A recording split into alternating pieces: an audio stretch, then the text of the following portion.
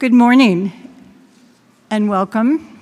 Testing the echo there. I can see we have one. For those of you who don't know, my name is Jane Dolan. I'm the president of the board. I'm honored to be with these amazing board members. So I will be the moderator for the meeting. We will identify board members when we do the quorum, but I just wanted to let you know there are other people besides board members sitting up here with me. To my right is Jonah Knapp, who does many, many things. We call him our utility staffer. To my left is Chris Leaf, our executive officer. Over here in the pink shirt is our attorney, Jeet Dua. I see you got the black memo today, Mr. Wright. Is our chief engineer. Take a breath, Jane. And then over here, and someone else who got the black memo, is our Deputy Executive Officer, Andrea Buckley, and our transcriber. The panel will be introduced at some other point. Can you not hear me?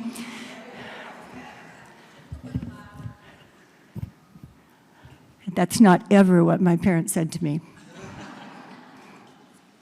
So I will welcome you all to this meeting. I believe that it will be interesting. I know that it will be informative.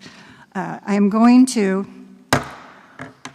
call the meeting to order of the Central Valley Flood Protection Board of May 23rd, 2025. To establish a quorum, I'm going to ask Mr. Knapp to call the roll of board members by name. Member Andrews? Here. Member Bosler? Present. Member Griego? Here. Member Countryman? Present. Secretary Johnson? I'm here. Vice President Valines? Here. President Dolan? I'm here. So I will say for the record that we have all board members present in the room. Happy to know that. I'm going to take care of some quick agenda items, and then I'll review the agenda so we'll know what the course of action is. I'm going to ask Mr. Leaf, our Executive Officer, if there are any introductions or announcements briefly to be made. Thank you, President Dolan. Yes. So first, we wish a fond farewell to Abigail, or Abby Muntean.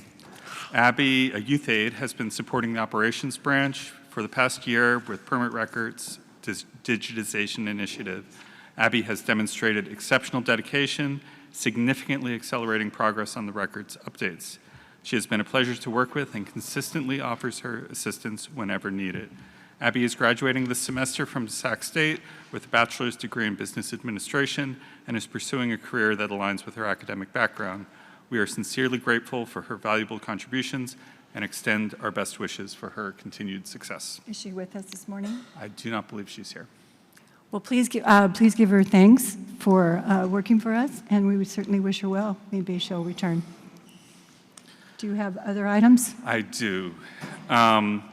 So I'd like to announce that the Environmental Services section's Jordan Robbins has changed roles within the Environmental Services section, backfilling the vacant Senior Environmental Scientist position.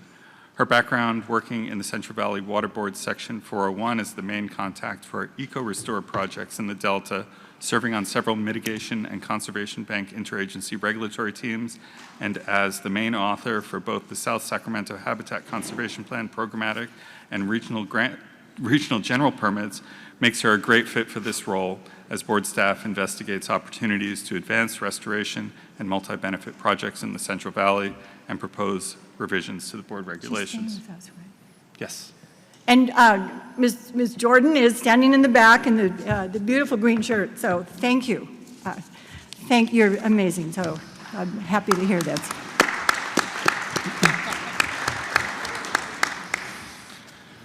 Next, Next. Yes. We welcome Ken Ramirez, a new engineer in the inspection section. I believe Ken is here. Mr. Ramirez? In the back.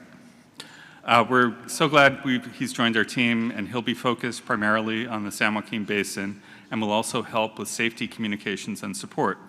Prior to joining the board, Ken worked for the Natural Resource Conservation Service. Oh, wow. He started there as a volunteer while at community college in Bakersfield, then was an intern with them, and continued working for the service while attending CSU Long Beach.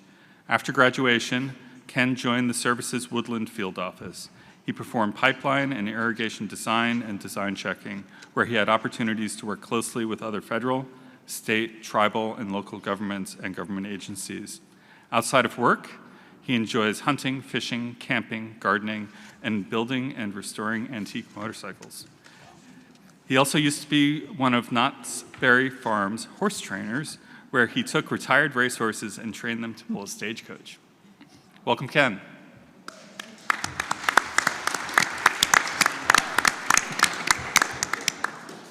I'd like some pictures of that Knott's Berry Farm training. Lastly, we welcome Ashley Williams, who joins our administration team as the contracts analyst. She comes to us from DWR's Delta Conveyance Office, where she was an outreach coordinator. She has a background in contracts and invoicing, so she will fit right into the position vacated by Detta Hunt. In her spare time, Ashley likes to spend time with friends and family and her Labradoodle T-Rex. Welcome, Ashley. I don't see anyone standing up. Ashley's not here. Ashley's not here, so tell her welcome, and we're glad she's on board.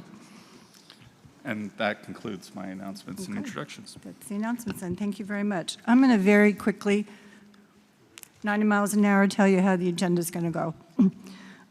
As soon as I finish this, we will deal with the April minutes. Our Secretary Johnson will do that. Item 5 is consent. It's 8 items. They'll be announced. We'll be asked if anyone wishes to remove. If they do, then it will be a subsequent meeting. Item 7 is to acknowledge receipt of a legislative update, not to discuss it. Item 8 is a placeholder, so we're going to skip it. Item 9 is the purpose of today.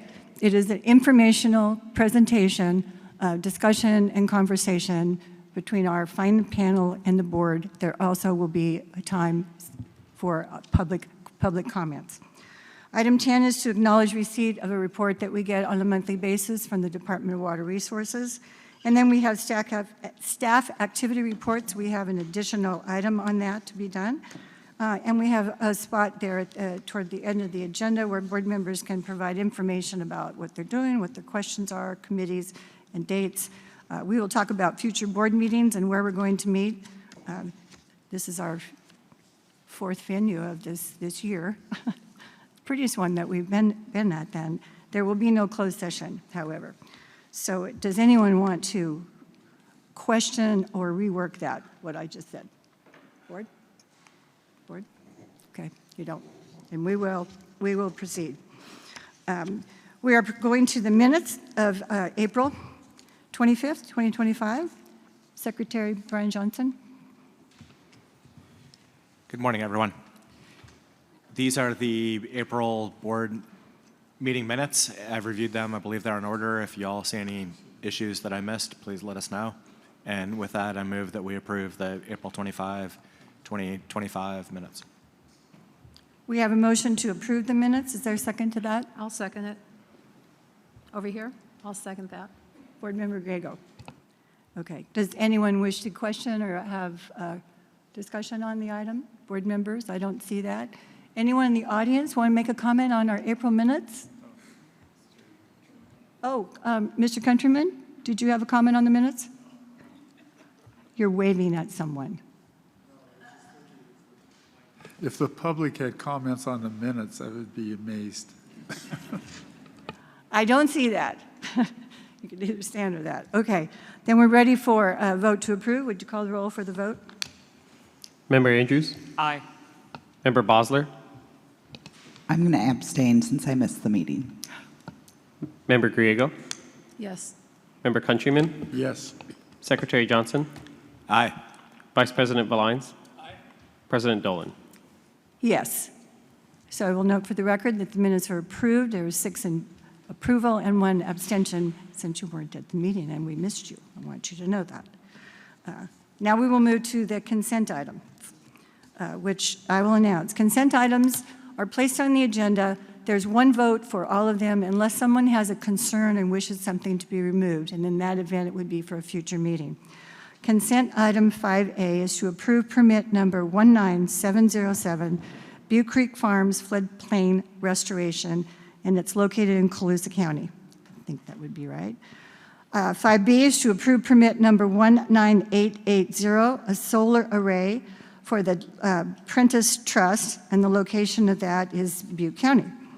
Item C is to approve permit number 19881, a solar array, Parrot Investment Company, which I've known as Llano Seco, and it's located in Butte County. Item D, as in Dolan, is to approve permit number 19903, and it's a solar array for the Kiowa farming operation known as Christian Kiowa LLC, and it is located in Butte County. Item E is to approve permit number 19904, also a solar array, also for the Kiowa farming operation, and it is also located in Butte County. Item F is to approve permit number 19932, Sweeney Ranch Pump Station Reconstruction Project located in Sacramento County. And G, number 8, the final one, approve, oh, sorry, that's the next page. It's G. We're on G right now. Approve permit number 19934, North Beach Lake Levee Seepage Berm Project located in Sacramento County. And H, this is now number 8. Approved permit number 19971, Mom's Farms Agricultural Building Carport and Solar Array, also located in Butte County, as others are. Is there anyone on the board that has a comment or question on any of these items? I don't see that.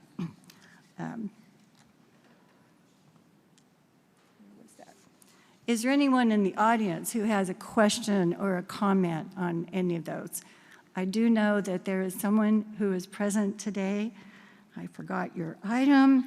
You said you wanted to speak in support, and you'd talk if you needed to. I can see you there. Thank you, sir. I don't see anyone who wishes to raise a concern on this, so I'm going to ask, is there a motion to approve the consent agenda as presented? I move to approve the consent calendar. Board Member Countryman, is there a second? I'll second. Mr. Wright, has the United States Army Corps of Engineers, has it offered any objections to any of these items? Good morning, President Dolan, members of the board. Michael Wright, Chief Engineer. I've heard of no objections for any of the items on consent today. Okay, thank you. And I see we have no speaker cards reflecting that. We've talked to, is there anyone online that wanted to raise their hand on this? Okay, not. Then we have a motion before us by Member Countryman. Is there a second? Grego, did you do that as well and I missed it? Brian? Johnson. Speak up, board. All right. We have a motion before us. Ready for calling for a vote. Please call the roll call. Member Andrews? Aye. Member Bosler? Aye. Member Griego? Yes. Member Countryman? Yes. Secretary Johnson? Aye. Vice President Valines? President Dolan? Yes. In case anyone wonders, we received lots of information on this, and it's been thoroughly reviewed many times. So we're not going to take it. Okay. Item number 6 is for public comment. And let me stress here, this is public comment for any item that is not on today's agenda. And we open this up if there is anyone, and I see a hand.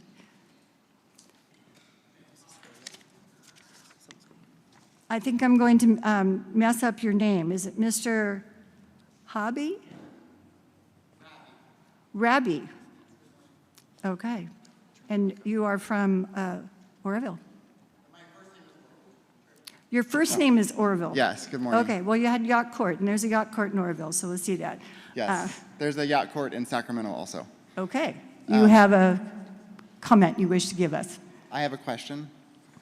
We have a boat dock that was removed for the, I don't remember the project, but the riprap in Little Pocket, and it was removed last year in April, and we were wondering when we can put it back in. That would be a question I'm going to refer to our permitting unit, and that will be a conversation with you rather than right here. Okay, next question. Mr. Wright, you make sure you get his information so that can be done. Yes. Okay, and one more question, please. During the project, they installed a fence that blocks our access to the river. I was wondering when that fence will be removed so we can access our river again. I hear you. Same response, Mr. Wright. Be sure that this gentleman is connected with the appropriate people to know the process. Thank you. We'll be done. Thank you. Anyone else? Okay. Any hands up online? No hands up online. Okay. Then we'll proceed to item 7. I'm going to say that we receive on our monthly basis at our board meetings a written update from our executive officer, which he identifies as pertinent state legislation and federal news. And I always ask him if he wants to discuss it. Mr. Leaf? He declines. We do read it. We call him if we have a question. If anyone can figure out what's going on at the state legislature or the federal government, send us a memo. We are going to skip item 8, and we will move directly to item 9. I was going to call a brief break here to set up the panel, but you set yourselves up, so that's great. Good morning, gentlemen. I had to see that. And good morning to our audience. I see we have great interest in this, and the board has that as well, because this is going to be a deep dive for the board that has not occurred since I've been here, so we're all pleased to do that. We're pleased to have this presentation, discussion, and conversation. This is an informational meeting. It is not a meeting where we take action. We've heard so much about this, so we can see that we know and see here today that there is definitely a lot of interest here. Today's panel members have been asked and invited to be here to provide information of the context, the risk, the evaluations done, the design consideration, and all of the multiple analysis that has been going on for a couple decades. We will hear how the design has been informed by risks, the constraints of sites, information of previous projects and projects that are underway, information on work groups, public meetings, consultations, perspectives. I want to point out, and I want to personally say, and in my job as the president of the board, we're delighted to have Colonel Caldwell with us this morning. We are not delighted to say that you will be leaving us in July. You have been, as always, the colonels of the Army Corps are great partners with the state, and you have been extraordinary. So thank you for being here today. And I know we'll hear from you at some point. Anyway, I'm also very pleased to see my friend and someone that I have admired for a long time, the executive director of the Sacramento Area Flood Control Agency, which we call SAFCA, if I ever get that right. I think once in a while I call you SACOG, but that's not right. You're that. Mr. Rick Johnson, who carries an immense amount of history and knowledge and concern for his city. You have been an incredible leader, and I'm so happy that you're here. And again, I wish you weren't going, but you're smiling, so I know that you're ready. This will be the lengthy part of our meeting, and I'm going to take my direction to myself that there'll be times for breaks. People need to stretch. They may need to go out the door. They may need to just talk. I don't know when they'll be, and they won't be at lengthy. I've got a timer here to make sure I pay attention. I'm going to hand this over at this point to our Deputy Executive Officer. Andrea Buckley is going to be the moderator of this conversation and presentations. She'll be introducing and providing information on our panel and manage the flow of speakers. And I'll give her a little hint at the time that I'm going to be calling a break. In between panelists, I'm going to briefly ask if my board members want something for clarification or information, and then we'll proceed to the next panelist. And so I won't give the order because Ms. Buckley is going to do that. After the speakers and the panelists are done, we'll take public comment.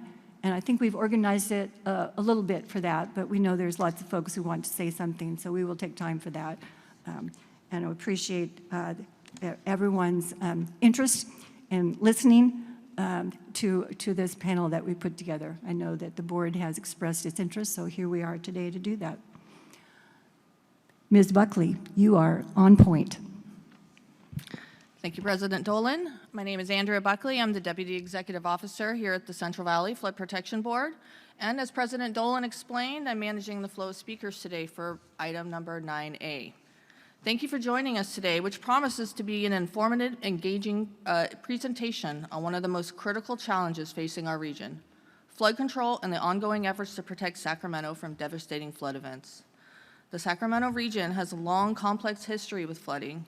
Nestled between two major rivers, the Sacramento and the American, it is one of the most flood-prone areas in the nation. Over the decades, our community has faced significant flood events that have shaped not only our landscape, but also our approach to infrastructure, emergency preparedness, and environmental stewardship. Today, we have the privilege of hearing from a panel of highly qualified speakers, leaders in engineering, water management, environmental science, and public policy, who will all share their insights on the history of the flood control in our region and the progress we've made, but there is still important work ahead of us. Their technical expertise and decades of experience are helping drive the design and implementation of innovative solutions that enhance our safety and resilience. As we look to the future shaped by changing climate extremes and increasing developmental pressures, the importance of strong science-based flood control efforts becomes even more apparent. Our speakers today are at the forefront of these efforts, and I am confident their presentations will deepen our understanding, spark valuable dialogue, and deepen the board's understanding of the collaborative approaches taken by our project partners that meets the needs of flood risk reduction for our region. Please join me in welcoming our speakers as we begin our presentation. Our first speaker this morning, Executive Director of Sacramento Area Flood Control Agency, Rick Johnson. We're honored to begin today's program with Rick Johnson, a distinguished civil engineer with over 30 years of federal experience, including key roles at the Army Corps of Engineers and the Bureau of Reclamation. Mr. Johnson has been directly involved in over $3.5 billion in flood control projects, including the development of 9 dams. Combine these efforts with the joint federal project, Mr. Johnson has contributed to the direct implementation of $4.4 billion in flood infrastructure projects directly benefiting the Sacramento region, which we hear is a record for any agency leader in Sacramento County. As he prepares for a well-deserved retirement, we wish to acknowledge his contributions and lasting impact on the flood protection of the Sacramento region. His leadership and public service has been instrumental in advancing system-wide improvements, which is what we will hear from him today. With that, I'm very pleased to hand over the start of our presentation to Mr. Johnson.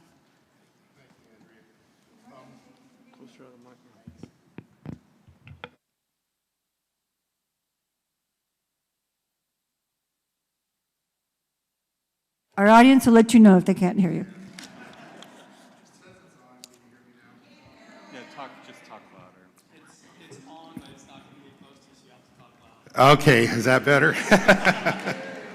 You got it. The sun decided to be right there right now, so I'm kind of squinting a little bit there, but appreciate the opportunity to share a little bit of the background. I've had the opportunity to work specifically on these projects for more than 3 decades, and so I was in a lot of the planning stages, design, authorizations, and so I just kind of wanted to give a little bit of the history of that.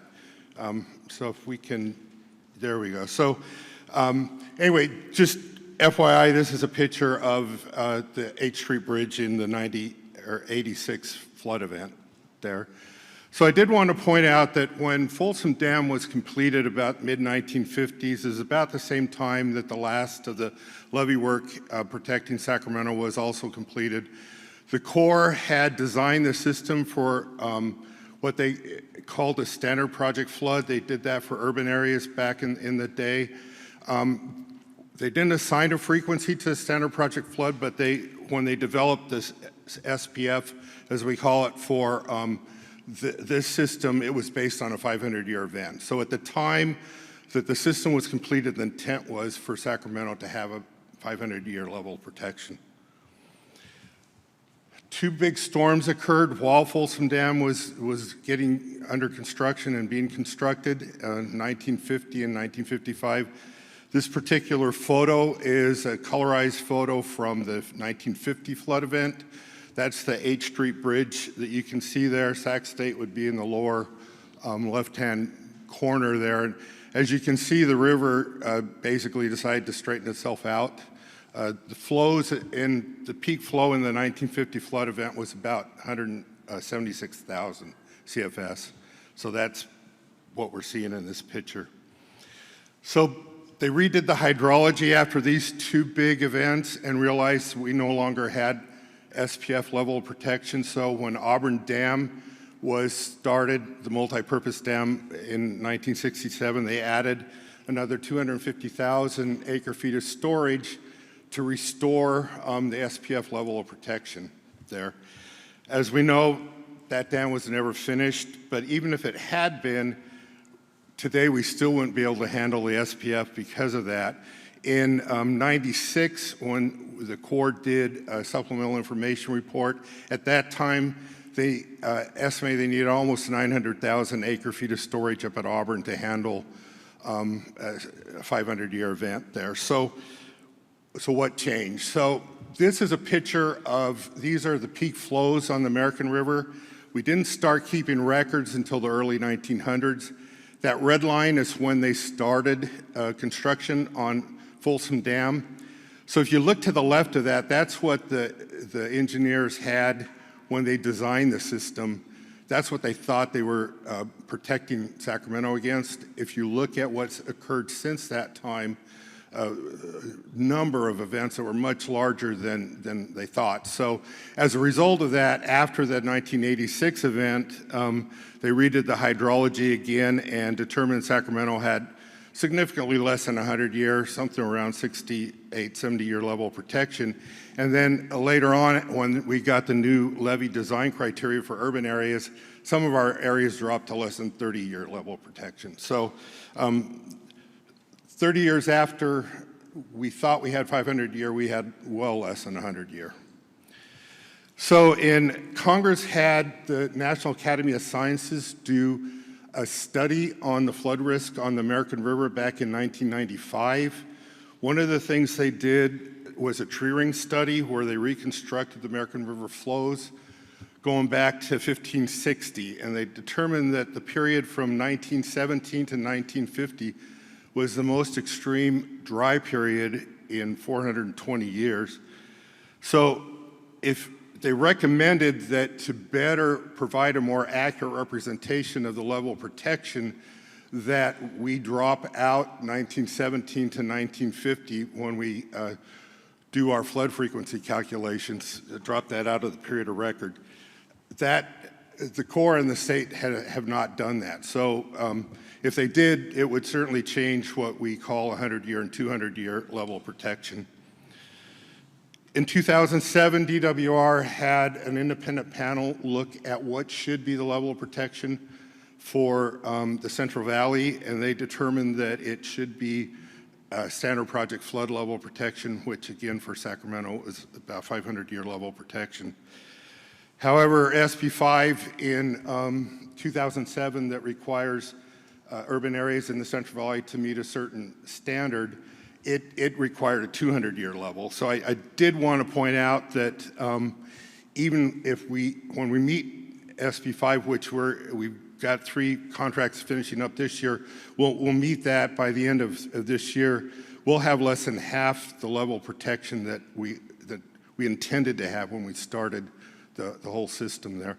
Just an FYI, those 2 pictures on the right are from the 1950 flood event. The upper one you can't see very well, but there's 12 bulldozers pushing up dirt against the levee trying to strengthen it.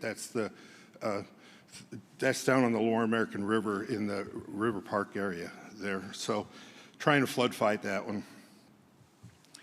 86 was really the wake-up call. We did have flooding in Sacramento. Luckily, we didn't have any breaches on the American River, so we didn't have the deep cold water flooding that would have cost a lot of lives. But it was our wake-up call. It's the one where we realized that we needed to do something. So as a result, Congress directed the Corps to proceed with American River watershed investigation and authorize them to look at what needed to be done to the system to improve the flood risk. In '91, they put forward a report that recommended a dry dam or detention-only dam for flood control up at Auburn, and then some levee work downstream. Congress didn't authorize it. It was opposed by two groups, the environmental groups and then the groups that wanted a multi-purpose dam at Folsom. And so Congress then directed the Corps to do some additional studies on some specific environmental concerns and on the expandability of the dry dam. So as a result, the 1996 report came out again. It was recommending a detention dam at Auburn, but with some levee work downstream. The administration at the time did not want to turn flood control down for Sacramento, but it also, there was a lot of environmental opposition, so they didn't want to recommend Auburn Dam. I was actually the project engineer on the study, and they sent out, the administration sent out an advisor for 6 months working with us to see, okay, what can we come up with? A group of us sat down and wrote on top of a yellow pad, I still remember it, common features. And there were two main alternatives. One was the detention dam with some levee work, and then the other was a stepped release plan, which Mr. Countryman actually helped formulate, where we would do as much as we can to improve things at Folsom and then increase the capability of the system downstream to handle larger floods. So we took, on that piece of paper, we wrote down what were the common levee work downstream between those two alternatives, and that's how you still see the name American River Common Features on all the authorizations. That's where that came from, that common features there. The very first authorization, the administration never sent this report forward. The local congressional member that supported Auburn pulled it and had Congress vote on it. They turned it down. And so all that got authorized in '99 was $57 million of common levee work downstream. It wasn't a lot because at this time we didn't have the new levee standards, but that's how we got the very first authorization. Then the very next year, the '97 flood event hit, and we all knew that we had to do something. And so in '99, Congress actually authorized this report that was done for SAFCA by Mr. Countryman. You don't see that very often where it's an authorization based on a non-core report, but that authorized the modifications up at Folsom Dam. And so that really put us on the path there. They also gave us the direction to look at what else we could do at Folsom. The reason is the Auburn Dam always had a better BC ratio, so they could never fall back to Folsom. So Congress directly said, basically, forget looking at Auburn and look what we can do elsewhere in the system. So at that point, we made a decision. That's when the decision was made to go with the stepped release plan. So after that, we kind of picked off the authorizations as we could. The very first one that did the work on both sides of the levees on the American River was the original one in '96 and '99. Then, as I mentioned, the Folsom modification ones up at Folsom ultimately became the new auxiliary spillway and the joint federal project. In 2004, there was an agreement made between the congressional member that was pushing flood control and the one that was pushing the Auburn for water supply. And they allowed a few items for water supply and the bridge downstream in exchange for going ahead with the raise. So that's how we got the raise authorized. And then after the '97 flood event and Katrina, we had new urban levee standards, and as it turned out, we then needed to rebuild much of the levee system. So Natomas was authorized after that, and then finally, the American River Common Features 2016 authorized the other portions of the system that we hadn't received authorizations for. When I stand near the mic, I'm looking right in the sun, so one thing I wanted to talk about when we were basically, when we got the final authorization, if you look at the map, we're rebuilding all the components of our flood system it was basically all the components of the stepped release plan were finally done there. One thing that was interesting when we were doing the American River Common Features General Reevaluation Report, which led to the Common Features 2016 project, headquarters wanted to include Auburn Dam because they wanted to have a 500-year plan. After Hurricane Katrina, people were in the water for days. The temperatures there were in the low 80s at the water temperatures. Our worst case flood events on the American River are snowmelt, a large snowpack with a warm Pineapple Express coming in. During the 86 flood events, the average temperature was about 48 degrees. So hypothermia kicks in, and we can't keep people in the water. So and rescue them later. We've got to keep the water off of them. That scares headquarters. And so they wanted a 500-year event. We were worried, our 500-year plan, we were worried about including Auburn Dam because of the politics. We were afraid it would hang up the report, and we needed the rest of the system authorized. So we worked out an agreement. We both agreed we needed to work towards a 500-year event. Headquarters agreed that they'd drop Auburn Dam, and they made the GRR an interim GRR to keep the authority open if we need to go back.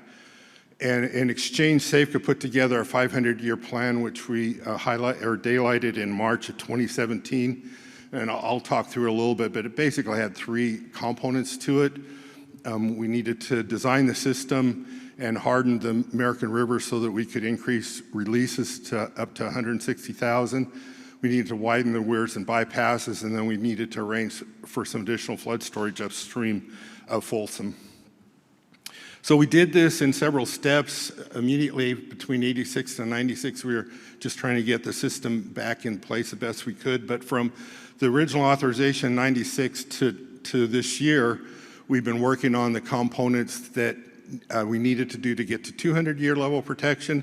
And then from the time we put together our 500-year report in 2017 till we estimate about 2035, we'll be working on the components for the 500-year event. So this is just graphically showing where they are. We're working on groups upstream, and I'll talk through a little more detail in a minute. We need widening the weirs and bypasses and then protecting the channel and the system to handle 160,000. So status-wise, Sacramento Weir and Bypass is under construction right now, fully funded. The Fremont Weir and Yolo Bypass, the state actually finished the lower Elkhorn Basin Levee Setback Project. That one's completed. That widens the Yolo bypass from where the Sac bypass comes in up to I-80, or up to I-5, sorry. And then we just got authority and started on the comprehensive study of the Yolo bypass, and actually just last week we got the work plan out. We got that fully funded. So we have full federal funding through the completion in 2029 for the YOLO study. Upstream of Folsom, we're working with Placer County Water Agency and SMUD on looking at some arrangements for putting some additional discharge capacity in at Hellhole in Union Valley, and then some operational modifications at Hellhole, French Meadows, and Union Valley. And those are ongoing. We actually have some preliminary design work and some preliminary work on the operations. So now I wanted to highlight what all has happened towards hardening to be able the system so it can take 160,000. So the entire system, all these projects were designed to work together as a system. So we've, to enable upstream at Folsom, the new auxiliary spillway was designed with 160,000 in mind. But the critical thing going on right now as part of the raise is we have to top seal the existing gates. There's a gap above the existing Tainer gates in the current dam. And so the way the design is now is when you reach a certain point, you have to open all the gates. As soon as you open all 8 gates, we flooded Sacramento. So we're raising the dam, we're top sealing those gates so they can stay shut. And that will allow us to keep the releases at a maximum of 160,000 and utilize, there's 14 feet of current surcharge, and then we're adding another 3.5 feet on the raise there. So that gives us the ability to utilize that space up there to handle larger flood events.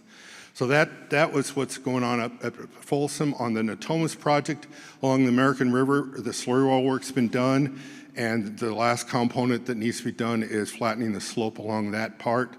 Down on the Sacramento Warren bypass, so when the American River comes into the Sacramento River, the Sac River capacity upstream and downstream is about the same, about 110,000 CFS. So during a large flood event, it's flowing full. So the flows from the American River have to go over to the Yola bypass through the Sacramento bypass. So we're widening the Sacramento Warren bypass so that we can take the additional flows. Right now, the releases are 115,000 as objective release at Folsom. We're going to 160. So that is under construction and fully funded. And then on the American River, the levee work that was already done was designed for 160,000. And so the last components that we need are the erosion protection up there. So we've probably got over $1 billion worth of investment in trying to increase the system so that it can go to higher releases there. So I bring this up just because our hydrology is changing and will continue to change. And I've used this example back in headquarters because we're seeing it real time. This is just in 2021. We set a record 212 days with no rain in Sacramento. 8 days later, we had the wettest day on record in October. That 2 months later, that December was a huge snowpack, 160% of normal. And then January through March of 2022, that was the driest January through March on record. So we're seeing these extremes, and that makes it difficult when you look and try to put frequency on these events because we're just seeing the middle part we're not experiencing anymore. So we need to get as much resiliency as we can in the system. 2020, the Bureau of Reclamation finished a river basin study where they looked at what's happening to the snow melt, and they're finding that it's moving to the left into the flood season a little more, and they expect it to move by more than a month going into the future. So what this means is we're going to have more of the snowpack coming off in the fall and winter time, less coming off in the spring and summer. And so I superimposed the Folsom, this is the flood diagram up at Folsom, so you can see we're going to have to deal with more during the flood period, and then there's going to be less runoff during the refill period. So just all these things are pointing to the fact that we're going to see changes. They're going to have to, at some point, relook at the hydrology. And the 100-year and 200, they're just regulatory requirements, but they are going to change. The Corps is already looking at, we've been working with them to some degree, how we adjust the hydrology to account for climate change. FEMA is also looking at some pretty significant changes in how they're going to look at things in the future. The state, how they define a 200 years, is already different than what the Corps would define it with the risk analysis. And the urban criteria that was passed in 2007, it's already a couple of decades old. So we're going to see some changes in the future, and we've got to build some resiliency. And as we're always building to the latest 100-year or 200-year, we're always going to be chasing that regulatory requirement. I did want to also point out that currently we can go to 160 right now, whether we do any work on the rest of the American River or not. The emergency spillway release diagram right now has a step to 160,000. In 86, couldn't take that step because the levees were failing downstream. So they held the releases at a maximum to 134,000. And this is what 134,000 did to those levees. I wanted to look at it from looking down an aerial view. The 86 is over on the left. If you look at aerial view from the same side in the 68, I'm sorry, the 86 is on the right. The left side is a 68. You'll notice there's a bench down there. There's a road at the toe of the levee. And if you notice, there's a lot of mature trees on both sides that were lost in the 86 flood event. So scores of trees were lost from the erosion. and the trees did not do anything to protect the levees. So this is just what we're trying to prevent in the other sections on the American River. So just some final thoughts. To be honest with you, the Lower American River is my most concerning thing. That's the one I stay awake at night. That's so narrow, you'll hear people compare it to the Mississippi River. The Mississippi River, the levees are way set back in a lot of areas. It's a couple of miles in some spots. We're very narrow. There's just nowhere for that river to go. And even when we're done doing everything we can, it's still going to be the part of the system that worries me the most. 200 years not adequate. We've got to get back to SPF level, which is 500 year, to provide some resiliency against the changes. And Central Valley Board and SAFCA are the non-federal sponsors, but the state really has the liability due to the Paterno decision. And we've got more than 500,000 people depending on us to do everything we can to keep them safe. So with that, I just take any questions, but just wanted to share those thoughts with you. Kind of a high-level overview. Thank you, Mr. Johnson. As I said before, okay, I see some of you want to be here till 6 o'clock. I'll just see if the board members have any questions or want clarification. Let me look here to the right. Betty, Carrie, Ryan. Mr. Countryman, you have anything to add?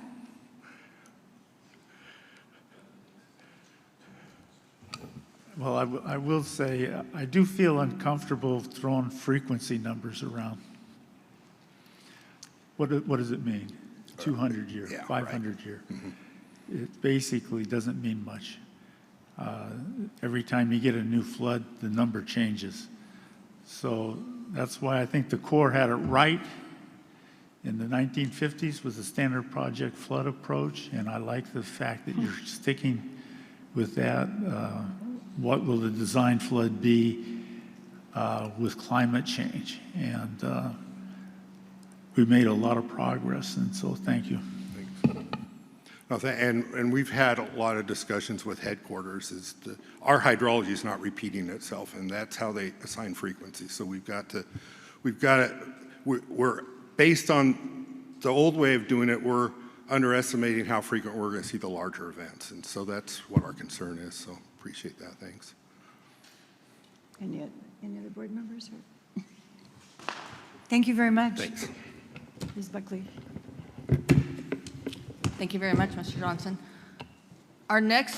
Now we welcome Ben Testenson, a registered civil engineer and certified water resources expert with academic foundations in geologic and civil engineering. Mr. Testenson brings deep technical expertise in flood modeling and risk management. Today, he will walk us through the critical dynamics of managing extreme floods in the American River watershed, a subject where his analytical approach and years of experience have been quite valuable. Mr. Testenson is going to go through the ABCs of managing extreme floods in the American River watershed.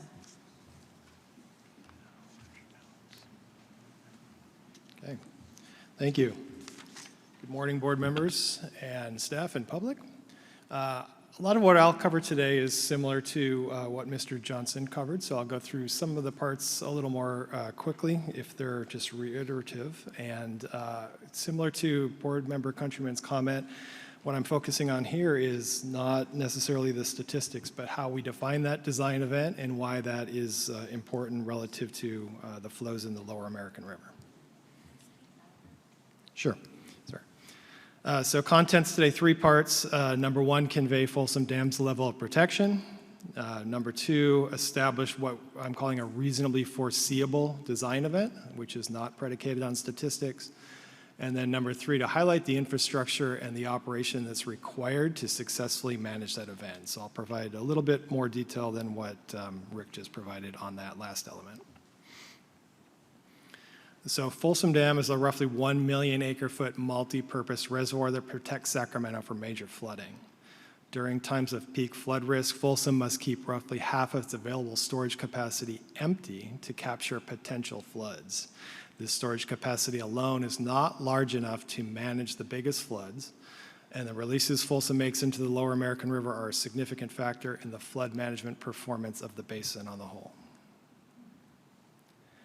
So similar to what Rick just showed, this is the design record, more than 100 years of the American River.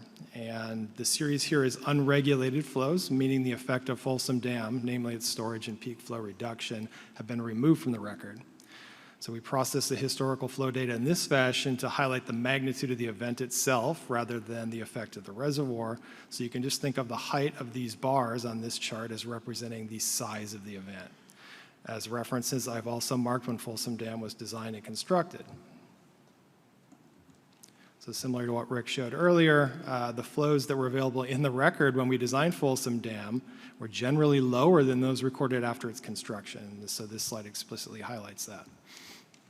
And here I've highlighted the increasing trend in annual peaks over this historical record. As can be observed, the largest 8 peaks in the record occurred after the construction of Folsom Dam, which suggests we have experienced an increasing peak flow magnitude, thus flood risk over this period. Sure. For further context, when designed, Folsom was thought to provide approximately a 500-year level of protection.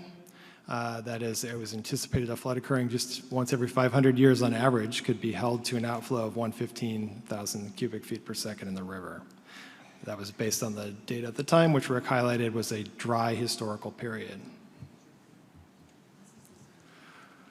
So, something here that's a little bit different. With level of protection estimates, they're helpful to understand the flood risk in each year. The risk accumulates over longer periods of time. So here's a graphic that shows the cumulative risk over 30 years, a standard mortgage term, in observed flood events with varied annual risk. For example, even though the risk of seeing a 200-year flood is 1 in 200 years, or 0.5% chance in a given year, that same magnitude event has a 14% chance when accumulated over 30 years. Now I'd like to review some of the major precipitation events in the same 100-year plus record. This graphic shows the 3 largest precipitation events in the basin over the period. 3 days is an important duration because it's those events that tend to be the most challenging for Folsom Dam's flood management. Here we see a dozen events with 3-day precipitation with totals over 8 inches. For context, the average basin precipitation is about 50 inches for a whole year. Liquid precipitation falling on the watershed either gets absorbed into the ground or manifests itself as runoff.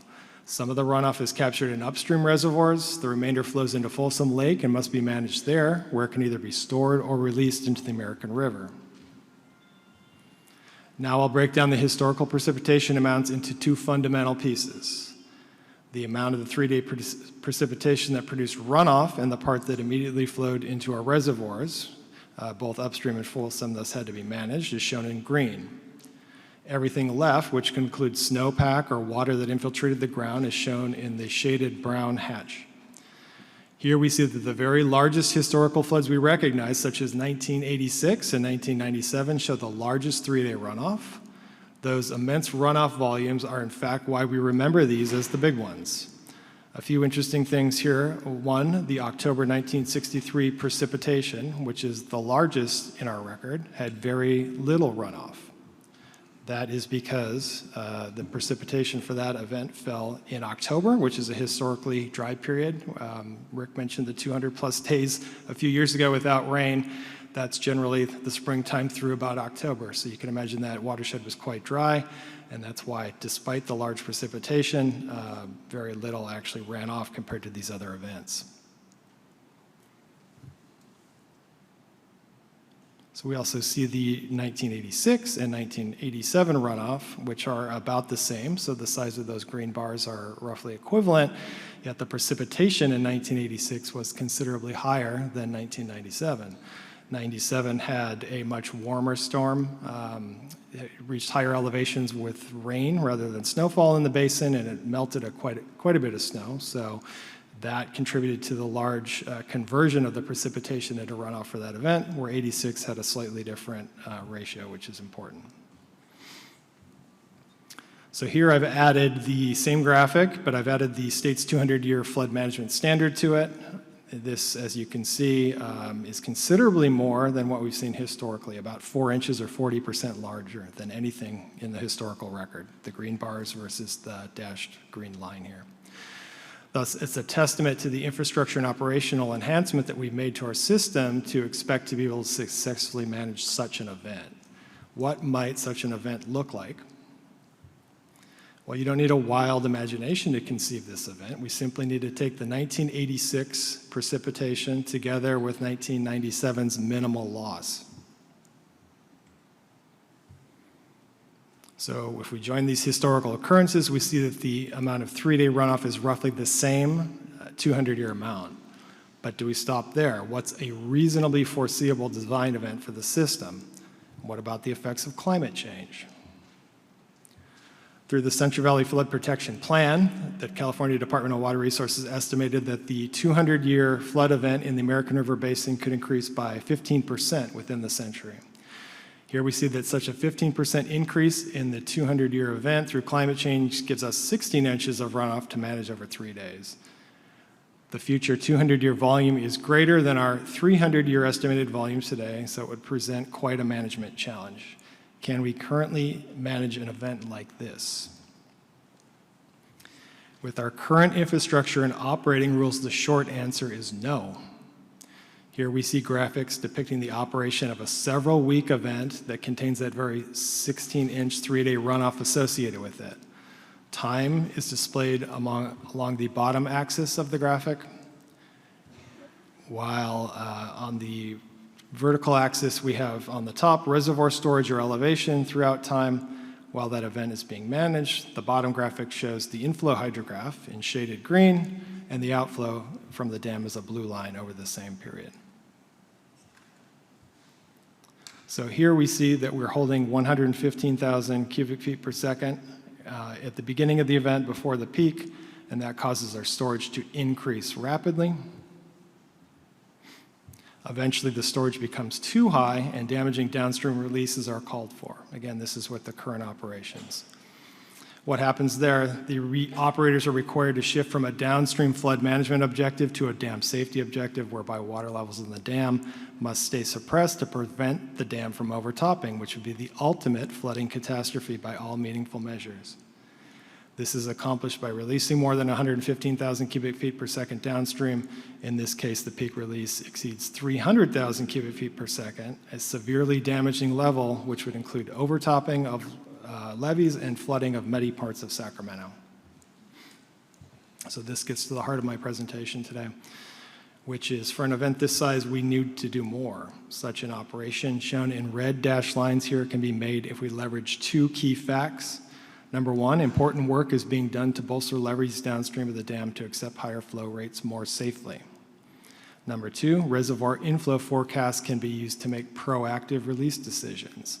Together, these lead to our proposed future forecast-informed reservoir operation that uses forecasts to predict the magnitude of an event, and when it's great enough, to confidently suggest a proactive release up to 160,000 cubic feet per second downstream.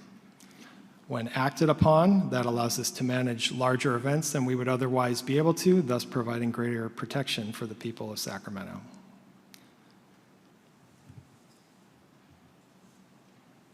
So in summary, why is an operation to release 160 cubic feet per second so important? Number 1, our level of protection has historically been overestimated. Number 2, climate change is expected to cause an increase in the size of extreme flood events, thus lowering our level of protection over time. Third, achieving the state's 200-year regulatory standard, while an important milestone, is not a stopping place in protecting the people of Sacramento from flooding. I believe all of those things, but I'd offer that the most important reason is that for a range of flood events, the additional release up to 160,000 cubic feet per second before the peak reduces the chance of a greater, more catastrophic release later in the same event. For those events, we can make a meaningful difference. Thank you.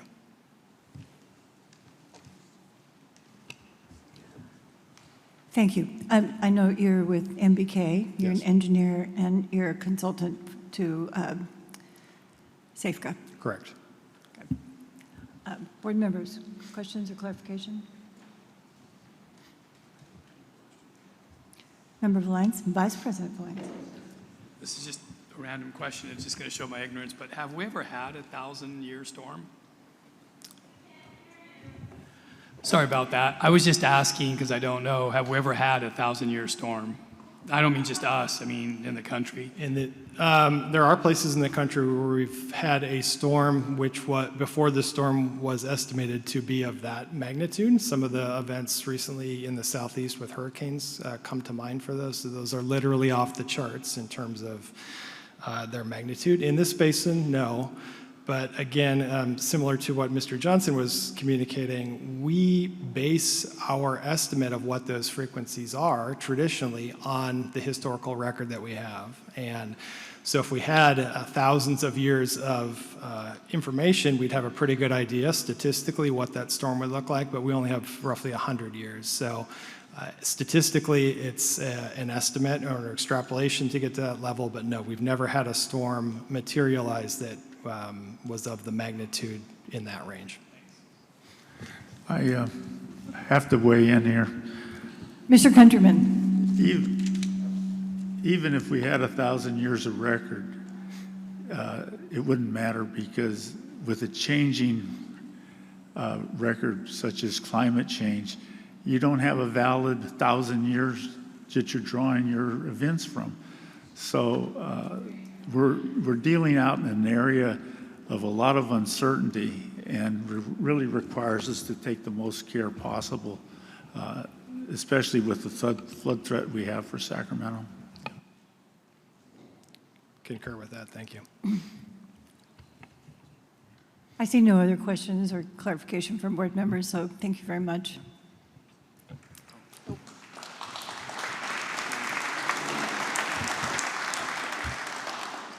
Did I miss you, Member Ball? Oh. Okay. Ms. Buckley, next. Thank you so much. Now we are pleased to hear from Tim Washburn, whose contributions have a lasting impact on the regional flood policy. As the former planning director and agency counsel at SAFCA, Mr. Washburn plays a leading role in establishing Lower American River Task Force and developing forward-thinking erosion management policies. His perspective bridges engineering, legal, planning disciplines, and creating lasting solutions for the community and the river. Mr. Washburn is going to be speaking to the formation of the Lower American River Task Force, erosion management, and the American River Parkway Plan. Mr. Washburn. Thank you, and President Dole and members of the board. Let me make sure I'm on point. Okay, so my name is Tim Washburn. I've been with SAFCA since its formation in 1989, serving as agency counsel and then director of planning, and now as a retired annuitant, or irritant, as SAFCA staff likes to think of it. I was asked to say a few words today about the origin of the Lower American River Task Force and the sort of bank protection work that we're here to discuss. It's important to understand that the task force was created at a critical moment in Sacramento's response to the 1986 flood event. This was a wake-up call, as Rick pointed out, for a community that had settled itself into a deep floodplain with, frankly, not very much awareness of the risk of doing so. After the flood, the state and federal agencies in charge of the federal flood control system advised, as Rick indicated, that the best way to protect the city and keep it safe was to construct a dam at Auburn. This was a message they had been delivering for over 20 years. Having experienced a near catastrophe, many people in the community thought this advice made sense, particularly as the proposed dam was to be used for flood detention only, deferring any decision as to expanding the facility in the future to provide permanent water storage. SAFCA was created and formed to pursue this proposal. But as the shock of the flood receded, long-standing opposition to the Auburn Dam reasserted itself, and when the detention dam proposal finally reached Congress 6 years later, the project was defeated on the House floor of the Congress due to unresolved environmental and fiscal issues, as Rick pointed out. Instead, Congress asked for a more thorough evaluation of improving the existing flood control system as an alternative to the new dam, and the task force was created to facilitate this evaluation. The participants represented a very wide range of governmental, neighborhood, environmental, and recreational interests. It was clear to all that improving the existing system meant enlarging the space for flood control in Folsom Reservoir, modifying the downstream levee system to accommodate higher releases from the dam, and improving and modifying the dam's outlet works to make more efficient use of the increased flood storage and release capacity. Safeco consultants, led, as has been pointed out before by Mr. Countryman, produced a flurry of reports and analyses for the task force on these measures. But bank protection emerged as a particular focal point of discussion along the lower American River. The task force was informed that erosion was a long-term management issue, the unavoidable legacy of 19th century hydraulic mining, the confinement of the lower river behind levees, and the construction of Folsom Dam. The 1986 flood reinforced this message when high flows in the river washed away a large segment of the berm supporting the levee just downstream of River Park. This was shown by Mr. Johnson earlier. The eroded area was subject to an emergency repair project following the flood, leaving a scar that reminded flood engineers of how close we came to losing the levee. But the scar also reminded environmental and recreational interests that the lost berm carried with it mature riparian vegetation and space for a riverside trail that would not be replaced. As a result, task force participants concurred that erosion should be avoided in places where there was no room for loss. The problem was that the traditional engineering approach to bank protection, on display along many miles of the Sacramento River, was clearly at odds with the environmental protections afforded to the wild and scenic American River Parkway. That's the Sacramento River. In fact, one of the arguments in favor of the Auburn Dam was that it would minimize the need for environmentally destructive bank protection in the lower river. In fleshing out the non-dam alternative, task force participants recognized that new thinking on the design of bank protection improvements was needed. And fortunately, such thinking was close at hand. In the lead up to the Auburn Dam debate in Congress, the Planning and Conservation League urged Safeco to retain two consultants of PCL's choosing to review the likely environmental effects of the dam and advise on avoidance and minimization measures. Among other conclusions, these consultants underscored the ongoing risk of erosion in the LAR, even with the releases that would be required with the new dam in place. Their report included a conceptual alternative to the bank protection design employed by the Corps along the Sacramento River. This alternative featured a hard rock prism installed along the toe of an erodible berm supporting a nearby levee. This structure, visible only in low-flow conditions, would prevent erosion from undermining the berm and threatening the stability of the levee. Above water, the design included a vegetated surface composed of soil and/or biotechnical material overlaying continuous rock protection. Specially selected trees and branches could be attached to the rock prism and submerged along the edge of the constructed bank line to provide cover for juvenile fish.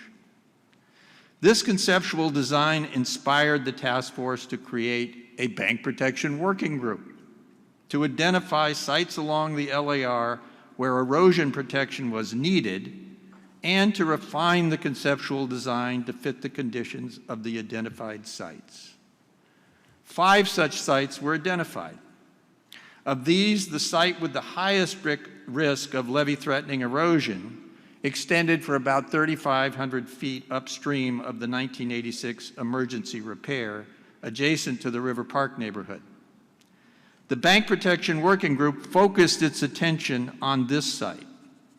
For 2 years, the group worked with design engineers from the Corps and SAFCA to adapt the conceptual design to the conditions at this site. And by the end of 1995, a consensus was reached in the working group and the task force on an acceptable project. Nevertheless, many task force members had serious doubts whether any action would result.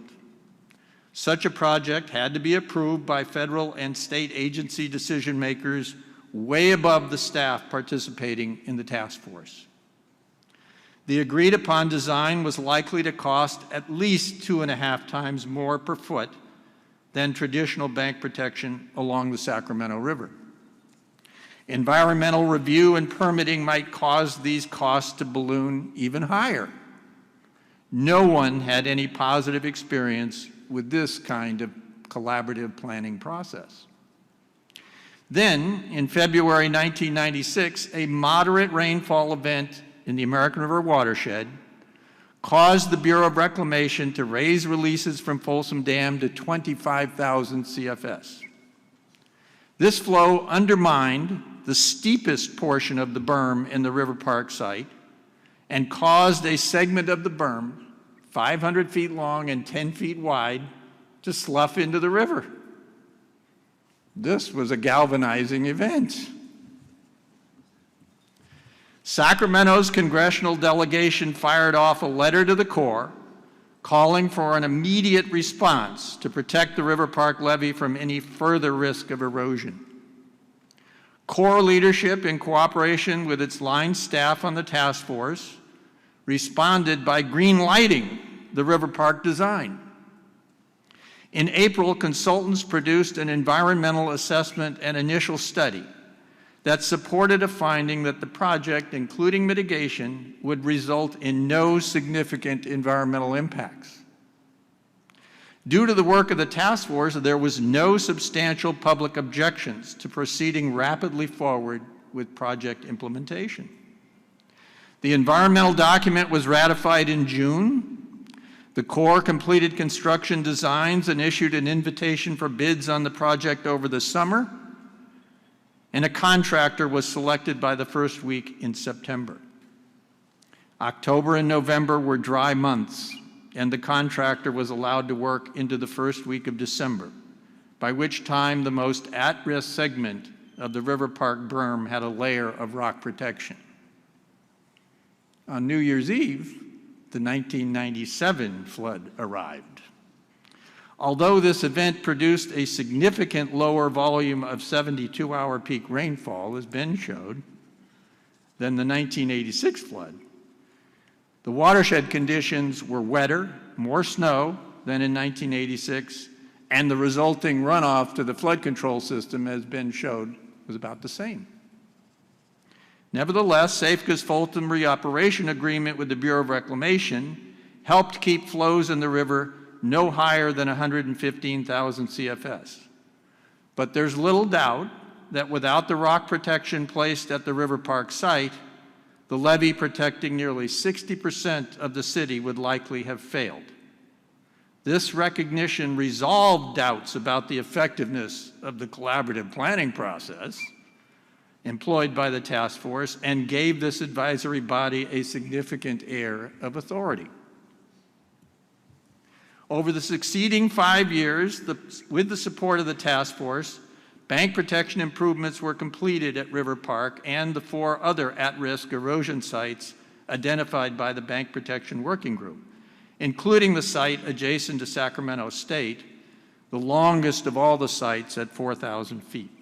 Short-term construction impacts at these sites were unavoidable, but the aim of reestablishing and revegetating eroding berms as envisioned in the conceptual design that helped launch the task force proved remarkably successful. In 2002, the LAR Task Force joined forces with the Sacramento Water Forum and the Sacramento County Parks Department to produce the Lower American River Corridor Management Plan, a policy framework for integrated management of flood, habitat, and recreation issues in the American River Parkway. Much of this framework, including policies on managing bank erosion, was subsequently incorporated into the American River Parkway Plan as part of the 2000 update of the plan. Importantly, the updated plan, which was approved by the state legislature in 2009, serves as the guidance document for compliance with the federal and state designations of the LAR as a wild and scenic river. The key policies on erosion management are: plan to safely control flows in the river up to 160,000 CFS, proactively manage bank scour and erosion with projects that may include efforts to anchor berms and banks with rock revetment, design projects to avoid or minimize adverse impacts, and include revegetation that screens the project from public view, provides a naturalistic appearance, and restores affected habitat values. With federal approval and funding for all elements of the non-dam alternative that the task force helped to flesh out, the Bank Protection Working Group was called upon again to help Parkway stakeholders sort out important bank protection design and construction issues. One of those issues is why we need to plan for safely carrying flows up to 160,000 CFS in the river, a topic Ben addressed in his presentation. I would add that the task force grappled with this issue in the 90s. The goal was to provide the city with at least a 200-year level of flood protection. This was equivalent to safely containing a flood with slightly more intense rainfall than we experienced in 1986, falling on the kind of watershed we had in 1997, a worryingly foreseeable combination of circumstances, especially considering the effects of climate change. The task force was aware that this couldn't be done without more flood storage and improved low-level outlet works at Folsom Dam, plus flows in the river significantly higher than 115,000 CFS. But task force members were divided on what the upper bound of these flows should be. It took until 1999 to reach a consensus that the levee system should be able to convey up to 160,000 CFS as necessary based on forecasted inflows to the dam. This was the maximum that could be accommodated without significant levee raising along the LAR. That concludes my remarks. I hope this retrospective has helped clarify how we got to where we are today with the task force and its bank protection working group. Thank you very much. Okay, no. Board members, any comments, requests for clarifications, questions? Raise it higher there. Hi. I just was wondering if you could describe for me the range of expertise on these working groups and from what different disciplines?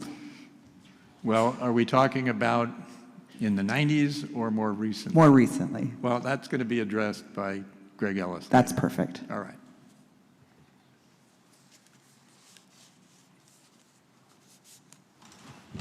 Member Countryman? I noticed that we have quite a few photos sent to us by local concerned citizens about the recent bank protection work on the Lower American River that was recently completed there. And you know, there's no vegetation. It looks pretty horrible. But the photos you showed substantial revegetation later on. How many years did it take for that vegetation to come back in the photos? Well, no, my photos are 5-year, 10-year interval, or actually a Right. little less than 5. So you got good results around 5 and better around 10. If you So- go out to River Park today, so we're now 25 years removed, it's extremely dense. So we can expect that it's not going to look like a desert in 5 to 10 years out there, and in 20 years, it's going to look pretty natural out there. Is that right? Well, I think we were all pretty surprised that the results we actually got for the 90s work.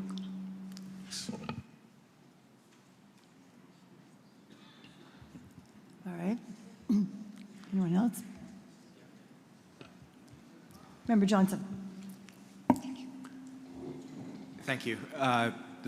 This perspective is very helpful. I want to make sure I understand the damage that was happening in 86 and what you saw New Year's Eve, 96 and into early 97.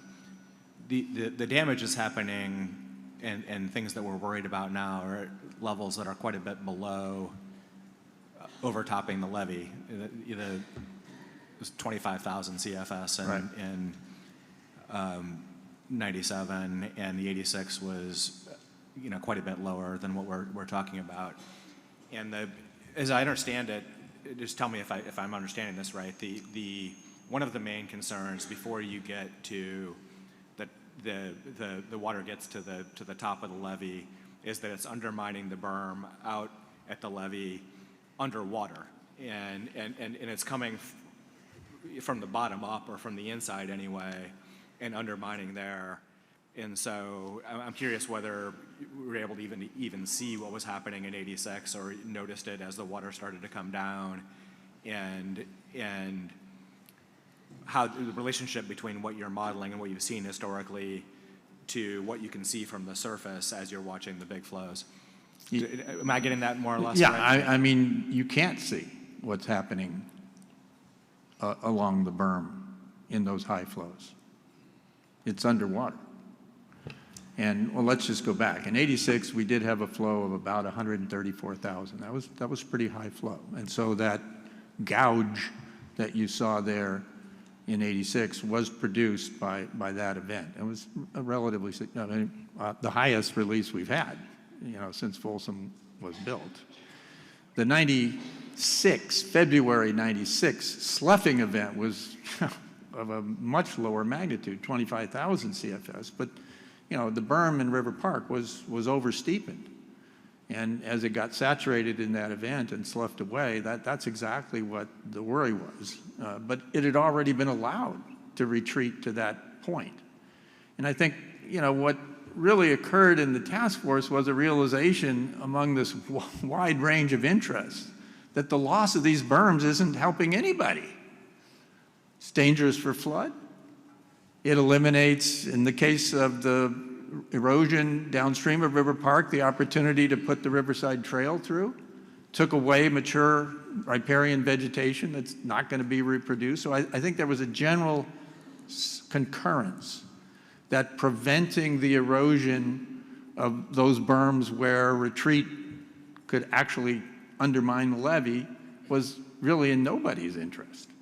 And that gave way to this notion that we incorporated into the 2008 update of the American River Parkway Plan to proactively address the potential for that kind of erosion, which now is even more paramount when we think about putting 160,000 CFS flow down the river at levels and velocities that we have not experienced. So I think the whole point of the task force was a change in mindset occurred. Bank protection to that point was considered an environmental disaster in the way it was done along the Sacramento River. And that's why a strong argument for the Auburn Dam was, you don't want to have to put higher flows down the American River. The American River Parkway will not tolerate it. And the importance of the task force was our ability to sort of work through the development of a design that, is not perfect, but achieves a balance of flood, environmental, and recreational interests that was acceptable. Thank you. I just would like to weigh in here a little bit. In 1986, I was chief of the Water Control Management Branch at the Corps of Engineers and was intimately involved in the decision to increase the releases above 115,000 to 134,000 CFS at that time. We realized there was a risk, so we had the levees being patrolled. Something like every half hour, somebody walked by every inch of those downstream levees, and they didn't report any problems. We felt pretty secure with our decision to go to 134,000. Lo and behold, when the water went down and we had lost a third of the River Park levee, we were in shock. I mean, we knew it was risky, but we had no idea how risky it was and how close we came to the failure of that levee in 1986. So I have pretty intimate knowledge of what the decision maker is faced with, and we have to be sure that we have adequate protection of those banks, because you can't tell. You can't tell from inspection during the flood event. It's completely invisible. That was Mr. Countryman. Others? My plan, thank you, sir. Thank you. My plan is one more, then a break. Just wanted to let you know, unless you all start going break. Okay, one more. Ms. Buckley. Thank you, President Dolan. Our next speaker is Greg Ellis, Vice President and Water Resource Planner for ICF. Greg Ellis joins us with nearly 3 decades of experience facilitating collaborative water planning initiatives in the region. A longtime participant of the Lower American River Task Force and the current facilitator of the Bank Protection Working Group, Mr. Ellis has been a central figure in aligning stakeholder interests and integrating environmental and community values into flood risk planning. His knowledge of CEQA, NEPA, and habitat planning underpins today's talk on outreach and engagement and the role of the technical advisory committees in the project development. With that, I hand it over to you, Mr. Ellis. Great, thank you. I'm glad to be here, President Dolan and board members. Again, Greg Ellis with ICF. I'm a facilitator, as Andrea mentioned, of 2 groups that are very relevant to the issue of flood control and erosion along the Lower American River. First being the Bank Protection Working Group, second being the Technical Resources Advisory Committee, and I've been facilitating those groups since 2015. Building on the information that Tim provided about the Lower American River Task Force, I'm going to describe for you the stakeholder outreach and collaboration process we've engaged in with a focus on the last 10 years. I do want to acknowledge that engagement required under NEPA and CEQA has been carried out under the American River Common Features GRR and the several supplemental environmental documents, but that's not the focus of my presentation today. I'm talking about outreach and collaboration that is in addition to that NEPA and CEQA process. So just wanted to clarify that. So the Lower American River Task Force is the overarching group and has been in existence since 1994, represented on this slide by that green arrow showing a timeline. The task force covers a range of topics. Flood control and erosion are certainly at the top of the list, as Tim was describing, but also looking at habitat, recreation, and several other topics that have come up over the years. The task force is a public group open to all who want to participate. The Bank Protection Working Group, originally formed in 1995 to assist the task force with the design and implementation of the 5 bank protection sites designed and constructed in the late 1990s and early 2000s. In Tim's presentation, we saw that map showing the location of those 5 sites. It was widely agreed that those projects benefited from the engagement and stakeholders and project designers working together through the Lower American River Task Force and the Bank Protection Working Group. With the onset of the American River Common Features Plan and project, that led to the decision to reinitiate the Bank Protection Working Group, and that happened in 2015. The Bank Protection Working Group, like the Lower American River Task Force, is a public group open to all who want to participate. Those first few years, as we got started again in 2015, we spent our time establishing a baseline of information and digging into the technical details. During that work period, we realized, hey, this is a lot of workload, and the complexity warranted more time, more support, and technical expertise. So as a result of that, the Technical Resources Advisory Committee, or we affectionately call it the TRAC, was formed in 2017, represented by the yellow line up here on the slide. The specific intent of the TRAC is identifying and evaluating the technical issues surrounding the potential erosion associated with the flow of 160,000 CFS, and then developing proposed solutions. The intent is also to serve as the technical foundation for the Bank Protection Working Group.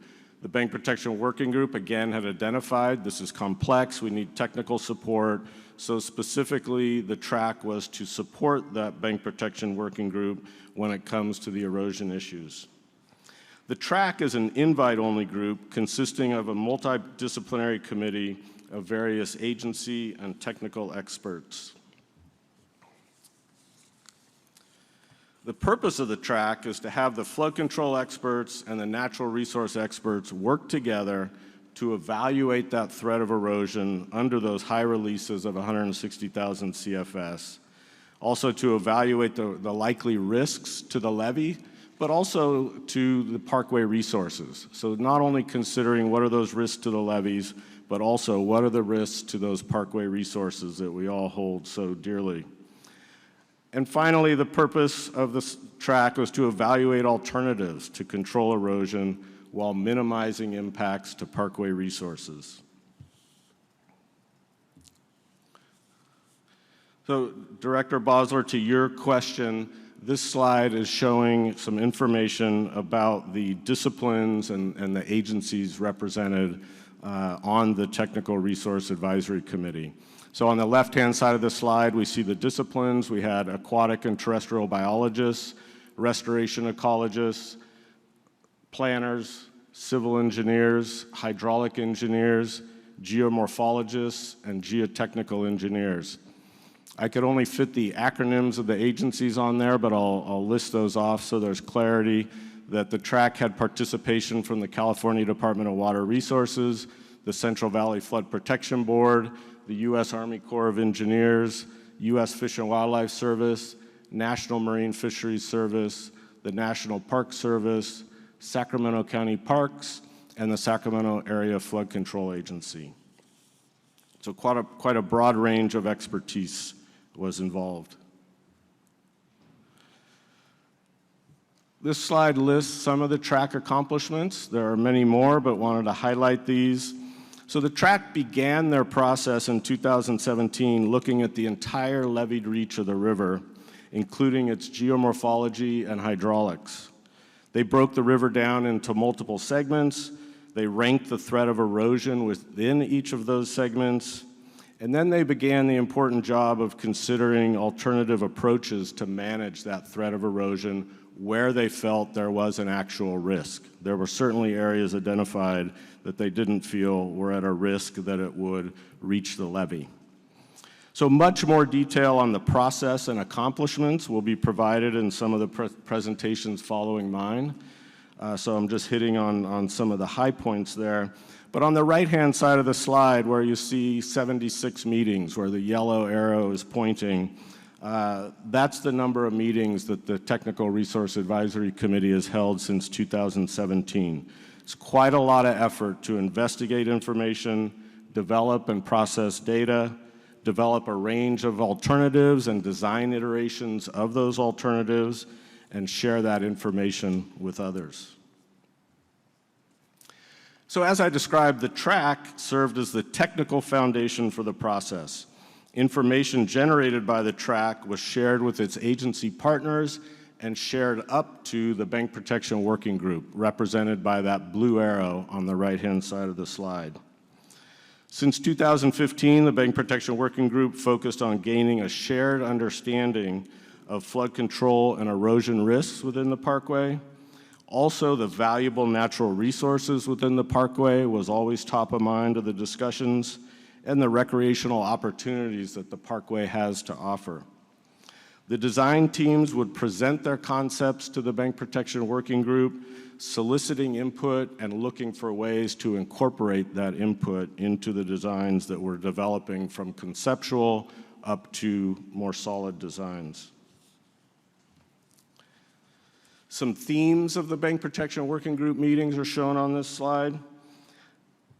These are from recent meetings: defining adequate levels of flood protection, avoiding and minimizing impacts, incorporating habitat features into the erosion protection designs, and coordinating with other projects.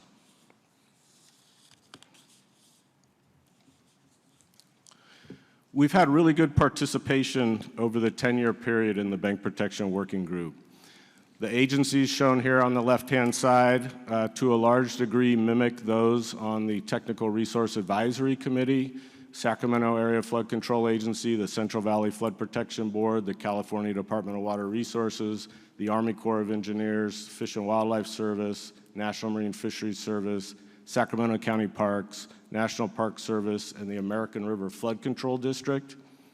Non-governmental organizations, or NGOs, regular participation by Friends of the River, Save the American River Association, the Lower American River Parkway Coalition, the Butterfield Neighborhood Association, Friends of Sutter's Landing Park, the Water Forum, the California Native Plant Society, and the California Extreme Precipitation Symposium. Also, a lot of individual stakeholders. I do want to note that individual stakeholders have tended to track where the designs were geographically focused. For example, when the working group was looking at the designs near River Park and Campus Commons, we tended to have more participation from individuals in those areas. If you look at our last 3 meetings over the past year, we've had more participation from individuals in the areas upstream of Watt Avenue.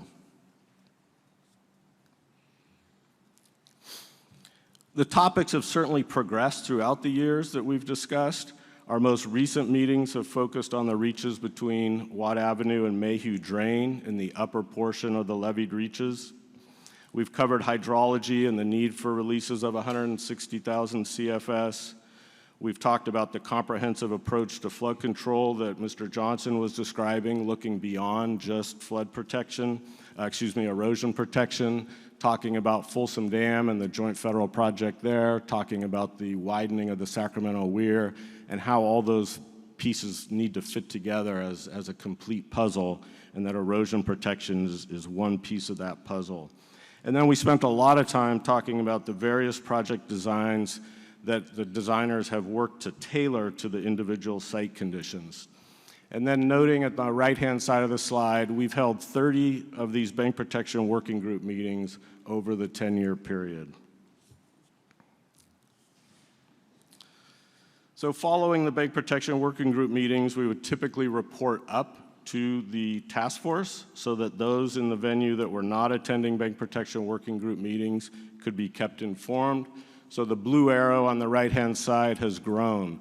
Again, where the track is serving as the technical foundation, it's bringing that information up to the Bank Protection Working Group, and then further on up to the Lower American River Task Force.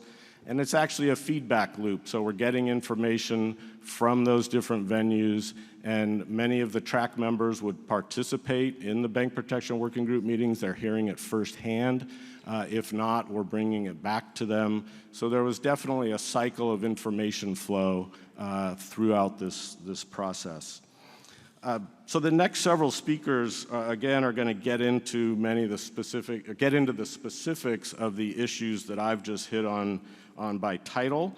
So I'm going to let them do that. But I want to wrap up by the key contributions that have come out of this process as I have seen it. So 10 years of collaboration through the Bank Protection Working Group, bringing on the track and their technical expertise into the process, really has generated a substantial amount of technical materials, a lot to absorb, but you need that type of information when you're grappling with such a difficult issue.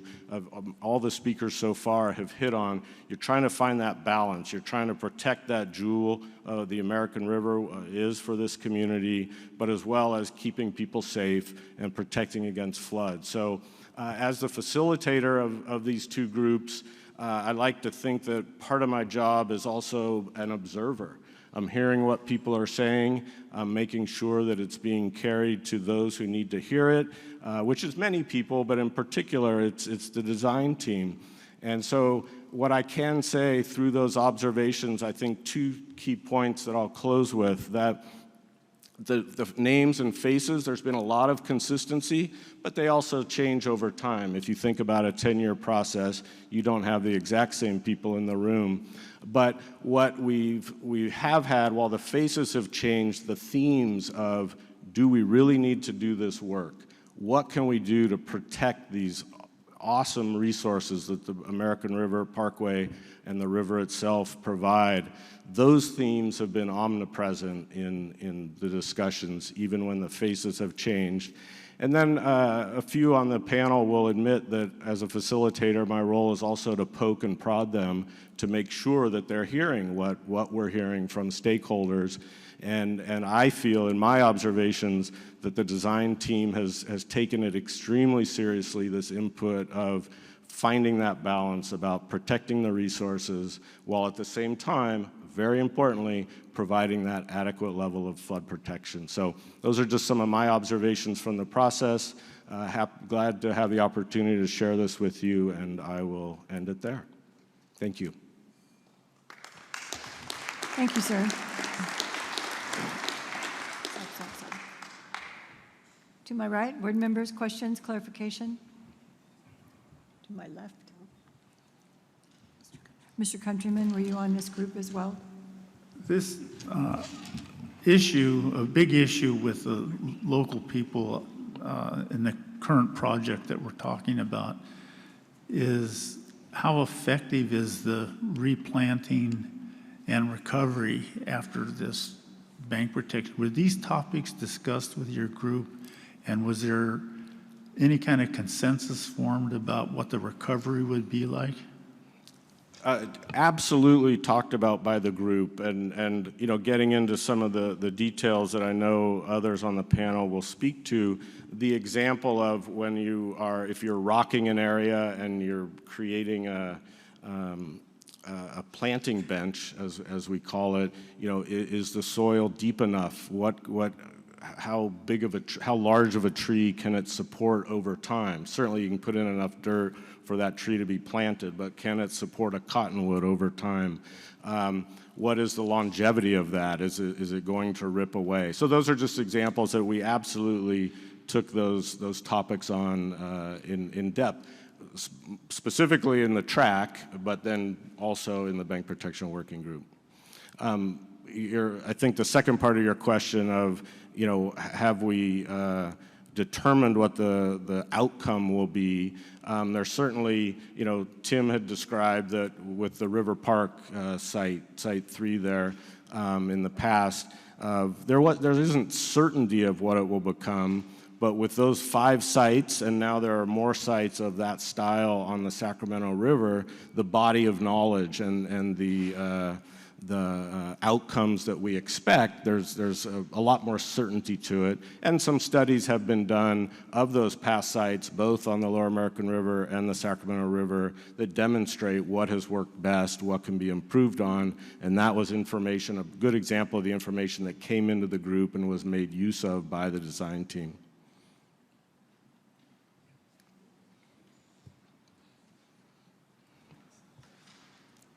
Anyone else? Board members? Okay. I was just thank you, sir. Thank you. Appreciated that. I appreciate all of you. So I've been making a count here. 1, 2, 3, 4. We've done 4. We have 1, 2, 3, 4, 5 to go. So do you want one more? Take a longer break and then do the next? We'll take one more and then we'll take a break. Back to you, Ms. Buckley. Thank you, President Dolan. Our next presenter is Brian Wardman, a river engineering specialist with expertise in hydraulic modeling, sediment transport, geomorphology, and levee protection. Brian Wardman is a principal engineer with Northwest Hydraulic Consultants and is a graduate of University of Iowa's renowned Hydroscience and Engineering Master's Program. Mr. Wardman has led the technical analysis for erosion processes and the collaborative site design for American River Common Features 16 project, and his precision and dedication to integrating environmental and engineering needs exemplifies the work behind the program. With that, I turn over the presentation on Lower American River, overview of erosion processes, site selection and design criteria, and the collaborative design process. Mr. Wardman? Thank you, Ms. Buckley, and thank you, President Dolan and the board for hearing from us today, and thank you to the public for caring so much about our river. We do appreciate it, and we do care very much about it as well. Yeah, basically what I just want to hit over today is what are these project objectives? What are we doing? How did we come up with the sites that we're trying to work on, trying to fix, and what was the design process that we followed? My associates over here at the Army Corps will dive more in depth onto the individual sites, but hoping to just talk more, again, sort of big picture. What's the overall objective? As Ben was explaining early on, we expect to see, it's reasonable to expect to see that we need to pass 160,000 CFS through town. And we want to be able to safely do that without the levee failing and flooding the city, without levee overtopping. Obviously with that, we understand we got to work within the confines of the Wild Scenic River Act. As Tim touched on, a lot of clever people, a lot of people who care about the river put that American River Parkway plan together, and let's work within the confines of that, as well as within our biological opinions from our sister agencies. On the bottom here, just two interesting maps. This first one's from the early 1800s, showing Sacramento. You can see the American River flowing through, flows into the Sacramento River. And what's mapped all around where the city of Sacramento is now is tule boundaries, wetlands, right? Lagunas, little off-channel lakes that would form in the overbank.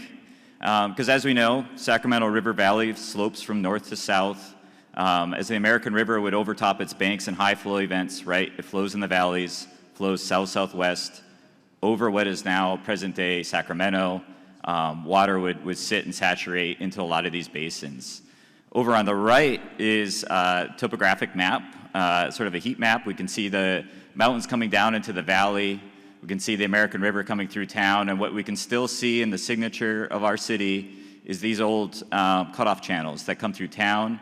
We still see low elevations where we had those wetlands in our cities and our neighborhoods along the levee. So the whole city is built in what was our river's historic floodplain, and that's where the river's wanting to go in these big events.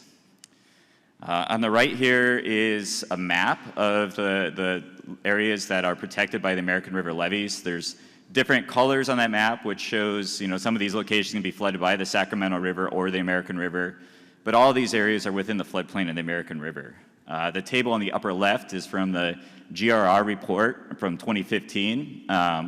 They estimated about 440,000 people are living within this inundated area in south, and 50,000 people to the north of the river. Estimated life loss if a breach were to occur, right, between hundreds to maybe up to 1,000 people if this levee were to breach. Just an example of one of those breaches, pulled this from the City of Sacramento website. This arrow showing a hypothetical breach location in a big event up near the Mayhew Drain, and the colors showing the inundation depths along there. And I would say this is sort of a best case scenario of if the levee breached sort of thing. It's a place where the landside ground is a little bit higher. Talking to the modeler who did this work, the estimate was that it was a peak flow of 134,000 CFS, similar to the 1986 event, but happening on a timing of a hydrograph similar to the 1997 event, right? So we're actually thinking we could have flows that are much higher. And obviously, there's always the unexpected with a future flow, with what Mother Nature is going to throw at us with the timing and what have you. You can see here depths of 8 to 12 feet in many areas, up to greater than 16 feet. So up over the first story of a house. As Rick pointed out earlier, This is cold water. This isn't water that you can wade around in. This is water that there's threats for hypothermia. Part of the reason I'm referring to this as a sort of a best case scenario, right, is we can see that inundation's held back behind the railroad grade. It's hard to see, but there's a bunch of green boxes here, and those green boxes are these closure structures that are located throughout along this berm. So these closures, the city maintains these. They're going to close these structures, try to keep flooding on the riverside of this, protect the rest of the city from inundation. And when we start thinking about what that means, right, we've got Highway 50 is going to be flooded over. H Street and J Street are going to be closed. Business 80 is going to be closed. It's going to be a bit of a mess, right? And so this is sort of the best case scenario, keeping the flow, keeping the water on that side. And we can still see how there's potential for life loss here. And we can still see the number of neighborhoods that are going to be significantly impacted and inundated if a breach were to occur. And so this whole project it's life safety, right? It's protecting our neighbors from potential life loss in these events. So what is safe, right? How are we saying what is safe and what is not safe? Well, we're using risk. Risk is defined as the product of the probability of an event occurring and the consequences if that event were to occur. So an event that doesn't have a lot of consequences, there's the same amount of risk as if that event happens a lot versus an event with really big consequences needs a much smaller probability of occurrence if it's going to happen. Over here on the right is the Army Corps' life risk matrix, and this blue line is really what we designed to. That's based on some studies that were originally done in the UK. It's been adopted internationally. It's been adopted here in the United States for I think the last 1 or 2 decades, which basically just shows as your life loss increases, what society will tolerate as an okay probability or okay chance of that occurring greatly decreases. Right? And that's why we're shooting for such a small value, for such a small likelihood, because we are talking about this potential life loss in 100 to 1,000 people, potentially, if these levees were to break. One thing I do like to point out on here is this individual life risk line, representative of, hey, I myself live in the floodplain. I might feel like, hey, if I die in the flood, that's my problem, right? But it's one thing for me to make that choice about myself. It's another thing when we're talking about all the families, all the people that we see at, the Little League field, the soccer fields, right? When we're designing for our whole community, we need to have a smaller, society tells us we need to make sure we're very safe on that. Just real quick, talking about, so what are the processes? What are we talking about when erosion is threatening levee stability? We essentially look at 2 things. One is, erosion of the levee itself, erosion of this pile of dirt that's holding the river back from flooding us. And the other thing we look at is erosion of the levee foundation. And this is really the most critical part, the thing we see the most worrisome on the American River. We've got erosion of the bank and the bank toe. It gets into this levee foundation material, it undermines the levee and the levee fails. Obviously, I list a bunch of things here that can affect erosion, anything from the hydraulics in the river, the magnitude of the flow, how the flow is pinched or not impinged onto the bank line, what the bank line is made of, how erodible that material is, right? There's a lot that could affect how the erosion occurs. And we went down the rabbit hole on all these things in working on our site selection.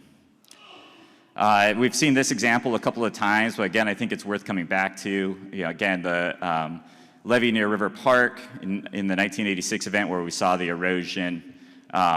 We look back in the previous aerial photos. There's one here from 1968. We have some from the 1940s, right? It's a stable bank line. We've got vegetation established. Velocities in this event were only about 6 or 7 feet per second. As Mr. Countryman pointed out, when this erosion occurred, nobody knew it occurred until the flows came down. Despite those levee patrols, we didn't know it was happening. And as we can see, this is a cross-section from the repair that was done in 1987. And you can see that erosion into the levee foundation. You can see that the bulk of that erosion is occurring below the water line where it's not visible. It's difficult to observe and to flood fight. So how do we go about? We say, all right, well, we need a very low annual chance that this erosion could occur. How do we go about actually quantifying that? And so work with risk assessment teams. We get a group of experts together. we talk about, well, what are the discrete events that would need to happen for this levee to fail? So first of all, you need a big flow event to happen. That big flow event happens. You'd need the trees or the armor or whatever's holding that bank together to fail. Once that fails, you'd still need the soils that are behind the trees to erode. That erosion would need to continue to progress until you're actually into the levee or the levee foundation. And as we saw before, even if that erosion gets into the levee foundation, that doesn't necessarily mean the levee will fail, right? So there's still one more discrete thing is after erosion gets there, the levee would fail. What we do is we walk through this event tree and we say, all right, you know, right now 160,000 is maybe a 1 in 300 year event, might be closer to a 1 in 200 year event as climate change continues to go, but it's a 0.3% chance of happening. Well, what's the likelihood the armor fails? If we're talking about the previous cross-section we just looked at, we might say, hey, there's trees. Those trees should be, they're established. They should be, you know, they should be able to risk erosion at 6 to 7 feet per second. We feel like that's unlikely. That's only a 10% chance that that could happen. If that armor would fail, let's talk about what's the chance that the erosion would go. Well, it's 6 or 7 feet per second. We don't have the trees holding things together anymore. It's silty sands. It seems very likely silty sands would fail under that. You know, let's give this a 90% chance of occurring. Okay, well, will that erosion get into the levee? Well, you know, if we're looking at that last cross section, there is no berm to erode. It's almost like that erosion's immediately going to be in the levee. Let's say that's likely to happen. That's a 90%. One of the things we talk about in all these segments on the American River is, could we actually stop this erosion with flood fighting? Like, do we need to put a design in here to stop this? Or is this just something we can do with maintenance during a big event? Could we flood fight this? And time again, we just come up with a really low likelihood we're going to be successful. Again, as Mr. Countryman pointed out in 1986, we didn't know that erosion was happening despite very intense you know, investigations of the levee, people walking the levee, people looking for this. It's just not visible. It's below muddy water. It's hard to observe that it's occurring. Even once you observed it was occurring, right, can we get the materials and the equipment to the site to flood fight it? You know, our levees have neighborhoods built up to the backside.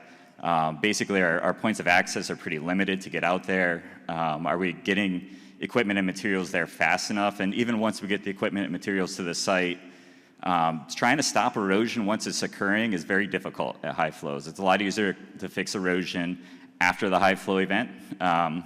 And so time and again, you know, based on unlikelihood of being able to identify it's occurring, concerns about access and how we'd actually get there, and concerns about can we be good enough and get it done, we end up with this very low likelihood that we could actually stop this progression at any point with some flood fighting. Given all that, then the final step is, okay, well, we've seen the erosion occur. Well, you know, it's into the levee template, or it's into the levee, it's in the levee foundation. Will the failure occur, right? And we do talk about this note a lot too. Well, how much water, you know, what's the depth of water compared to the backside that is being held back by this levee?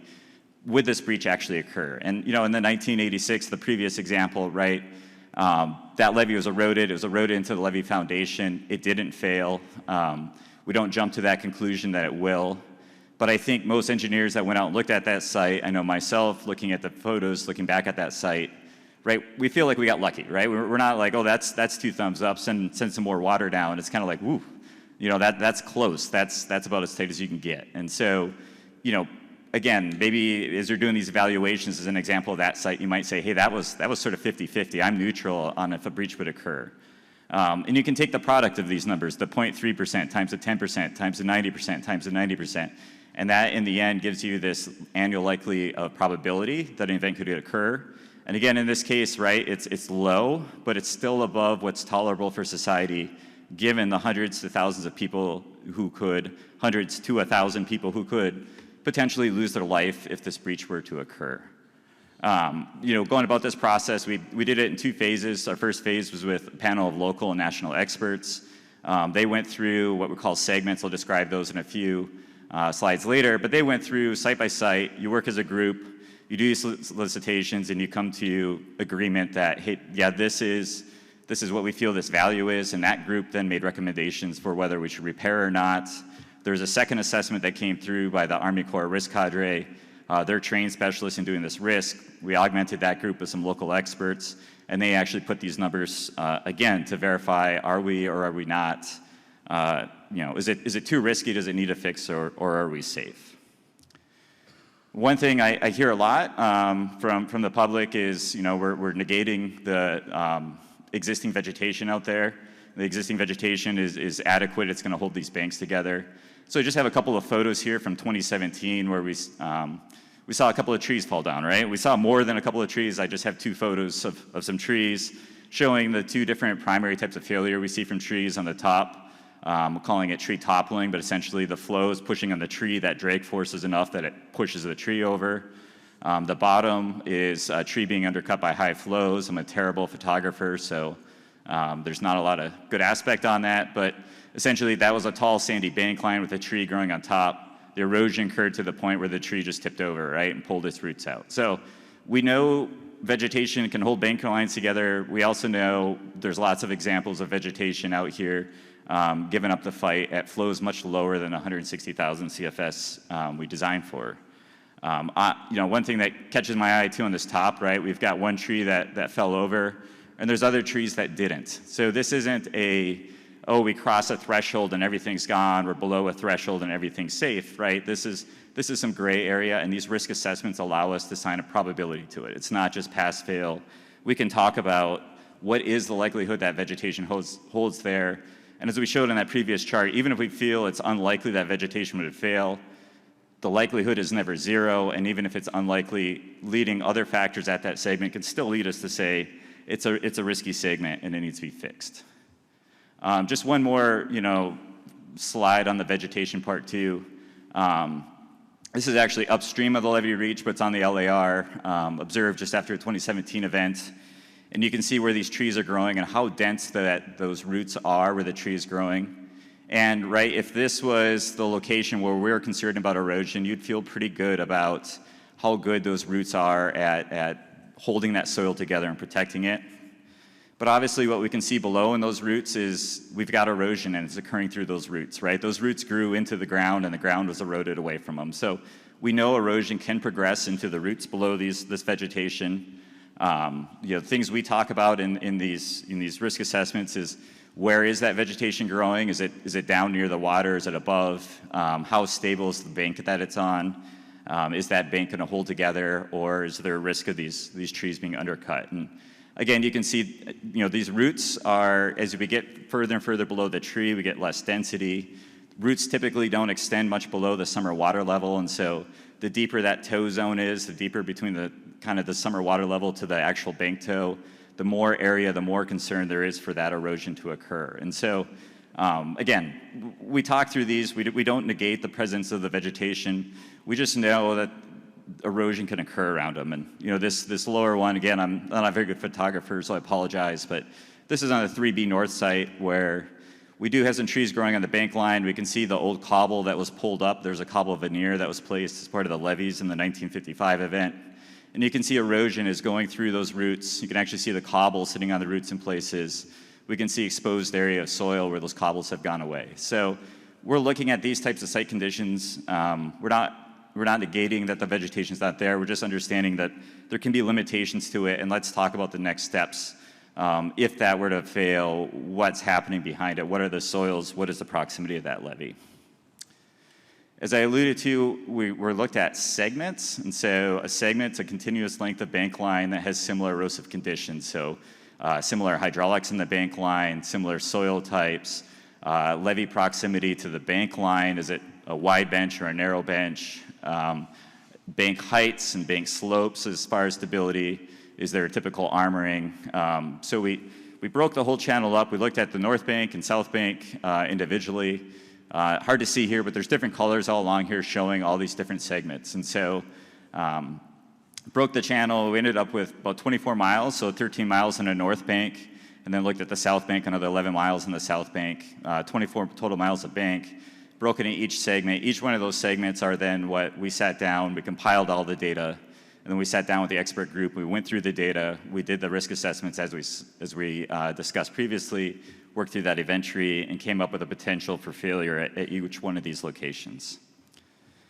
Again, that data included hydraulic model analysis, so we've heard some feedback that we didn't use a model. that was contemporary, or we didn't use a model that included the effects of vegetation.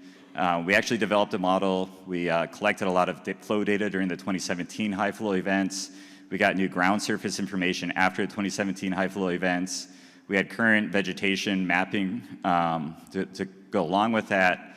We're able to calibrate and verify our model based on those high flows, looking back on previous high flows, 1997, 1986, and make sure we had a good model as representing what's going on in the channel. And the model includes the effects of vegetation, right? So we do see slower velocities on the overbanks. We do see slower velocities where we have the vegetation in place. We can take that vegetation out of the model. You see it increase.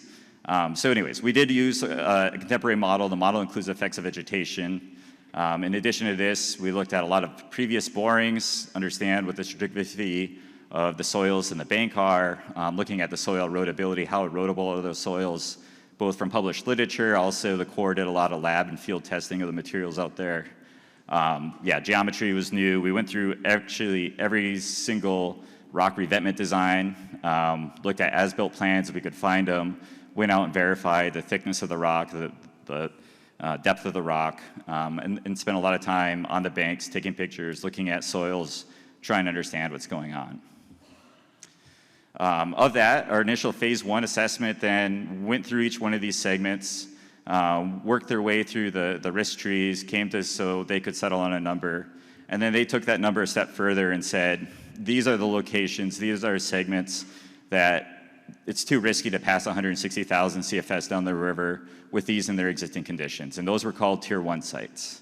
We had a handful of sites we called Tier 2 sites, sites where, like at the Campus Commons Golf Course, we had a big wide berm, the levee is behind the berm, at 160,000 happened tomorrow. That berm is wide enough the erosion's unlikely to get into the levee, but also we're watching and observing that berm chip away over time. And so as it's chipping away, that berm's getting narrower, and we're expected to have more flows of 115,000 CFS in the next 50 years. And after one or two big flows, after just gradual chipping away, that berm gets so narrow to the point where now we can no longer pass 160,000. And so those were Tier 2 sites. They were set aside for separate discussions. And then we had the Tier 3 analysis where we said, okay, those sites are good, they're safe, they're safe now, we expect them to be safe in the future. We went back, we continued collecting data, we continued getting more analysis, and then the Army Corps formally came back through with their risk teams and worked through all these and basically confirmed the Tier 1 recommendations. We didn't have any Tier 1 recommendations that were actually deemed safe. We found a couple of areas, segment 117, so contract 4A under the bridge here, a very localized area, and site 42 here on the north on the levee, again, a real localized area that was actually added with the phase 2 evaluations. So once we identified the sites and where the experts felt we needed to do some remediation, we moved on to the design process. And the first step of the design process was this alternatives analysis. We did what we did calling a comprehensive sub-reach approach. We didn't look at one little segment at a time. We looked at all of them together and said, okay, what's the right suite of fixes that we can do on these that's going to balance our impacts, that's going to balance the flood control. Flood conveyance is really one of the biggest impacts we had to be careful of on this river. Again, previous design flow was 115,000, we're going to 160,000. We needed to make sure we're not increasing the levee of overtopping by just building into the channel, but also looked at effects on fisheries, on vegetation, on recreation. We did that working with the track, as Greg introduced, our interdisciplinary team, and essentially that process was we'd get together, we'd discuss what the alternatives could be or should be at a segment. We as engineers, we go back and we do an initial layout, say how big is this, how much area, what would be impacting, throw in a quick hydraulic model, get an understanding of if there's going to be impacts or not, bring that information back to the track, discuss, get more input, maybe we tweak this, maybe we tweak that, we go back. And ultimately, we landed on a recommended approach. That recommended approach was then turned over to the Army Corps for their design. On that front, I just want to bring up too, we didn't limit ourselves to the alternatives that were in the GRR, these ones shown on the right, where you can either bury some rock at the levee trench and let the berm erode back to it, or you can protect the berm and let it erode. We try to think outside of the box. We try to think of what's the right thing to do. Right, we looked at moving islands, we looked at in-channel grading, looked at a lot of things, trying to think what is the best thing to do here. And that was an ongoing process. An example of that is contracts 1 and 2, which I'd like Mr. Countryman to point out. It doesn't look as much like a desert. The vegetation's coming back. This is a picture from this fall. We're looking upstream at the H Street Bridge. And you can see the levee right here at the river right along the edge of the bank. And this was a Tier 1 location. We have velocities 12, 14 feet per second in the channel right against this levee, and we had to do something here. As we discussed, this side was a Tier 2 site. That berm was there. That berm is not natural. This whole section of the river and its floodplain actually accreted up about 30 feet in the 1800s with the placer mining upstream. The channel then eroded itself back down and left that floodplain high. So we had these steep, unstable bank lines. We sort of have this unnaturally high berm over here.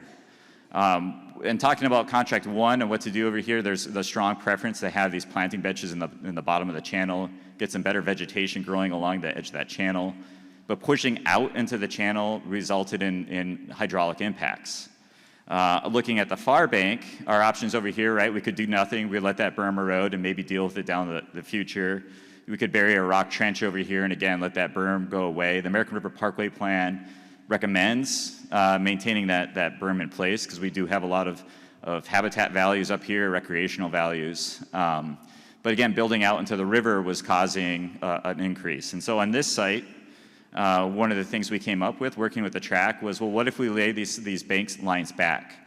What if we make this lower bench on here about the elevation of where this floodplain should be before we had all this mining debris come down and accrete on top? It's an elevation where we expect to see native riparian vegetation anchor and take roots.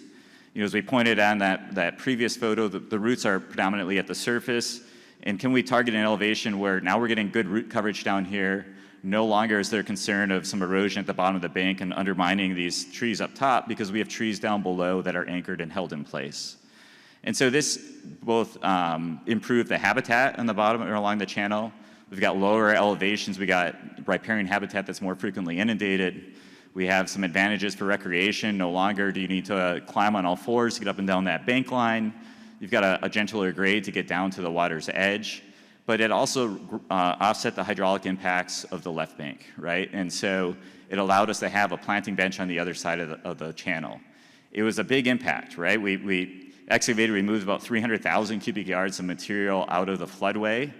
We removed a large footprint. It's getting revegetated, trees are coming back, but there's a large short-term impact. But our resources group actually on the track were the main proponents of this, saying, hey, the long-term benefits of this project outweigh these short-term impacts. And so this is a good example of the type of discussion, the type of creativity that we're trying to foster in the track as we work through these processes. As that 10% design was handed off to the Corps, they didn't just go away and leave us. They kept coming back to the track and talking. So typically, as you work through design process, you go through a 35%, 65%, 90%, 100% designs.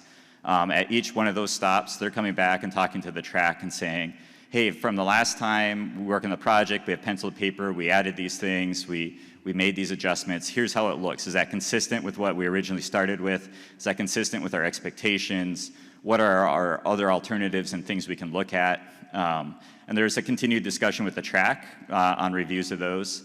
They're also going back to the risk cadre and saying, okay, hey, we adjusted the design, we lowered the top of rock, we're lower now. Are we still meeting our risk objectives? Are we still lowering this likelihood of potential for failure? Are we lowering it enough that it's acceptable?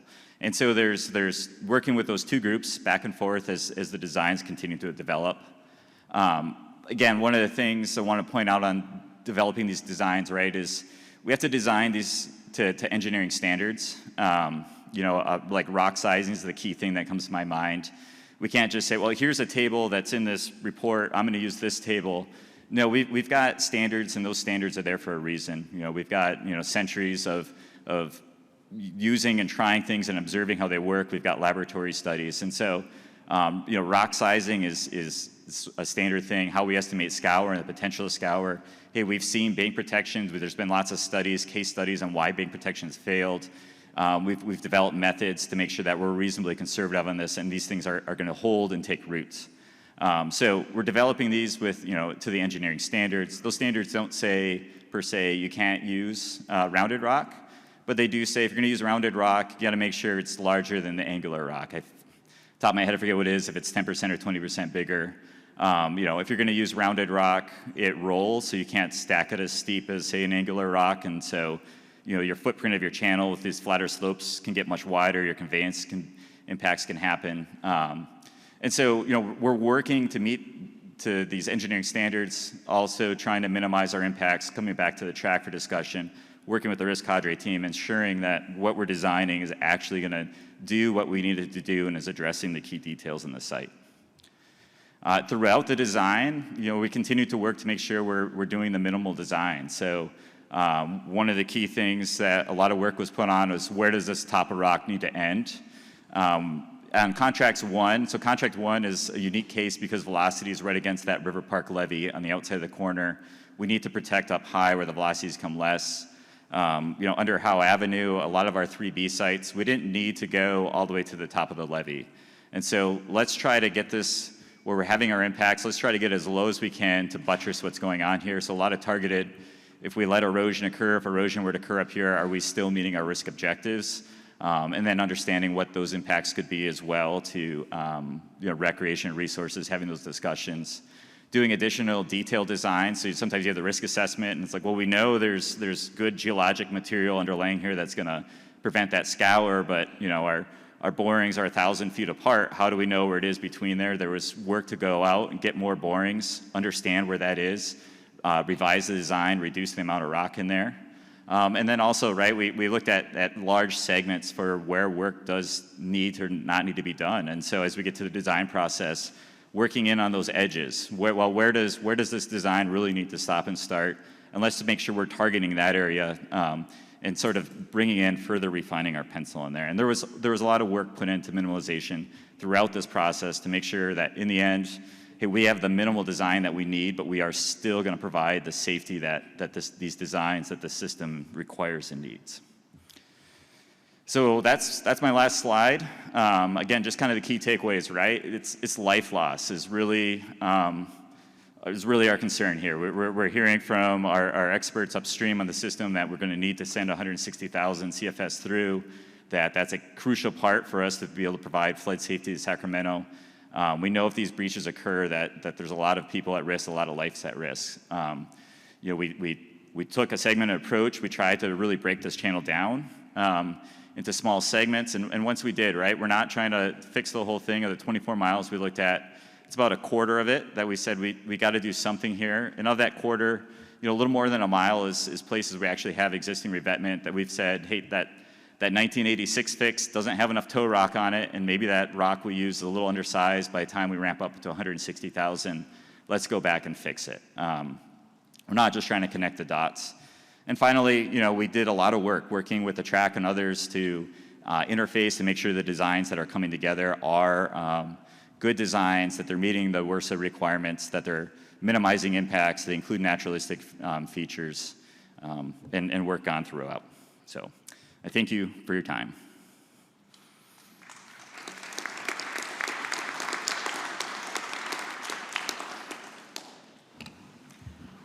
Thank you.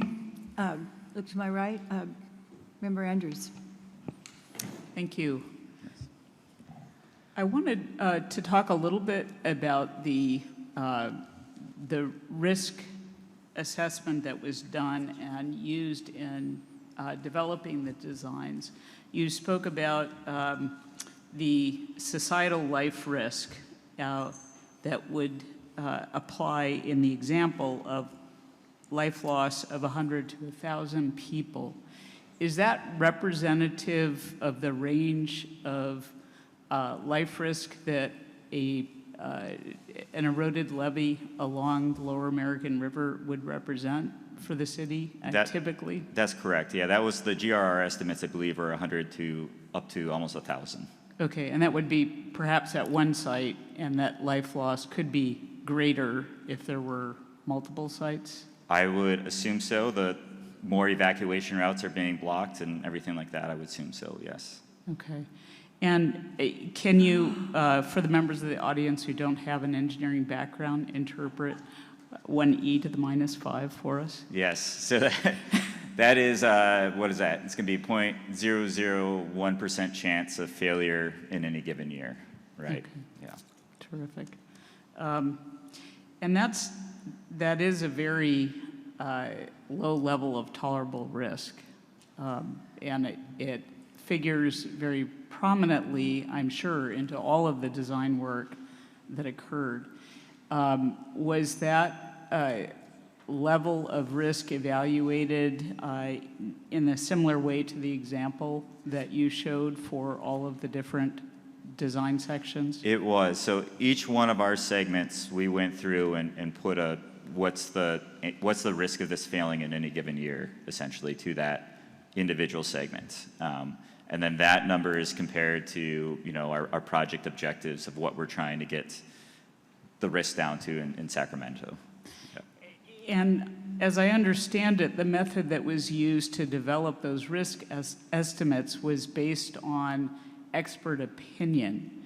And there's a reason why that kind of approach gets used. And I'm wondering if you could share with us your take on why it was the appropriate method to use in this instance. Yeah, the great thing about the expert opinion, right, is you get a room full of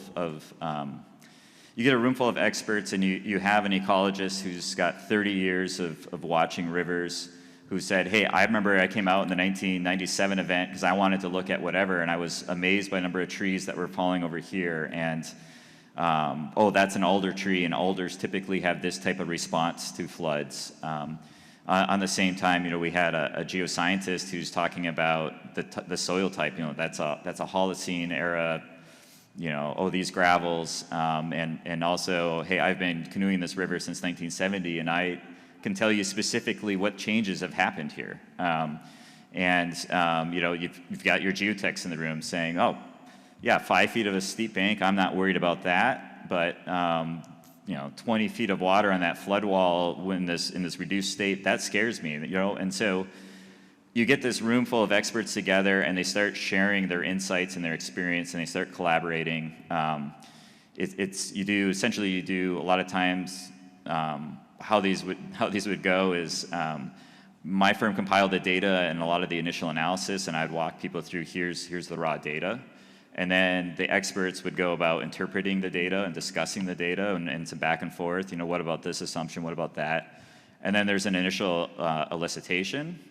And then after elicitation, we all look at each other's numbers, and I was like, hey, Ray, why are you so high on this? And Ray's got to justify it, and well, Tom, why are you so low on that? And Tom's got to justify it, and we all hear these expert opinions. People get to readjust, rethink about it, and in the end come up with, okay, we understand all of our expert points, and as a collective, based on our experience, we think this is here. And sometimes that is somebody standing up and pounding on the table and being like, hold on, guys, no, this is crazy. I've seen this isn't right. And sometimes it's people in the room going, you put it that way, I could see how this could go. So anyways, I found it very enlightening. I found it just, this wealth of experience of people who've seen things, looked at things through different lenses, had experience, could listen to each other, and ultimately say, yeah, that site needs to be fixed. And in most cases, no, that site's good. That site's safe, right? And would you say that the experts, in considering the information available to them to make this assessment, were relying solely on their own experience, or were they also relying on their knowledge of scientific literature and experiences more broadly than the ones they had direct exposure to? We had experts, and those experts are, they're not just looking at the site-specific data that I'm providing. They're also thinking back to what they've seen. They're also, their previous experience and the literature, everything that's out there. Everything they collaboratively can bring to the table. Yes. Thank you very much. Thank you. Member Johnson. I have more questions about the sites and the risk assessments at those and design choices, but my understanding is we have another panel that will get into some of that. Is that okay? That's, I'll save my questions and see if they're answered, and then if I have them, the three of you can decide who's the best person to answer those. Okay. Thank you. Over here. Mr. Countryman.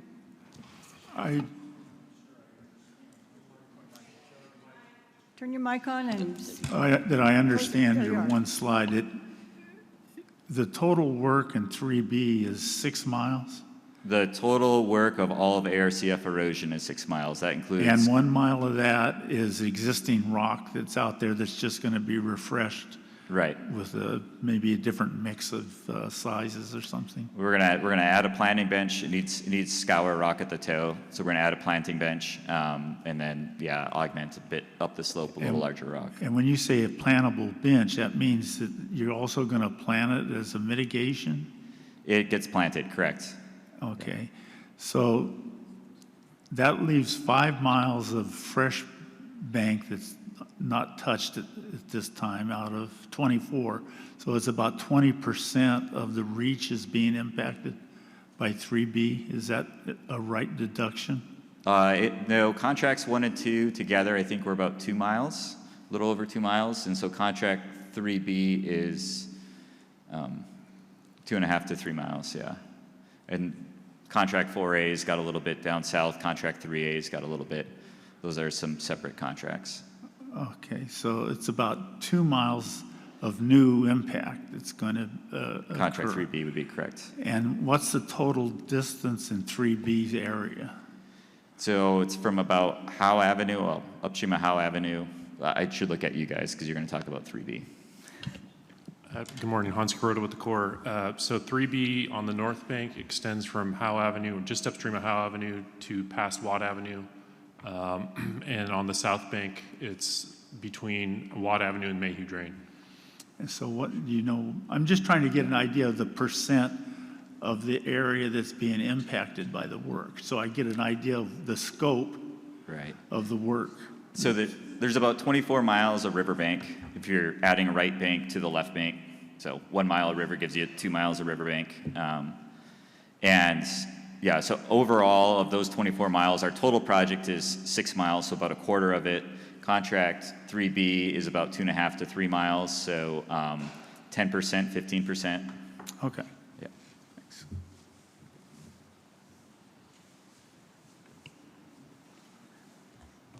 I just want to have a clarification. I think it's a bit for you, and I think it's a bit for Mr. Ellis. I was intrigued by Mr. Ellis's,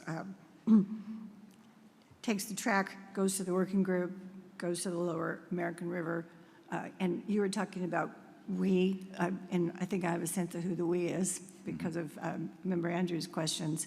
And you say it went to the track. Does that then get disseminated through the other groups so that there's more than just you experts? With all due respect. Correct. Yes. Have an idea to do it. And I know you talked about the Central Valley Flood Protection Board being involved, and that's accurate, but it wasn't the board. Right. It was staff, and we do trust staff. So we finally have this opportunity, and it's pretty dense to do that. So did it go up? Yes. So, I forget what we were doing. We're having meetings constantly, and I was always talking at them, so it all blends together. But we would have our track meetings. I think our track meetings were bi-weekly, possibly Greg.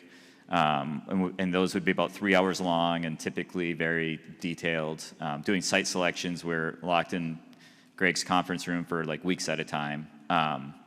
So obviously, we couldn't take all of that and have those same discussions with the bank protection. I think the bank protection group was meeting quarterly.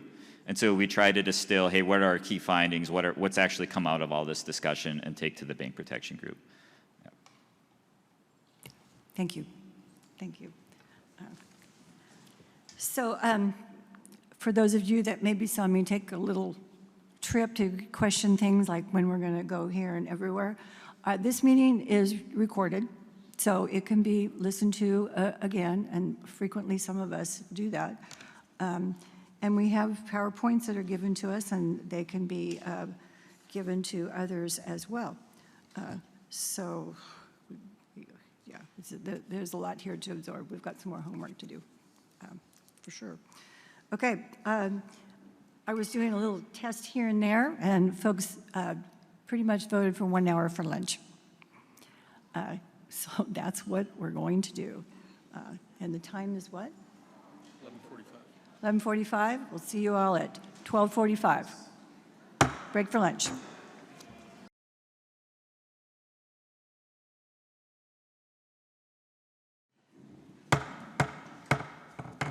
The meeting of the Central Valley Flood Protection Board is back in session after a lunch break. It seemed to be a good one. Everyone was talking.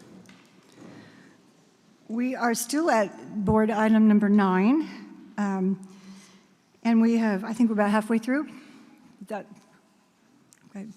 The next presenters will be announced and introduced by our Deputy Executive Officer, Andrea Buckley. You're on point. Thank you, President Dolan. It is now my distinct honor to introduce a leader whose service and expertise have been instrumental in advancing our region's flood risk management efforts. Colonel Chad Caldwell currently serves as the commander of the U.S. Army Corps of Engineers Sacramento District, an office responsible for a vast and complex portfolio of civil works, military construction, and emergency operation across the western United States. Colonel Caldwell brings not only with the strategic vision that comes with commanding one of the most dynamic districts in the Corps, but also the deep technical background holding advanced degrees in structural engineering from Stanford University and engineering management from Missouri Science and Technology. His leadership reflects a deep commitment to public service, to science-based infrastructure, and the collaborative spirit that has made projects like the American River Common Features Project possible. Under his direction, the Sacramento District continues to meet the challenge of protecting life and property with both rigor and responsibility. So please join me in welcoming Colonel Chad Caldwell to the dais.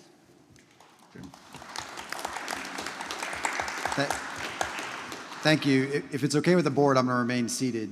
I had a total hip replacement 6 weeks ago, and although I'm moving around well, the transition from sitting to standing is still a process. So if you don't mind, I'm just going to stay seated, and then William and Hans will both come up to the lectern. So, Sir, yes, you can do what you wish. Thank you, ma'am. So, President Dolan, I want to thank you and the board for putting on this informational board meeting today.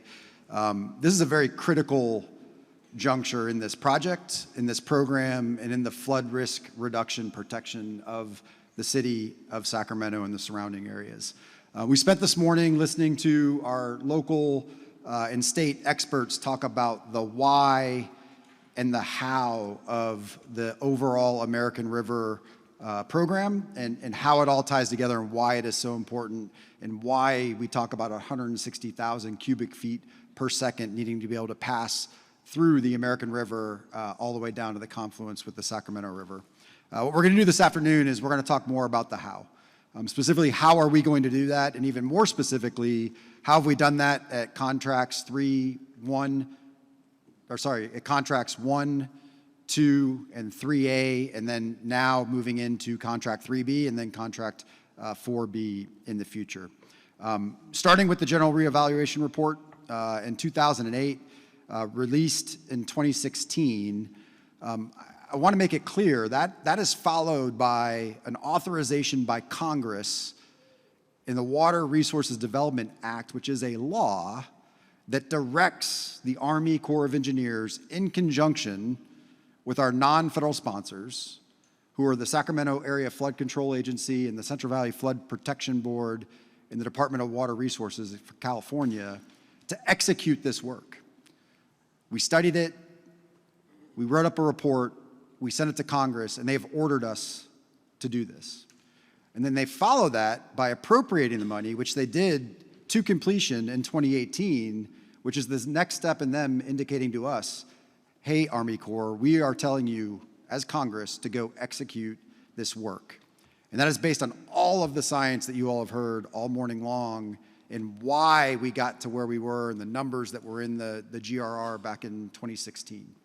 So I want to make that clear. This is a mandate by law to the Army Corps to have to execute.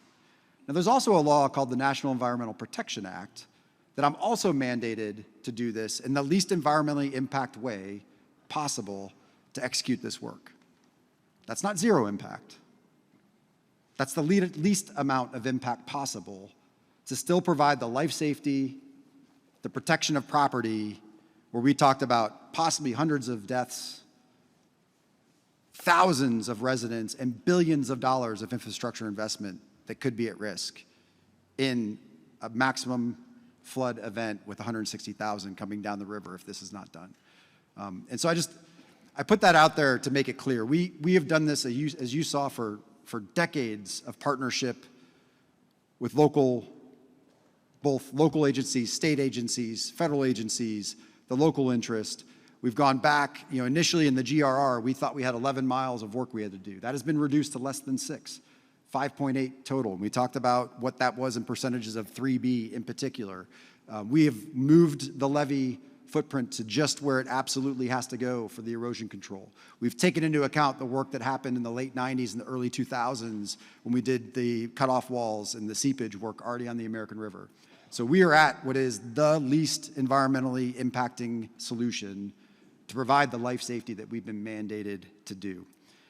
As we progressed through the previous portions of this project, so contracts 1, 2, and 3A, we did supplemental updates to that environmental statement that came out in the original GRR. We are now at the final supplement of that as we look at contracts 3B, 4A, and 4B. The draft of this document went out for public review back in December of 2023. It was released right before the holidays. We realized that was a problematic time for people to really be able to spend time to really dig into it, so we actually extended it by 45 days from the initial just 30-day window that it was going to be for public review. We did 2 virtual public meetings on the 10th and the 16th of January on that draft product. We got public comments from 3 federal, 2 state, and 5 local agencies and 964 individuals. And then just recently, on the 9th of May, we put the final supplemental environmental impact statement into the public register, and it remains open now, and it will remain open until the 8th of June for public comment. And that also includes the responses to all of the comments that we received in the draft document, which was over 1,000 amongst that group. So we have tried to share as much as we can, as often as we can, not just through the releases of these documents, but also through all of those forums that you saw this morning, going all the way up from the TRAC to the Bank Protection Board to the Oversight Board, and have really tried to make sure that we've been iterative in this process. The elephant in the room. The final document states that there will be somewhere between 675 and 715 trees removed in the 3B, 4B, and 4A and 4B footprint total. However, we are going to protect over 1,500 trees that are also in that footprint. And of that 675 to 715, over half are less than 10 inches in diameter and are non-native to the American River Parkway. So that is a lot of what you see in terms of clumps of small, non-native species that have grown through that levee over decades of lack of clearing. We are going to protect over 3/4 of all the trees that are 30 inches in diameter and greater within this footprint. And there are going to be 3 heritage oaks that are going to be impacted and have to be removed, total. So I just want to make it clear, we're protecting over 1,500 trees, we're protecting over 3/4 of the large native trees that are there, and we have not put a one-size-fits-all solution to this problem. The work we did at Contract 1 is different than the work we've done at Contract 2, is different than the work we're doing at Contract 3A that's going to kick off construction this year, and is very different than the by-site work you're going to see at 3B.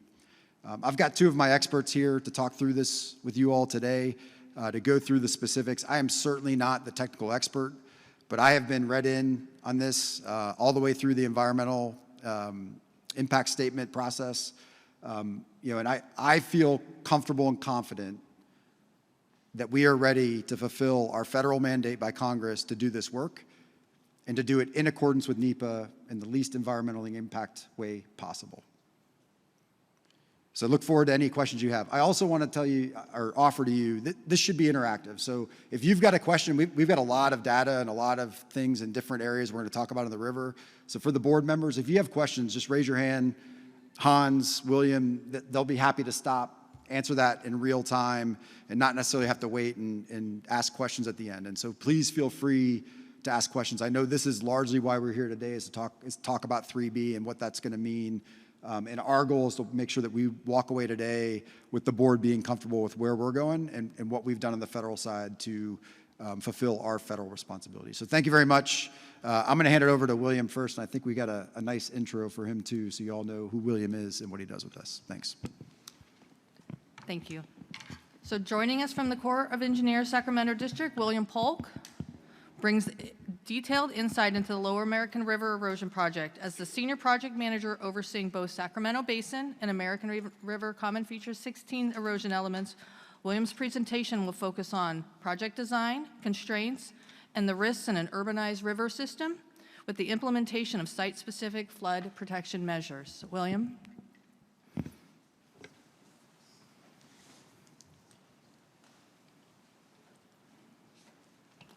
Good afternoon. Good afternoon to you, sir. President Dolan, members of the board, thank you so much for this opportunity to speak with you today.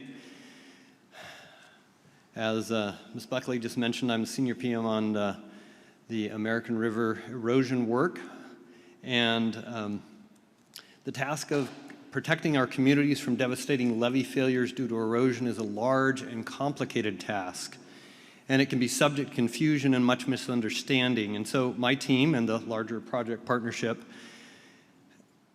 is happy to have this chance to clear the air and go over a lot of these issues. And as you've heard today, the flood control managers have struggled for decades to properly understand the true flood risk that we face and then develop solutions which can garner support, receive funding, and ultimately get built. Much has been done, such as Folsom Dam improvements, levee improvements. So I'm here today to tell you how we're making real progress in completing the last vital link in the modern chain of flood control features, and that's constructing erosion control countermeasures on the Lower American River. I intend to hit these two objectives today, provide a programmatic overview of the erosion protection work on the Lower American River, and then with that information provide context about the design and construction of 3B from the perspective of the design and construction of prior erosion sites. The other speakers today have done a very good job kind of introducing our program. It is known as American River Common Features. As Rick pointed out this morning, it is a grouping of features that needed to be done to improve the flood control system, and obviously that term was coined many years ago. I would like to point out to you, as the Colonel just said, we've been authorized and appropriated $1.8 billion to address imminent flood risks in and around Sacramento. And of those features that we are to address, there are considered to be 5. So aside from the erosion, let me get a pointer up here so I can point at things. There I've got a pointer. Aside from the erosion in the American River, we're also dealing with seepage stability issues on the Sacramento River, erosion issues on the Sacramento River, widening of the Sacramento Weir, as well as dealing with mitigation for impacts associated with the above. As you can see from the map here, the American River has 2 primary basins that tend to get flooded, and I'll just reference that Brian referred to those well this morning when he pointed out how deep the water can get should a failure occur along the levees in those areas. Each one of those basins is at great risk. And as has already been mentioned, we have a total of 24 miles of levees along the Lower American River, approximately 11 on the south side, 13 on the north. And so having started with that, we, during the GRR that the Colonel referred to a moment ago, did evaluations at that time, and it was determined that we could have up to 11 miles that could receive remediation under this program. Once the program got started, and we referred to the expert elicitation earlier today, That number from 11 miles went down to approximately 6. As the evaluations continued, because we don't just do this once, we look at it multiple times, and I believe Brian referred to the semi-quantitative risk analysis program, or we also refer to it as the risk cadre. They also reviewed the same portions of the river and came up with approximately 6 miles. And the point is, we're focusing in closer and closer and closer to absolutely pinpoint where that risk is, stay on target, and hit it with our work. You saw this chart a little bit earlier. These are the segments that Brian referred to. Once again, reminding you, the red is the Tier 1, yellow is Tier 2, and green is Tier 3. The red being those Tier 1s that in one event could pose imminent threats to the levees. Tier 2, maybe 2 events. And so you can kind of readily see where the real risks are as you look at this segmented map. Now, let's go ahead and see what we can do as we put our minds together about where are we going to put our contracts, where are we going to put our work, where are we going to do the designs, how can we make some of that red go away?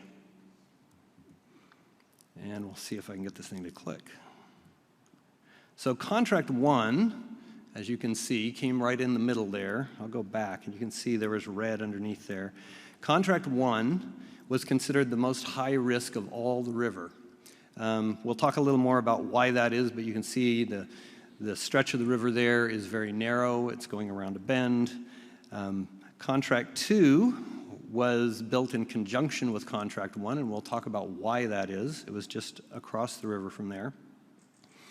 Contract 3A is down, maybe you didn't catch where that was going in, down here where the I-80 bridge goes across the river. You can see that was red before as well, so Contract 3A. And then there's Contract 3B, and that's in the upper areas, upper reaches of the river. Now that we have these contracts assigned to address areas of risk, what are some of the constraints that are going to govern those designs? So let's look at the upper part of the river, because you could tell from the previous map that most of the areas that were at risk were upstream I-80 and above, okay? And so this is just showing that area kind of zoomed in, and it gives you some idea of where the levees are at with those yellow lines, and it shows you just how narrow the floodway is now that it's constrained by those levees.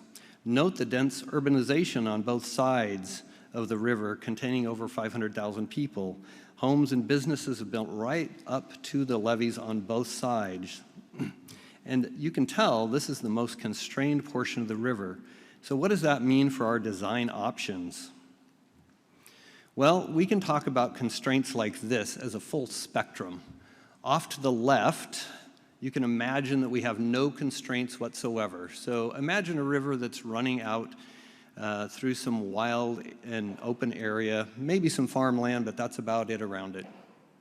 What kind of things can you do in your designs? Well, you can use all kinds of options, soft features. You can do setback levees. You can think about more in the bioengineering area. But what if you're more like our condition? What if you have tight constraints? It's heavily urbanized, right up close to the levees. You have a regulated and levied, regulated by a dam and levied right up close to the channel. Then you are very tight in what kind of options you have for your designs. And quite frankly, if you don't want the LA River with concrete, you're probably going to end up with rock in some form or another. So where do we on the American River fall on this spectrum? Well, I would propose it's somewhere over in this region.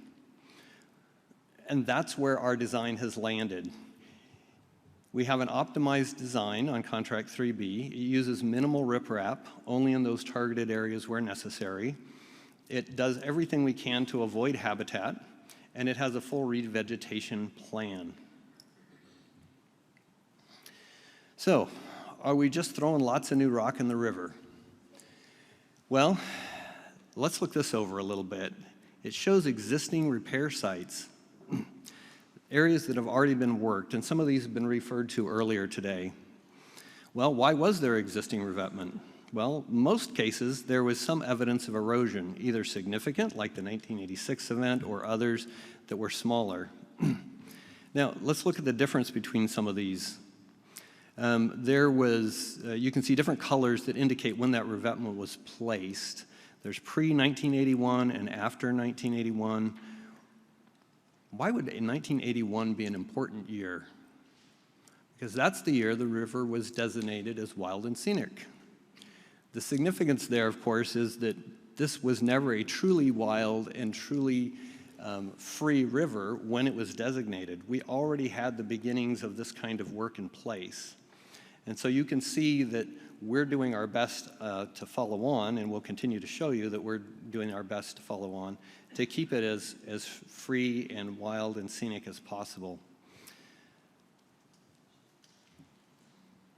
All right, let's have a look here at where our new contracts are going. We already saw where they were at before, but how has it come in? Where were they placed relative to that existing revetment? Well, here's the existing revetment, and contracts 1, 2, and 3A come in on top of a fair bit of that. Contract 1, as you can see here, had some repairs from the 1950 event. Contract 2, there's some small areas where it covers. And if you look down at the I-80 bridge, there was also some repairs done down there, and there was also, in a moment I'll show you, some constructed sites called Old Site 2 and 3. So here we go. These sites are adding some rock to the river, but in many cases, simply updating stuff that was insufficient. And here's contract 3B. Notice where it comes in, upstream. There's a number of repairs that were already done above Howe Avenue, above Watt Avenue, and as our evaluation showed, those areas where the existing revetment are, there's places in between that are still at risk, and so we're filling in many of those areas to make it a complete set of protection. So where are designs at right now? I think Brian earlier talked about our general process of going from 10% designs, which is basically a concept, through development and understanding the fine details all the way up to 100%. Then we move to contracting, construction, and so on until we get to revegetate the site and have everything established, and everything is handed back over to the local maintaining agencies. So contract 1, as you can see, is complete, as well as contract 2. They're in their vegetation establishment time period. Contract 3A, which is at the I-80 bridge, that is in construction right now. We haven't actually started laying rock, but we're almost complete with our mobilization and about ready to start next month. Contract 3B has just completed through 100% design reviews, and since we've had a little bit of downtime for the design team, they've gone back and started what we call a dust-off and spruce it up just to make sure everything's up to date. So that's really close to being completed. And contract 4A, which is down near the 160 bridge, that's in about 65%, although there may be some changes coming to that, but we don't have to go into that today. And contract 4B, which is related to 3B, and you'll see that in a little while, that is still around the 10% designs, and Hans will talk to why that's where it's at. So let's go and see a little bit of where things are at for the previously constructed sites. Contract 1, right at Glen Hall Park, stretching all the way up to Sac State on the left bank, right adjacent to the River Park neighborhood. By the way, I'll mention that the lines shown on these maps, those are not actual footprints, so please don't anyone go in there and try to scale them or something and figure out how big the footprint is, because that's just very inaccurate. It's just so you can see it. Contract 1. Well, in 1950, as has been referred to already, there was quite a high water event that just about wiped out the levee. And in this picture on the left, you can see part of the levee gone, and if you look really close, you can see a half dozen or so bulldozers in the River Park neighborhood that was just being developed at the time. And you can see how they're desperately pushing dirt up against that levee to keep it from fail. And thankfully, they did. In the right-hand picture, you can kind of see what's going on here. This is called a velocity heat map. And the color code will tell you how fast those velocities are going. And you can see as water comes down through this very narrow section of the river, it tends to accelerate. Now, the reason that it's off to the left a little bit is that's where the main channel is, and of course you're going around a corner, so the water's going to tend to press up against that left side as well. But boy, look at how high some of those numbers are. We're up in the 12, 13, 14 foot per second. Those are almost like whitewater rafting speeds, right? So this is some really significant stuff, and it's pressed up against the side of the channel. So this was considered to be the highest risk along the entire American River, and we were going to treat it first. So Brian already talked a little bit about Contract 1. I have a cross-section here in the upper left that kind of points out some important things about this area. It was often said earlier that if we took the levee prism, that is the basic shape of what the levee is supposed to be, including its foundation, which of course goes well below the surface we normally look at. If you take that and say, well, that's what's sort of sacred. We got to keep that, otherwise we undermine the whole thing. And then if you say there's a bank that sticks out from there, then you've got some buffer.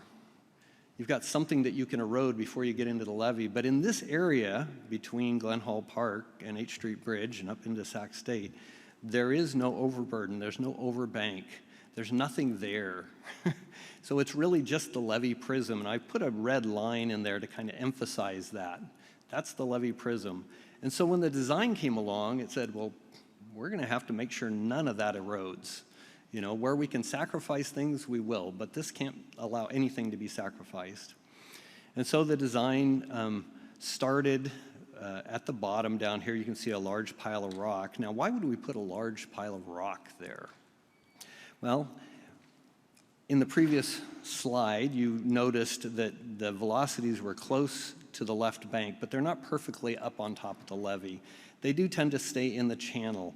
And so our highest velocities are out here in the channel, where you can see it annotated here. And so we're very concerned about vertical scour, erosion right down into the channel bed.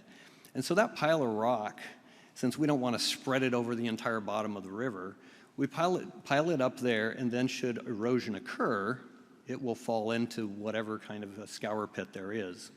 Now you'll notice that it's built up in an almost pyramid type of shape here, because there's a space behind it where we are able nowadays to put a planting bench. That's a large area where we can place soil and get a lot of vegetation to grow. And then there's rock up the slope in addition to that. And all of that rock is soil filled, and then it gets a foot of topsoil over that. So that's what the basic design looks like. And it turned out that this was the preference of the resource agencies. So for example, there was some consideration given to, well, could we protect the trees? Because there were some, especially along the water's edge in this area. Could we protect them in place? You know, could we build wooden boxes around them or something and then put rock around that? And there was a lot of concern that, well, you may build it, but in 5 years the tree's likely to be dead because you're putting rocks on its roots and things like that. And then somebody's got to go in there and remove it. And then you're disturbing everything, and really you're kind of starting the process over again, right? So it was preferred by the resource agencies, county parks in particular, that they would prefer to go ahead and just remove the vegetation, replace it after the fact with sustainable on-site vegetation, and do it right the first time so it lasts for a long time. Another thing that you might notice is that since we put a good deal of material into the river, what do you think that does to the flow? Well, the more you put in to a river, the more it tends to slow it down and back it up, right? And one of the big criteria we have is we can't increase the chance of overtopping. And so this could be a problematic situation. We want to put the pile like this, we want to create a space for a planting bench, but we don't want to increase overtopping. And so that is part of why we did contract 2, because we had hydraulic impacts here, and we knew that we could offset them with another contract and other activities. And this is just a demonstration of the system-wide approach that was taken while considering these designs. Another aspect to notice is that the elevations here are such that the summertime water levels will be right at the top or right at the edge of that bench. In fact, I can't show it in this picture, but the elevation of those benches actually varies, so that some part of it's always inundated throughout the summer if it's a normal cycle. And that makes it accessible to more fish. And so when you're trying to restore habitat for fish, they need little places for the little salmonids to hide. And so we put something we call in-stream woody material. It's basically orchard trees anchored down so they don't float away, and it provides wonderful habitat until all the vegetation gets grown back up and so forth in a more natural way. So looking at these little pictures here at the bottom left, you can see the rock slope protection in place. This was no small matter. This was 100,000 tons of heavy riprap placed nearly to the top of the levee all the way down to these planting benches. In the next picture over, you can see how that was soil filled and then placed over that with topsoil. And even down at the bottom, you can see where those planting benches were filled and the in-stream woody material was placed as well. So in summary about this slide, about contract 1, is yes, this was a high impact site. Yeah, and it was required to be a high impact site because of the danger in this particular location. But I will also say it was very much designed specifically for this site, and it's unlike any other in the Parkway. It's not a good representation of the work to be done at contract 3B. There may be small aspects of one part or another, but overall this is not a good representation of what you're going to see upstream. Well, how are things going? And I think this goes to what Mr. Countryman has been asking about. How's the recovery going? How is vegetation coming back? Well, first of all, let's look at when construction happened. That was completed in the fall of '22. Revegetation happened the following summer, and that revegetation will be established over a 5-year period. So we're just getting started on it, quite frankly. This picture here is after 1 year, and we did have what I would consider fairly robust vegetation growth in those planting benches. We had natural recruitment, we had native plantings that were put in there in '23, and all of it was growing well. You may notice up the slope it was a little more barren. It took a little longer for things to get going because that didn't have the direct connection to the river like the planting bench does and gets all that wonderful water. Up further on the bench, things did a little better, as you can see in the next picture. But that was only after 1 year. Let's have a look at earlier this year. Well, first of all, as often happens, the water came up a little bit earlier this year, and you can actually see how those planting benches are working. They're completely inundated in this picture. You can see the tops of some of those willows and cottonwoods and so forth that were starting there. But all of that was underwater. Further up the bench, you can see that our grass is coming in nicely. By this time of year, it's already starting to turn brown, but that's the way everything else is too, right? So how are things doing now? That was in February. This was, I think, on the 8th of May. I was out there and took this picture of those planting benches where we had great, robust vegetation growth. This kind of demonstrates how we like to think about how our vegetation tends to return. When you take it out of the containerized little pot that we've, started our seedlings in, and you place it in the ground, you've got a little root ball, right? The root ball's got to get itself broken out of that shape and start sinking down into the soil. And so we kind of think of that as, the first year or two as kind of sleeping. And then once it gets its roots sort of established, it begins to creep, and then it begins to leap. Well, we thought this was going to take a little longer. That's pretty tall already, and that's after 2 years, and it doesn't even have the second full season of growth yet. And if you have any question about how tall that actually is, when I was out there, it was a good twice my height, and I'm about 6 foot. So I think this is making a lot of really good progress just after 2 years or a little less. I'll also point out that the site wrapped around from up near the H Street Bridge, it wrapped around the corner into the Paradise Beach area. Now that's a large sandy area where the channel doesn't go, but we did put a rock trench through there because historically there's been some erosion. And the area in the picture is showing where we buried that rock trench. And we've placed vegetation back in there. Now that's stuff that was also started containerized in small pots. And that is growing rather well also. Now it's, once again, not connected directly to the river. It's not going quite as fast, but it is doing well for, just shy of 2 years. And by the way, we do put small plants in. We don't try to put full-grown trees. Why is that? Well, first of all, it could be kind of cost prohibitive, but secondly, we actually get better results this way. The young plants have more vitality and they take off growing much faster and get established, and we have better success. So that's why we actually start this way. All right, we'll move on to yes, sir. Does your contractor have a responsibility to replace plants that don't make it? Is there something in the contract that says if these die, you have to replace them for the first so many years or something? Yes, sir. We have, as I said, a 5-year establishment period, and we don't just tell them plant X number of plants and you're good. It's actually called a performance work spec. So there is a performance-based criteria that says so much has to survive. If it doesn't, you have to replace it, that sort of thing. So it does cover that. All right, moving on to contract 2. You'll notice it's across the river. It starts downstream here near the Campus Commons Golf Course area, comes up past the H Street Bridge, wraps around and ends, at least the first site, Site 2-3, ends right about the Fairbairn water intake.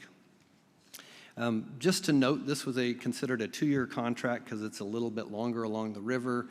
We had a lot of material to move, and so we actually constructed it over 2 seasons. And you'll see that as we go through, because some plants are more advanced than others. All right, what were the conditions for contract 2? Well, first of all, going back to the 1950s flood, and I think I stole your picture from this as well, Rick. You can see that the flood kind of expressed how the river likes to behave by itself. When it gets a lot of water coming down the channel, it likes to spread out all over the place. And in this case, we only had the levee on the left bank around the River Park area, and it didn't exist at that time on the north side.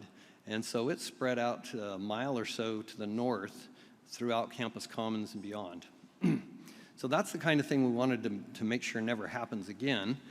You can see some tree line here. That's roughly where the levee eventually went in, okay? And you can also see what's going on in this heat map that I talked about earlier. You're now on the inside of a curve.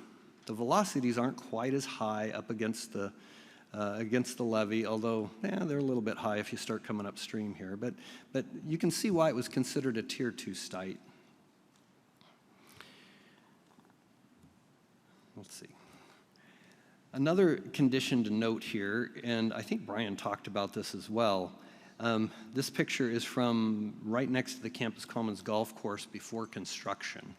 And you can see how these are depositional materials from that 1850s or so mining deposits.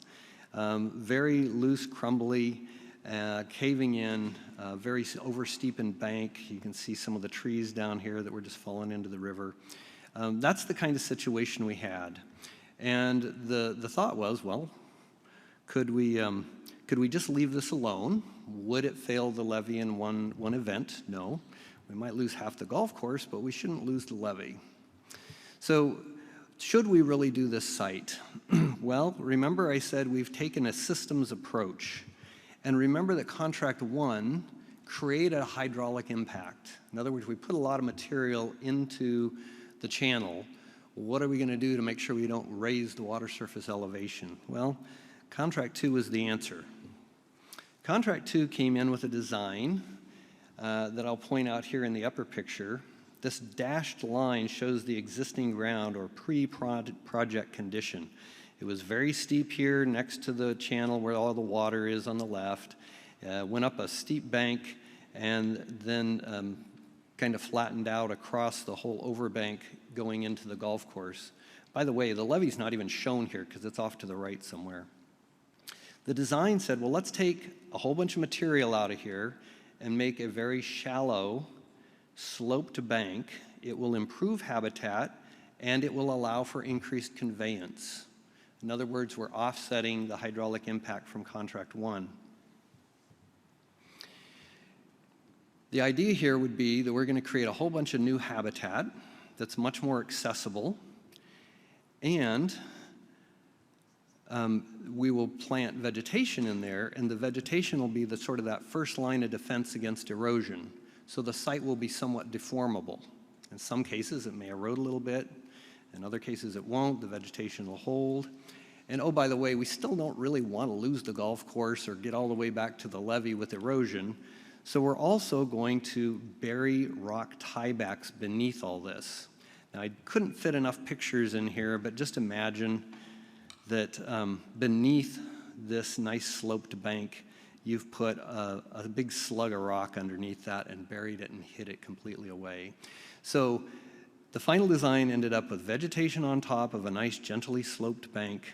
The lower portions of it get inundated quite often. There's going to be windstream woody material down there. And if any part of this should start failing during an event, those rock slugs hidden beneath will slow that progression. So that's kind of the idea of the site.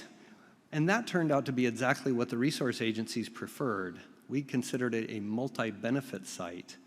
It provided long-term benefits that were considered valuable enough to offset the short-term impacts. It established the natural floodplain elevations along here at the bottom. It protected the existing berm, which is one of those goals that we've been talking about all the way along. There happens to be a bike trail, there's mature trees, and of course, as I said, the golf course. It also includes the in-stream woody material that I mentioned, and as a nice byproduct, you don't have to fall down the bank anymore to get to the water. You can just walk down there and maybe even have a picnic. And of course, we're revegetating with all kinds of native species. So I'll point out that this concept of engineering with nature, which I think is going to get addressed a little more by Hans, but it's something that's often misunderstood. It's though it's some kind of a magic formula that erases the need for normal engineering processes and concepts and just allows you to just go with the vegetation. Well, that's not exactly what it means. It's something more down the lines of do what you have to do with engineering concepts. If you can include bioengineering, that's great. Or maybe you do something like this, where you create a whole bunch of new habitat that's going to be more valuable, you replant it, and in the end, you've got a better habitat situation. So how's that doing in terms of the vegetation recovering? Well, this is Site 2-3. The pictures are actually taken from the Guy West Bridge. This was early this year, and this portion of the site was just revegetated last year, so it's had very little time, not even a full growing season to establish. Also, this was taken in late March, I believe it was, and just prior to that, we had had some high water. And remember, this is some pretty low elevations on those lower benches, so this was largely inundated on the lower slopes. And that's why you don't see a whole lot of growth by March. The upper portions, of course, had received lots of nice rain, and they began to recover nicely with grasses and so forth. So, is it a lush forest? No, didn't expect it the first year, but it is getting started. Another thing to notice here is there were a few spots, such as I'm illustrating in the upper right-hand picture. Boy, that's hard to see up there, I'm sorry.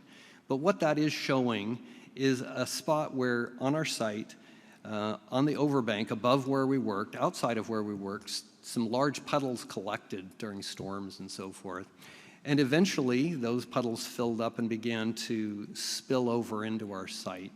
And as the water emptied over our site, well, as I said, this is a deformable design. It is relying on vegetation to hold a lot of it in place. The vegetation's not established. So we had some gullying and rilling and so forth that went through the site. Those things have been repaired. They're kind of to be expected, but it certainly doesn't mean the site failed. It means that we're still finishing it because the vegetation's got to get established. And that's true of any of our sites, you know, even in other places where we put a foot of soil over rock. The rock didn't fail, but that topsoil needs to be held in place by vegetation, which we're trying to grow. All right, moving downstream a little bit, this is around the campus commons area. The upper left picture is showing across the river. This happens to be opening day, by the way, of the golf course. It shows some nice vegetation starting in that area. The bottom right picture is actually standing on the golf course looking across that same area. Not quite as grand and glorious and tall as Contract 1. Contract 1, we brought in some kind of special soil and so forth, may have helped with the growing a little bit. This was largely native soil, but this is recovering well also. You may be able to notice that this line along the bank line along the edge of the water has already deformed a bit. In early 23, we had 35, I think it was up to 3,500 CFS come through there, and it did rearrange things a little bit right after construction. But that shows the design's doing what it was supposed to do. Nothing moves significantly. It doesn't look highly engineered like it did before, and everything's beginning to grow back in nicely. All right, Contract 2 also contained another site. We call it Site 2-2. This is up by Howe Avenue. It's a much shorter, smaller site, and it's a very different design. Let's have a look at that. The upper right-hand corner kind of gives you the picture. The footprint here goes underneath the Howe Avenue Bridge. But this design took advantage of the fact that the river's a little wider there.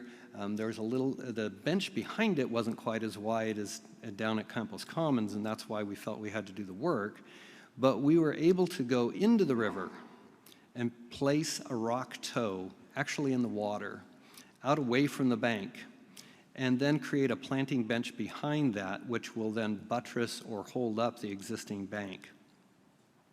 Once again, the high velocities tend to be out in the channel. So out here on the left side is where we're expecting the high velocities, and that's why this launchable rock is placed here to fall into any scour holes created by that high velocity water. The backfill then, as I said, buttresses the bank, and we like to think of this as a better representation of the work, most of the work that's going to be done upstream. Because in this case, the only area that we needed to affect for vegetation was right along this bank line. Stuff to the left was, quite frankly, in the water before, so there was nothing for us to come in and take out. The only area was right along this bank line. And in the right-hand picture, you can see during construction, the relaunchable rock toe was placed in the water. You can see some of the rocks sticking out. Every so often, we had to create these little things called tiebacks, just to make sure that the high-speed water didn't get behind the launchable rock and begin eroding the bank too much, so that would kind of disrupt it. But what this created was these big cells that we could take native material and place in there and create very large planting benches. So we're essentially creating new habitat that didn't exist before. So as I said, more similar, not the same, but more similar to what's upstream. I'd like to use this as kind of an interesting example. I know this picture has floated around somewhere showing what was purported to be great devastation caused by our work. But if we stop and think about it, most of what looks like great devastation was actually just the creation of new habitat that didn't exist before. And let me demonstrate how that is. This area on the right is the only area we actually had to impact in order to create this design. Yes, there were some trees along here. We tried to save as many of them as we could, but unfortunately many of them were over the edge of the bank line, hanging down in a condition where construction around them could be dangerous. And so we either knew we had to take them out, or when the contractor got there, they would say, I can't operate my equipment and my people underneath that. And so we would have a little powwow with all the right folks and perhaps give them authority to remove it. But that is really the limited area of our impacts. All the rest of this was created new. So this kind of information rather is misleading, and we're trying to get the truth out of this is the kind of thing we're going to be doing not only here, but upstream. Minimal impacts along the bank line and often creating new habitat. So how's this vegetation going? Well, once again, this has only had a little less than a year to get revegetated, so it doesn't look tremendous. You can see that that over here on the left side, the water's actually up into it a little bit, which is exactly the way design was intended. You can see the water's up into the in-stream woody material here, so it was good for the little salmonids. I actually saw this looking better last year after a short bit of time, so this is probably springing back to life pretty well. But once again, if you look at the other sites that we showed earlier, give it a couple of more years and you're going to start seeing all kinds of beautiful stuff. Another thing that's worth pointing out here, and I want to see if you can see it in this picture.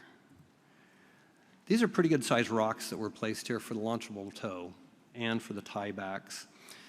A problem with those rocks is they do have voids in between them. Right? They're large angular rock, and if you try to walk over that, you can twist your ankle pretty good or break a leg even if you get in there. So one of the things that has been included in our designs now, and this may show it the best, is once we lay that rock down, if it's not buried completely under soil, such as it is along this edge, we come in and place what we call choke stone in there. So it's smaller stone all the way down to gravel size that gets placed in there, and it becomes, well, not quite a beach, but something close to it in the sense that you can get out and walk along it. Makes it much more accessible, and we think that's worked out very, very well. And you can see that a little bit in this picture as well. All right, Contract 3A. Contract 3A is at that site down by the I-80 bridge that we had that big washout, and it scared so many people. Even Mr. Countryman referred to it earlier. This is actually an area where just downstream of it, oh, actually the next picture will show you. Just downstream of it, there was an old Site 2 that was built, and just upstream of it, there is an old Site 3. So we're going in between where there was a repair, and we're updating it to modern standards. And this is actually starting right now. We're just about finished with mobilization, and next month we'll start placing material.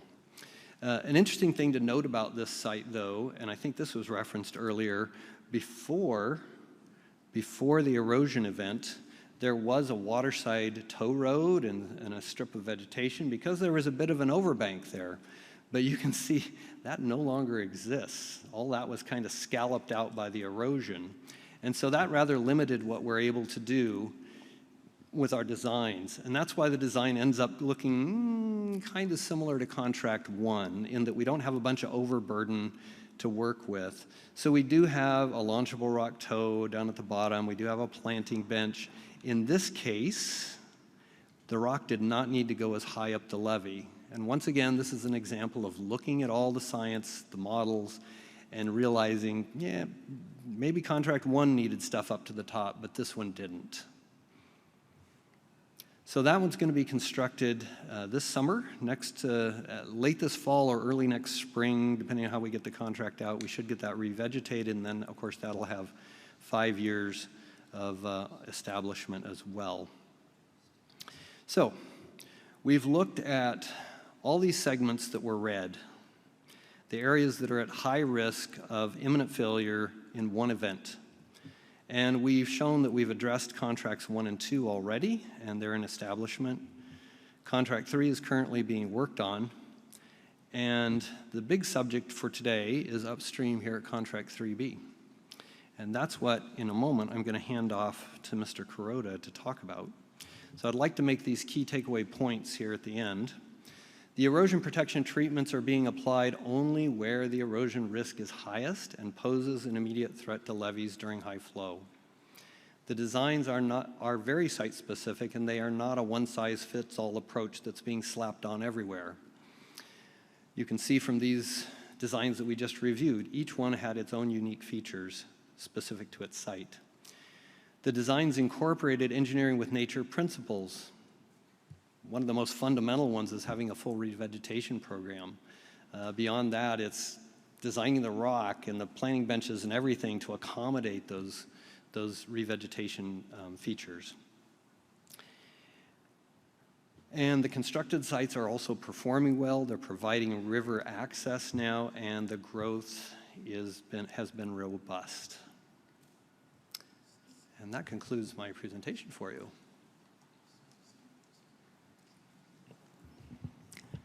Thank you.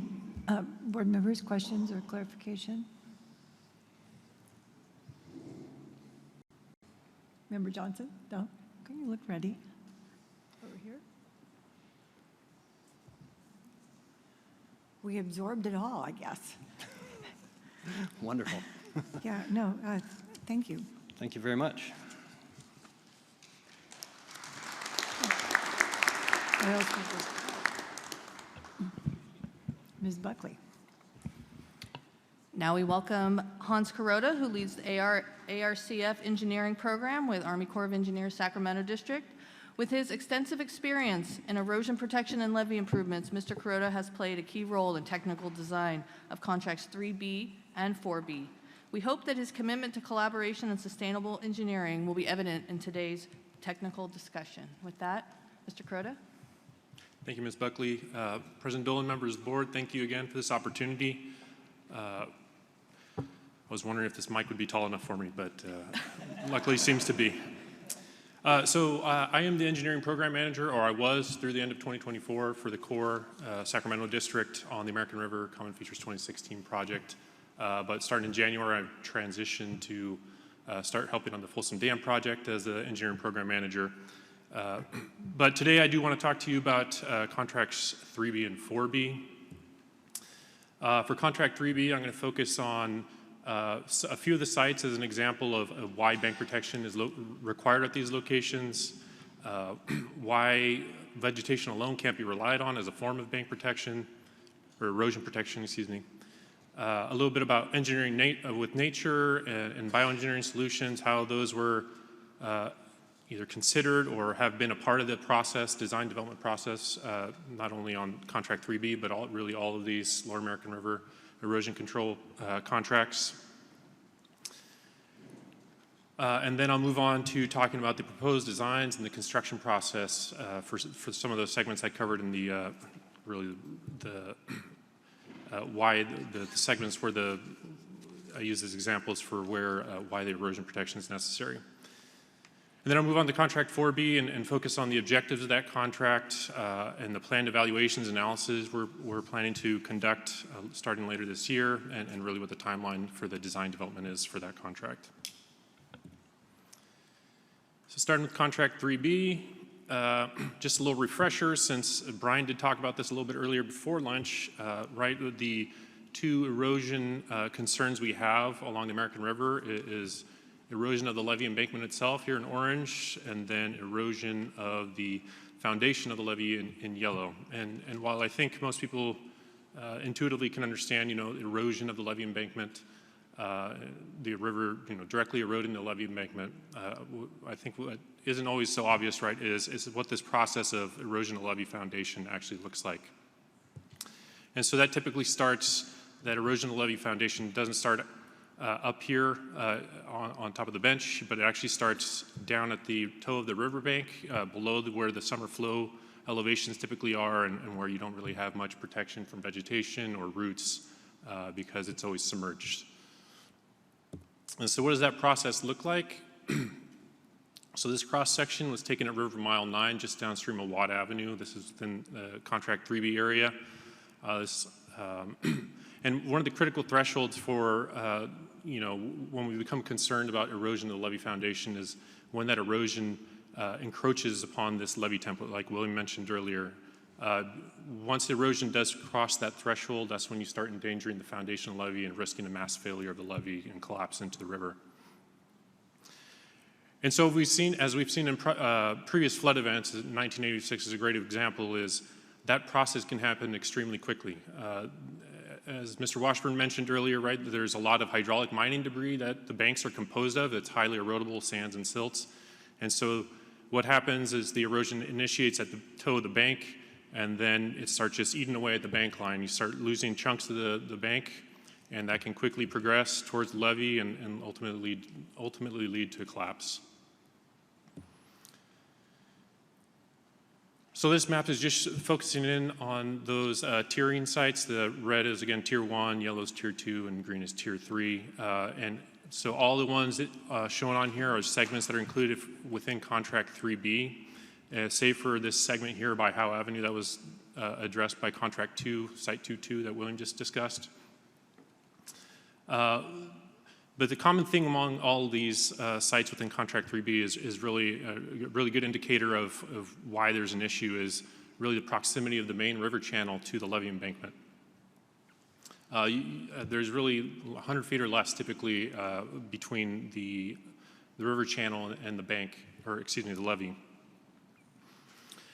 And so I'm going to go through a couple of these segments for you all to kind of walk through why they were determined to be at high risk, compromising the levee during a flood event.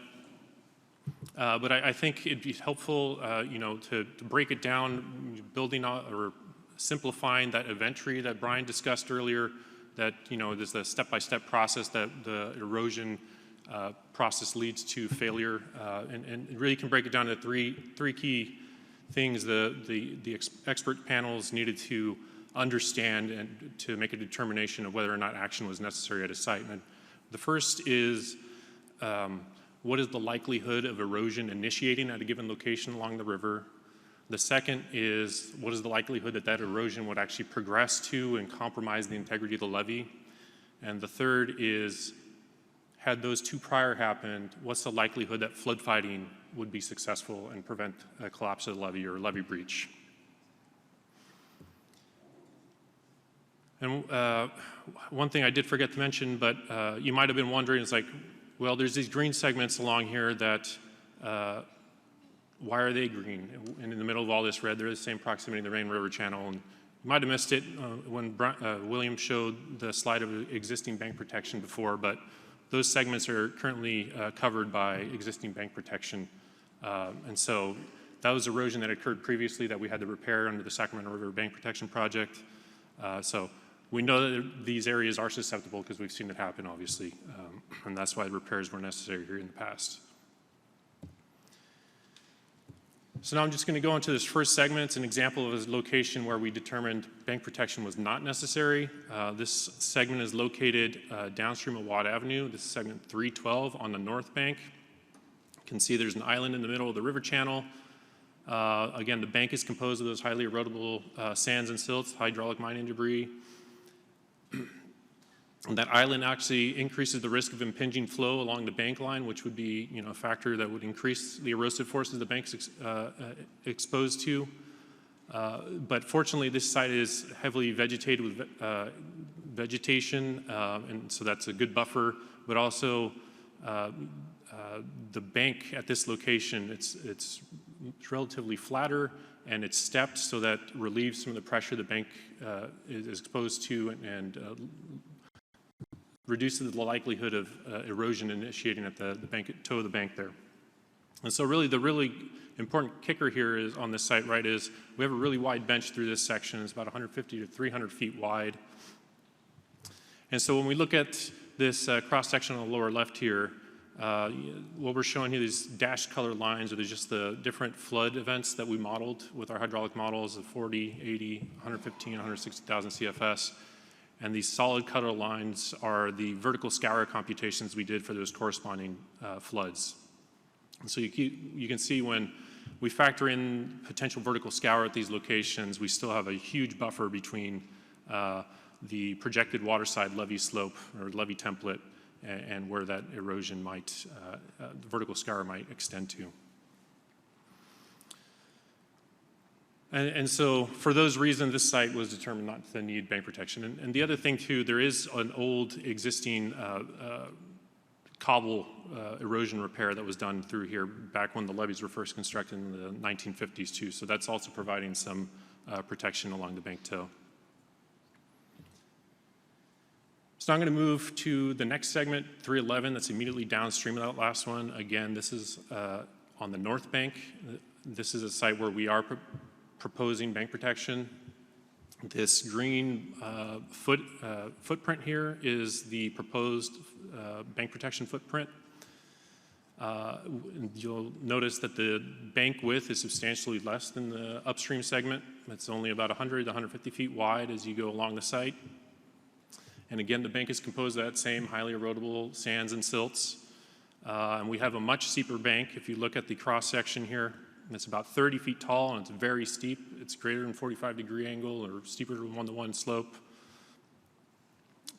And we actually, in 2017, we actually saw erosion happening, and there was actually some trees lost during that flood event, which is about an 82,000 CFS flood event, so half of our design flood event. And you can see on this velocity plot here, this heat map, while there's blues, the slow velocities are the blues with the 0 to 3 feet per second. The greens are about 4 or 5 feet per second. Yellows 6 feet per second. And orange and reds are about 8 feet per second or higher. When we look at the toe of the bank where there isn't much existing vegetation just above the water, it's mostly just grass along the section. There's some trees, but not substantial presence like the previous segment. When you look at those velocities at that toe of the bank where it doesn't have any protection from vegetation, this upper cross section is again just showing the water surface profiles, but if you want to understand what the velocities are at the toe of the bank, you can just draw a line vertically down. Well, that one went up, but going vertically down to the corresponding flood event. And so red is 160,000 CFS and gives you about 6 feet per second at the toe of the bank, right? So that's considered erodible velocities for that highly erodible material. And so for the first question is, what's the likelihood of erosion initiating at this location? Very high. And so because of that narrow proximity or close proximity of the main river channel and the composition of highly erodible material of the bank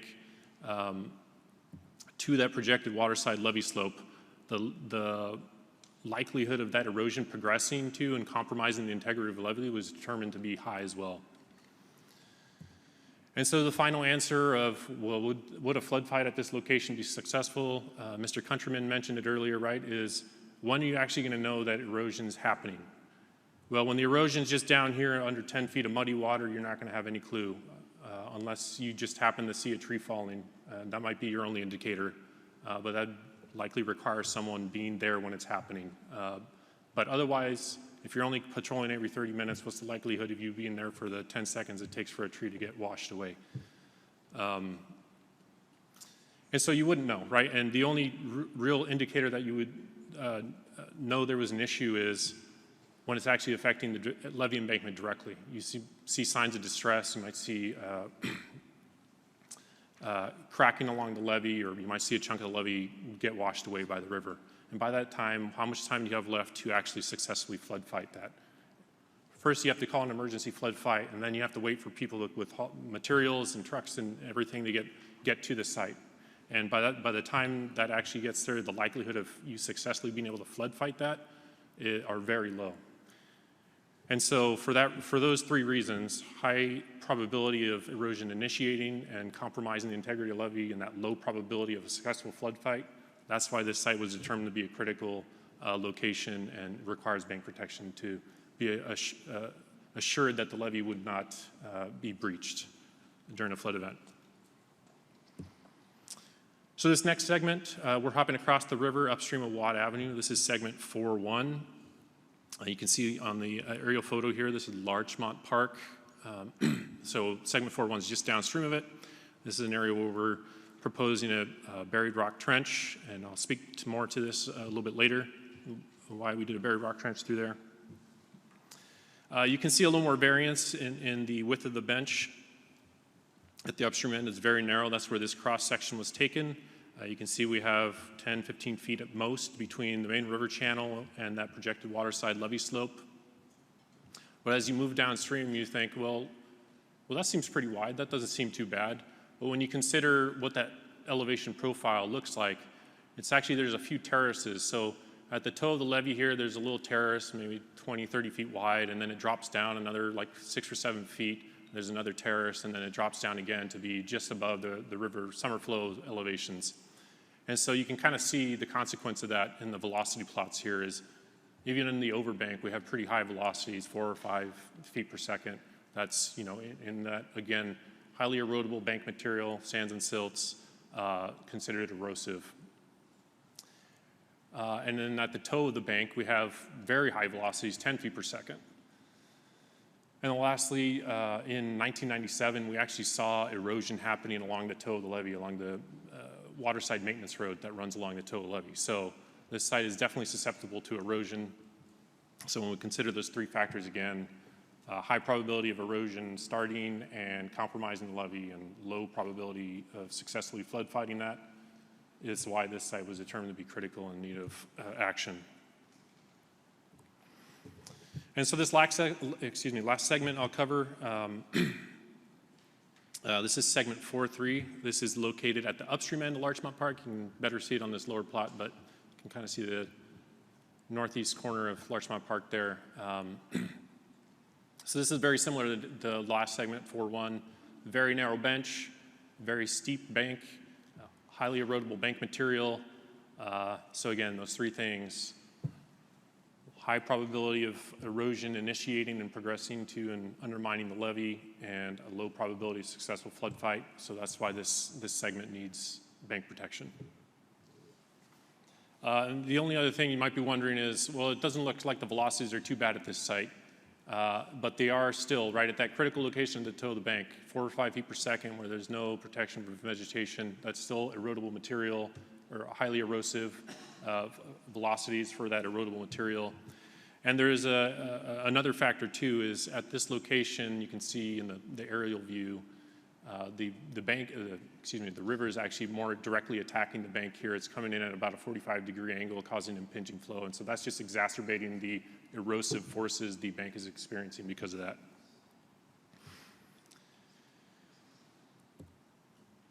Okay, so this begs a question. We've heard this a lot from the community and the public, that, well, vegetation definitely provides benefits, and we agree with that. It definitely does provide benefits along the river. You know, it can definitely, in thick strands, can alter flow patterns, and if those dense vegetation is near the levee, it can push the water away from the levee. The vegetation's roots can mechanically bind soil particles and stimulate development of biological soil binders that increase the erosion resistance of the soil. Vegetation also provides water quality and soil function benefits as well. And so we're actually relying on vegetation, as William mentioned earlier, right, to help stabilize the bank, ensure that the bank doesn't move too much. At Contract 2, the Campus Commons area where we did that large excavation. But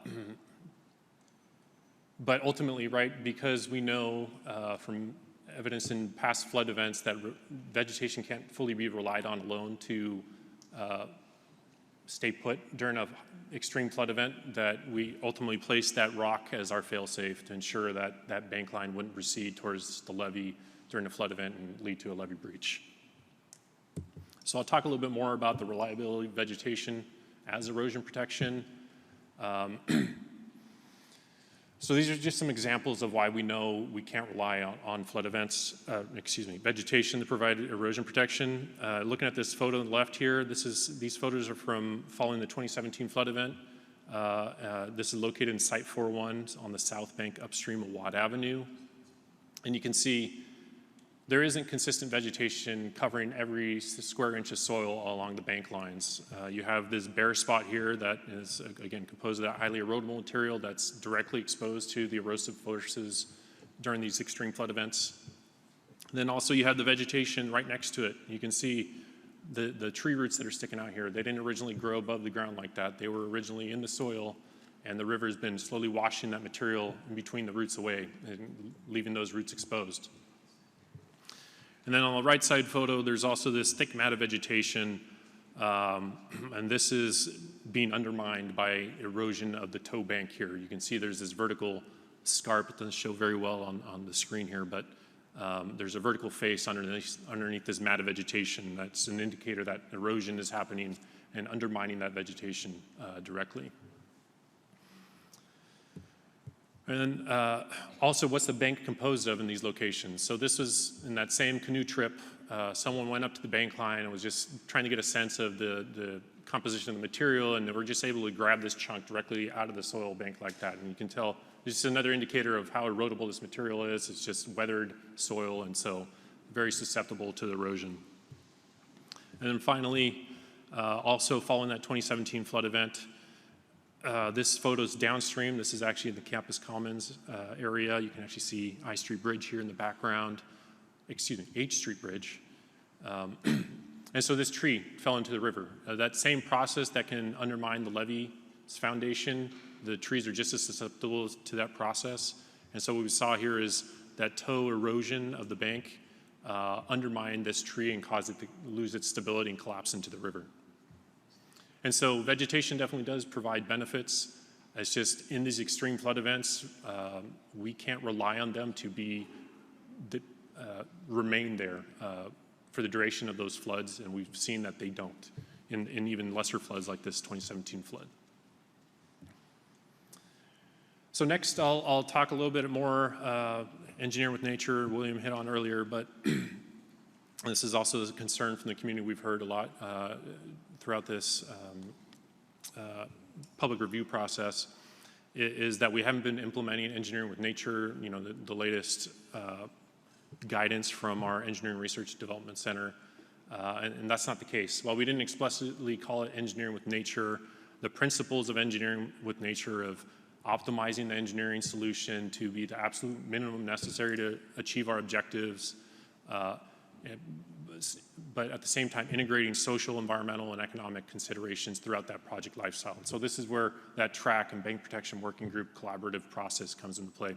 And the key thing about that collaborative process, it's supposed to be science-based, based on knowledge gained through the scientific process and understanding of how things will work and can be relied on to work.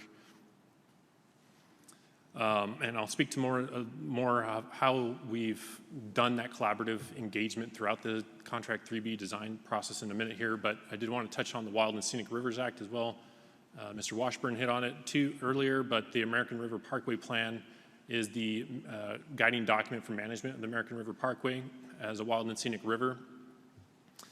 And that includes in it that preventative or proactive approach to erosion control.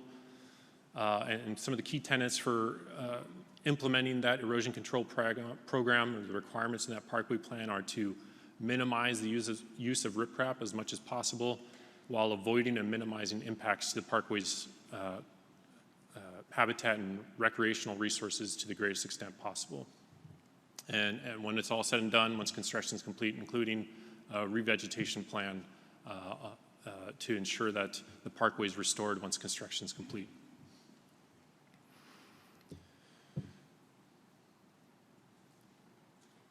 So really our design philosophy and our criteria have been molded around the requirements of the American River Parkway Plan and the Wild and Scenic Rivers Act, while by employing engineering with nature principles. But ultimately, right, our key objective here is to reduce the erosion flood risk, as the Colonel said earlier. And so we can't compromise on that final objective, but we're doing our best. We've done our best. We've worked with all the expertise, not only in the engineering community, but with the resource agencies, environmental community, to balance all the needs for these various stakeholders,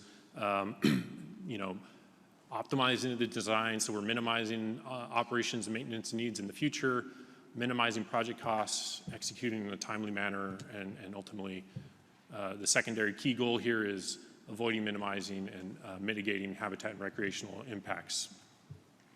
And so that's for contract 3B, that's been about a 5-year process starting in 2020 at this point. And there's been a large team that has developed this design over the last 5 years. It's been composed of 104 designers and reviewers, including USACE team members or partner experts, and also, like I said, inclusion of the track and in that design development process along the way. And so the key thing, right, is contract 3B at this point, it is at its minimum footprint that we can stand behind it as engineers and say, we're meeting our flood risk reduction objectives. The levee system will be able to safely convey that 160,000 CFS flood event. And if we were to reduce the footprint any further, that would not only compromise levee safety, but also dam safety. So all those improvements we're constructing and have constructed at Folsom Dam, they're all contingent. Being able to realize the benefits of all those improvements are contingent upon us being able to safely convey 160,000 CFS flood event down the American River levees. And so if we can't convey that because we haven't implemented this required erosion bank protection, we're putting the dam at a higher risk of either going to a higher uncontrolled release that exceeds the capacity of the levees and causing much more devastation to the community, or increases the dam itself overtopping, which would be the worst case thing, the last thing we want to see.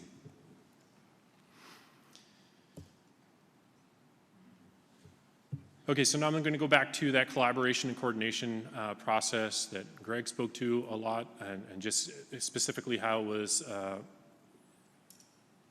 approached and implemented in Contract 3B's design development process. So just a list of key groups we worked with throughout the design process, and I won't list them all, but there's the Wild and Scenic River Act working group where we worked with our sponsors, National Park Service, county parks, National Marine Fisheries Service, U.S. Fish and Wildlife Service, and others as is needed. There's the Lower American River Task Force, the Bank Protection Working Group, and the TRAC, the Technical Resources Advisory Committee. There's also, we coordinated with the Engineering Research and Development Center, ERDIC. They were actually part of the review team as we developed these designs. And then there's, these other meetings, resource agency meetings, American River Parkway Association, and the Recreation and Park Commission. And so I will point your attention to that star and triangle, the Bank Protection Working Group and Technical Resources. Just keep that in mind for this next slide here. It's kind of just a timeline of the collaboration process throughout design development. So this timeline, this blue bar here is just showing, when we started Contract 3B way back in 2020, all the way through present day. And you can see these triangles and stars here. Those are the different meetings we held with the TRAC throughout that design development process, and with the TRAC and the Bank Protection Working Group. And so just some key things, right? In total, there's been so far about 16 meetings with the TRAC and looks like 7 Bank Protection Working Group meetings throughout present, all the way up to the end of 2024. So a couple of key things to hone in on, right, is that design development or alternatives analysis design or a process that was completed in about 2020. That's where the TRAC developed some bank protection alternatives for Contract 3B. We hit that in February 2020.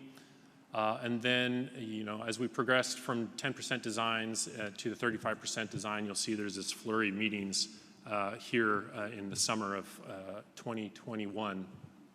And so what happened there is when we finalized the 35% design and sent it out to our reviewers, this is where the resource agencies actually and Park Services actually said, like, well, your guys' 35% design, this is too much. This is causing too many impacts to the parkway, and we cannot accept this design as it is. And so the team put things on hold, and these flurry of meetings are actually design charrette that we held with those resource agencies and the TRAC, through the TRAC, and went back to the drawing boards and said, okay, well, how can we meet our erosion protection objectives here and cause fewer impacts to the parkway? And so part of the reason we were able to do that is actually at that time, it was serendipitous timing, is the benefits of Contract 2 and the Sacramento Weir widening actually became better understood. And so when our hydraulic modeling for the overall American River system factored in the near final Contract 2 design, where we're opening up that choke point by Campus Commons, and the Sacramento Weir is lowering water surfaces along the American River. It actually caused about a ½ a foot decrease in water surface elevations in the Contract 3B area upstream of Watt Avenue. And so previously we'd been constrained to no increased risk to overtopping. Then we suddenly had a ½ a foot of play, right? The water surface dropped ½ a feet, so our designs could be shifted from more buried rock trench to more work erosion bank protection in the main river channel, and we were able to absorb it with that ½ foot gain we got from the weir in Contract 2, and still say we're not increasing the flood risk to from overtopping. And so really the other key thing about this timeline is just, it wasn't just in the beginning that we were involving the track and getting their input right. It was an iterative process. We started with the proposed alternatives that they gave us, and then we implemented that into a 35% design, went back to the drawing boards, and then came back at 65% design. Here's the revised design that's reflective of the design we have now. And then again at the next the 95 and finally 100% review or design milestones, we kept going back to them for input and assuring that they're all on board with the proposed designs. Okay, so that was a lot of build-up. So what is actually included in Contract 3B in terms of the proposed bank protection? Well, really, we're employing 3 different forms of bank protection or a combination thereof. So on the left here, this is just rock slope protection, armoring the levee when we have to deal with an erosion risk to the levee embankment itself, or sometimes too, the buried rock trench is utilized to provide some protection to the levee embankment. But then these 2 alternatives on the right here, there's the launchable rock toe in the river channel with a planting bench to protect the foundational levee, prevent that erosion initiating at the toe of the bank. And also for the foundational levee, we use the buried rock trench. And so William hit on it earlier, right, is with the buried rock trench and this launchable rock toe, it's right, is for the buried rock trench at least, if that erosion were to initiate and eat into this bank, this rock would collapse and basically armor the foundational levee. And for this launchable rock toe, it's the same thing. It's just preventing the erosion from progressing at all into the bank line. And really the main benefit, and this is most representative of what's included in Contract 3B, this launchable rock toe, is it not only protects the foundation of the levee, but it also protects the bank and the existing vegetation that's on that bank, commensurate with what's the requirements of the American River Parkway Plan. And also, with this option, we're putting in a planting bench in what's currently underwater. So we're adding new habitat space by constructing these launchable rock toes with planting bench. And so you might be wondering, we've heard concerns that we never considered bioengineering alternatives, and we actually did as part of Contract 2 design, the repair that was constructed at Howe Avenue. One of the alternatives considered at a 10% design phase is this log crib wall. It's basically, instead of those rock cells that we did at Contract 2, it's constructing those cells using large logs. And this was actually not the preferred alternative from the resource agencies because, one, not only are we having to use rock still to anchor those giant logs in place and ensure they're not going to float up during a flood, but we're also having to do a lot more excavation to tie those logs into the bank and ensure that the erosion doesn't outflank the bank protection. And really the real kicker for the resource agencies and why they did not prefer this alternative is the longevity of these designs.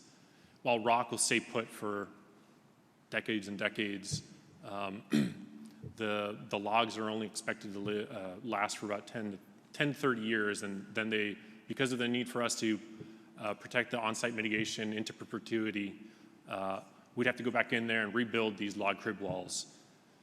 And so what's going to happen when you have to do that? You're going to have to tear up the site all again. You'd be disturbing all that on-site mitigation, and that was a big no-no for the resource agencies. They just wanted one fix that would stay put and would protect the on-site mitigation into perpetuity, which was the launchable rock tow solution.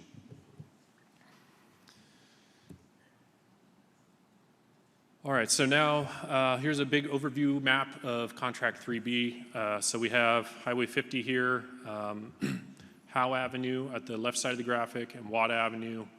And there's 3 main sites. So in between Howe and Watt Avenue on the north bank, this is Site 3-1 in green. It has segments 3-9 and 3-11. And you notice 3-9 has not only a launchable rock tow within the main river channel at the toe of the bank, but also there's this green blob here in the levee. Because of the influence of Howe Avenue Bridge, velocities along the levee are higher, so we have to armor that section of the levee to ensure that the levee embankment itself isn't eroded during a flood event.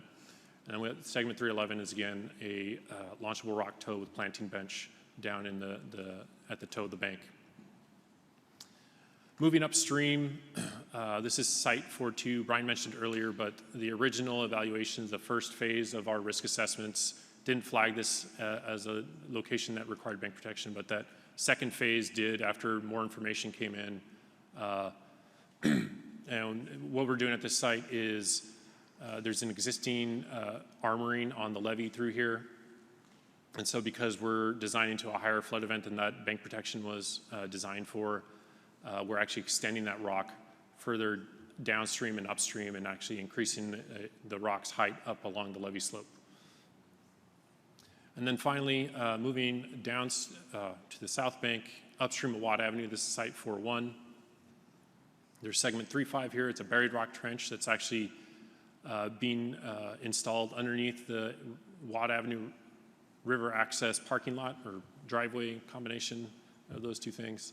And also armoring the slope of the levee. Again, Watt Avenue Bridge is increasing velocities along the levee here, so we're armoring the slope of the levee here as well. There's segment 3-6. This is the one section that's going to be, it's a short segment, about 600 feet, that's going to be more akin to what Contract 1 was. There's really no existing bank left at this location, and so that forces us to do rock slope protection and launchable rock tow from the river channel all the way up to near the crown of the levee because we have no berm left to work with. And as we move up to segment 3-8, this is a launchable rock tow with planting bench. I hit on it earlier, but 4-1 is a buried rock trench segment, and segment 4-3 is launchable rock tow. And that's out of sequence, but so this is just a table showing what failure mechanisms we're addressing with all these bank repairs, right? So 3-9 and 3-11, for the vast majority, they're all protecting against erosion of the foundation of the levee. And there's a few sites, segment 3-9 and site 4-2, 3-5 and 3-6 that have some rock slope protection along the levee slope. Okay, so how do we develop these designs and ensure that we're minimizing impacts to the parkway? Well, like I said, the launchable rock tow with planting bench is typically the most common type of repair we're constructing, and that minimizes impacts because we're constructing down here at the river's edge. There is some impacts to the vegetation that's low down here, but all this vegetation on the overbank and near the levee is being protected in place. And then when we're considering the construction impacts, I'll speak to it more, but haul routes and access points were designated so that there's minimal access or driving of haul vehicles on this overbank area through this vegetation. There was access ramps constructed at locations where there's no or minimal impacts to vegetation to get down to the riverbank's edge. And then ultimately, right, the last requirement of the American River Parkway Plan is revegetation. So this brightly colored vegetation is where we're going to be planting or replanting the site after construction is completed. And again, this faded vegetation is the vegetation that we're protecting in place during construction. So now I'm just gonna, those 3 segments I spoke to earlier about the risk assessment process and why they needed repairs, I'm just gonna go through those to give you a sense of what those designs look like. So starting on Site 3-1, downstream of Watt Avenue on the north bank, segment 311, You can see on this map here, these blue footprints, these are the proposed bank protection footprints, and this is the same for segment 3-9. This orange line work is the temporary construction easement we need for the contractor to be able to build these sites. And all these green circles and dots, those are all the trees that we're going to be protecting and preserving in place, so they won't be impacted by construction. And so this yellow line here, this is just the cross-section taken in segment 311 that I'll flip to now, and to give you a sense of what that design actually looks like. So this upper cross-section is, you can't really see it, but the levee's right here behind the video feed here. But just to give you a sense of the proximity of this bank protection footprint to the levee prism, right? So zooming in here, just focusing in on the proposed design, it's a launchable rock trench. So again, the amount of rock that is necessary here is, one, to be able to build this planting bench, right, get above or near the surface of the summer flow elevations, but also to provide that long-term scour protection, ensure that the river doesn't undercut this design and just erode underneath it and whatnot, so that it would collapse into any scour hole that develops here. So that volume of rock is determined based on those scour computations we did when assessing the erosion risk in these locations. And so again, the brightly colored vegetation is the planned plantings that we'll be installing on the site post-construction, and this faded vegetation is the existing vegetation that we're protecting in place, along with the bike trail, which will be remaining open throughout construction and this segment, save for a few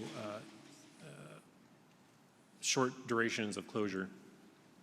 And so you might be wondering, well, what if we'd done the buried rock trench alternative through here? Would that have been better? Would we have been saving more vegetation along the bank line than we are saving on the crest, the overbank?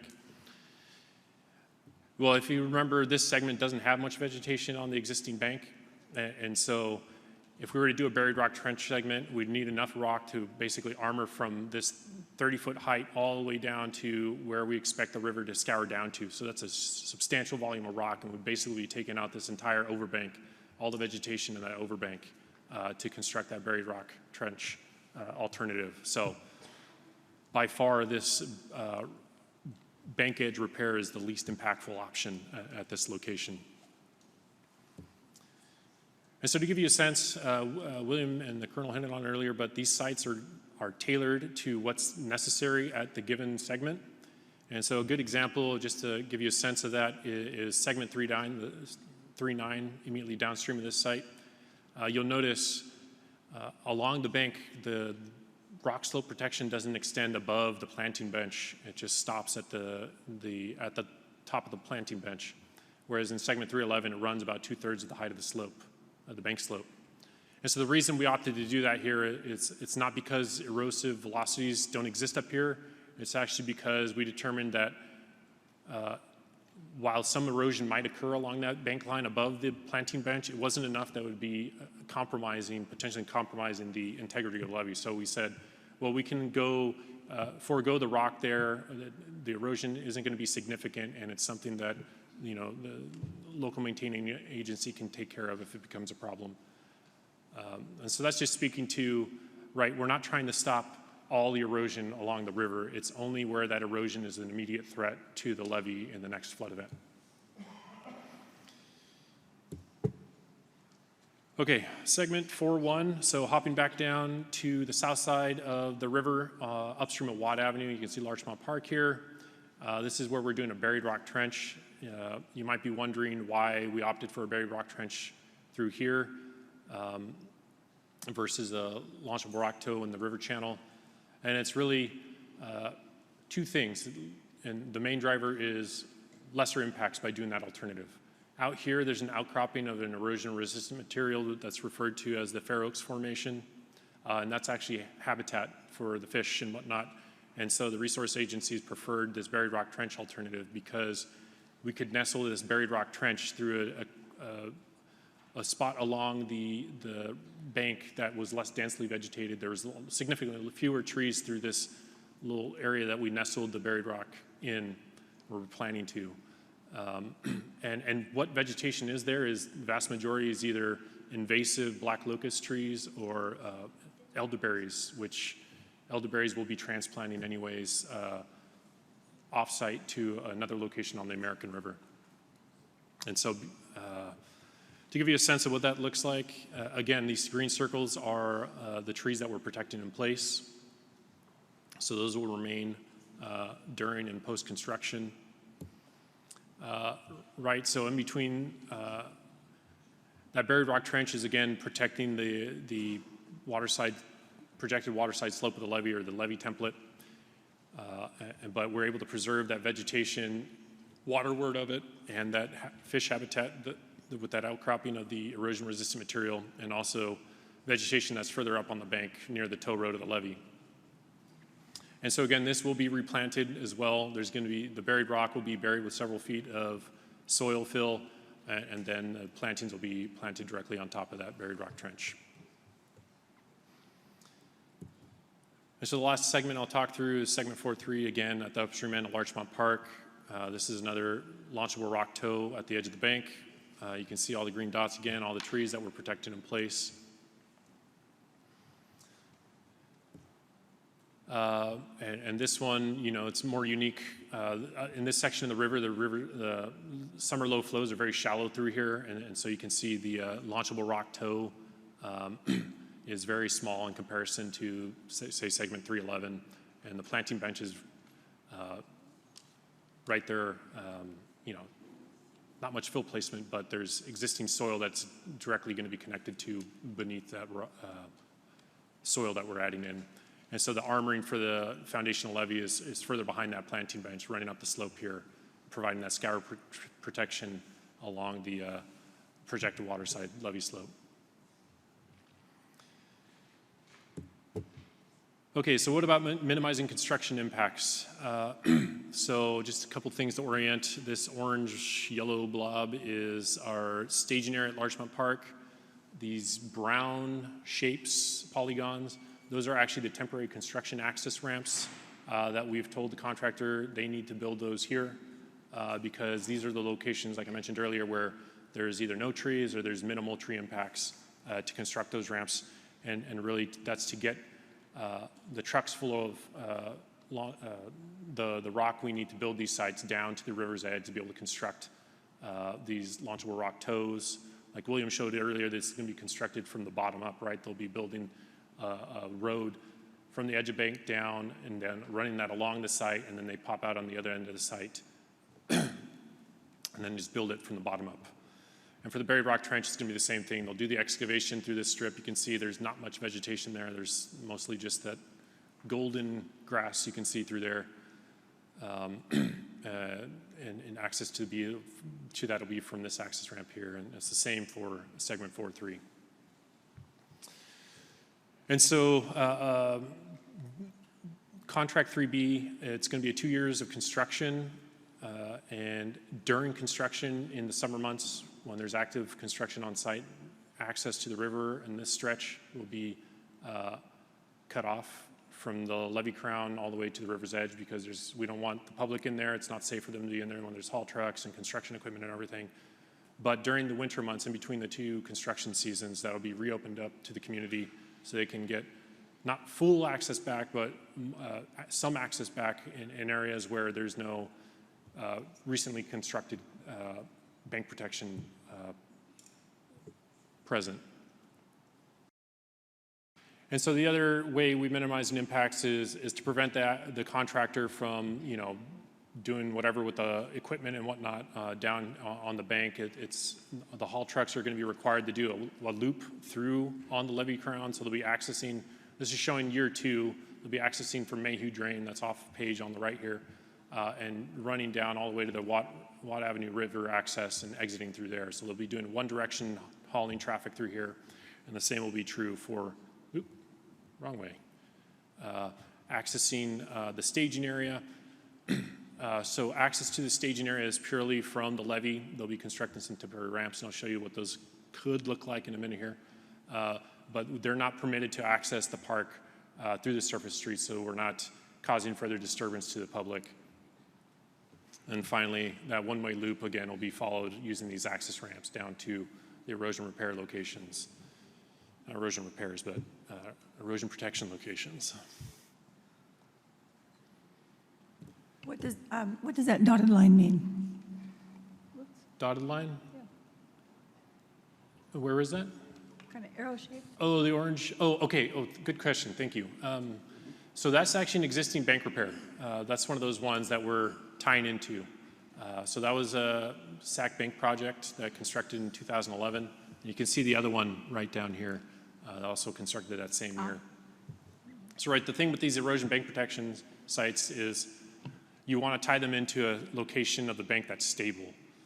Well, we know this bank is all composed of hydraulic mining debris that's highly erodible, so there's really no good place to tie into and say erosion won't happen at the upstream end and just work its way behind that repair and completely undo all the work that we did constructing these bank sites. So that's why we're tying into these existing bank repairs, because we know that the river's not going to be able to work its way behind those older bank protection projects. And that, I don't know if you noticed it earlier, but this segment 4.1 has these little fingers sticking out here. Those are actually tiebacks. And that's that same process. You remember the velocity plots through here. This is where there's several terraces. The velocities up here are higher, right? So those tiebacks are tying us the bank repair to, not bank repair, but buried rock trench to a location where the velocities are no longer erosive, right? So the river isn't going to work its way above and behind that buried rock trench and completely undermine that bank protection site. So same concept as why we're tying into those existing bank repairs.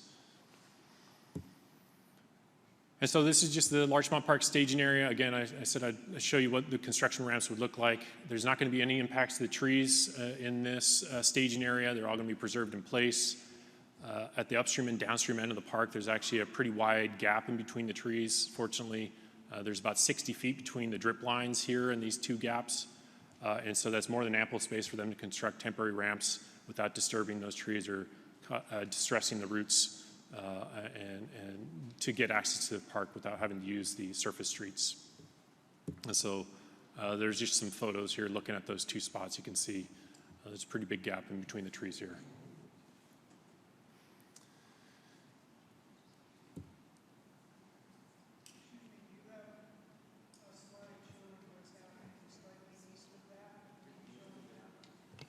Sir, Sorry, could you ask that again? who are you? Okay. Okay, we'll get to your question.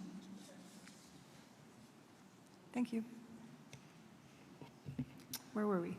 So I don't know why there's this table here. Let me just get rid of this, but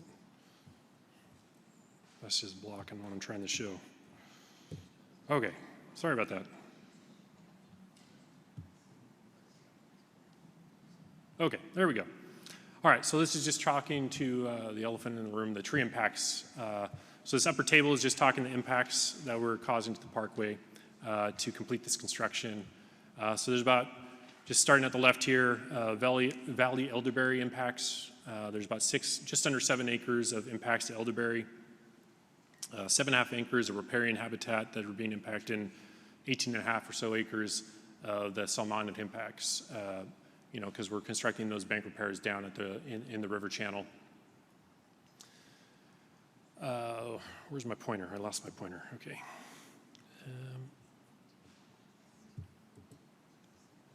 Okay, so on the right side of the table, this is tree impacts.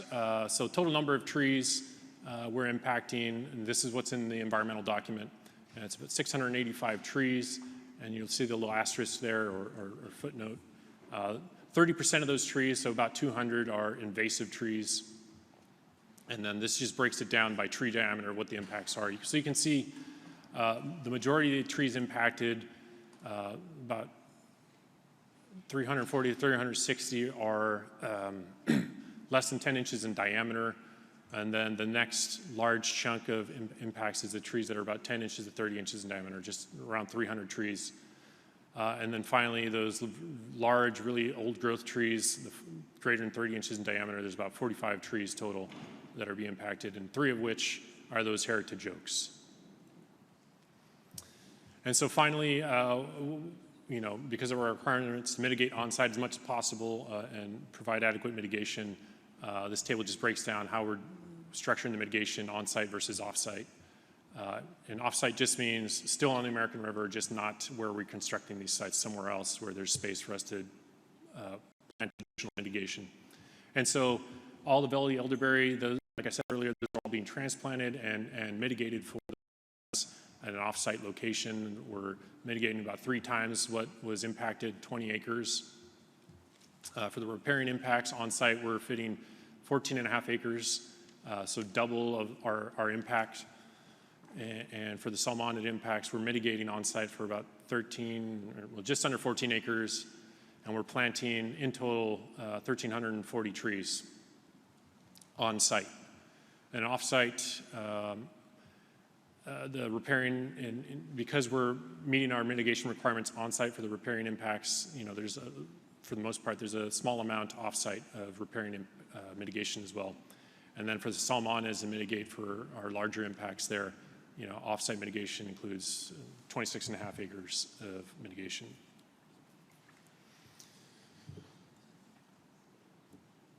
Okay, and so finally, the last thing I want to show, and really what we're asking the public to understand and realize, and it's been hit on earlier, right, is what the on-site mitigations need is time to reestablish and grow to become the beautiful forest that we know can be accomplished or achieved on these bank protection sites. So this is just a timeline of Site 3.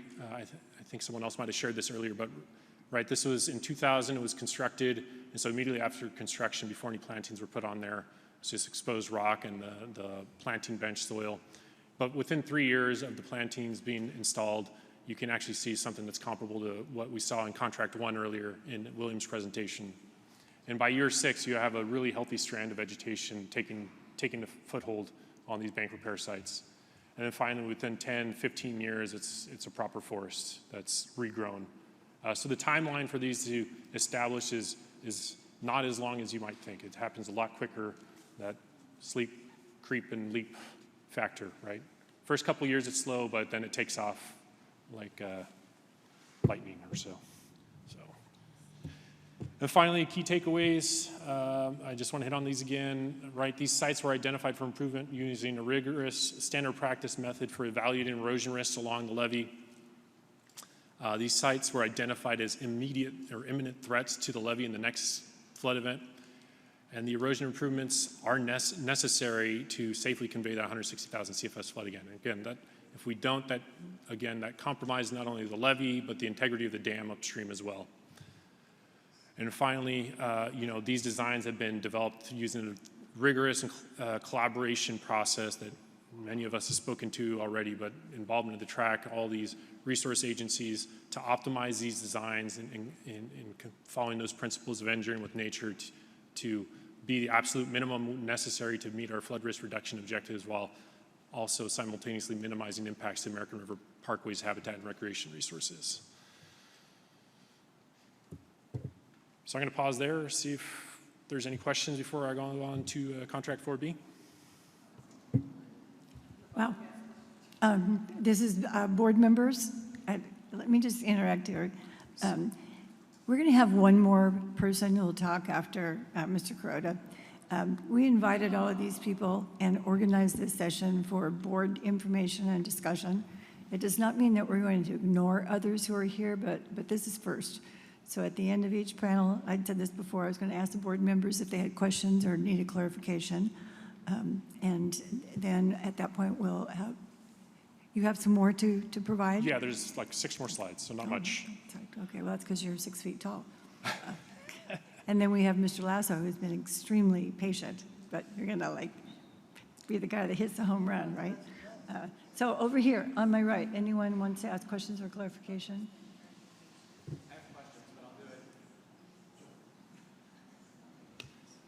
I have questions, but I think if you do your 6 slides and then we take questions, that might be better.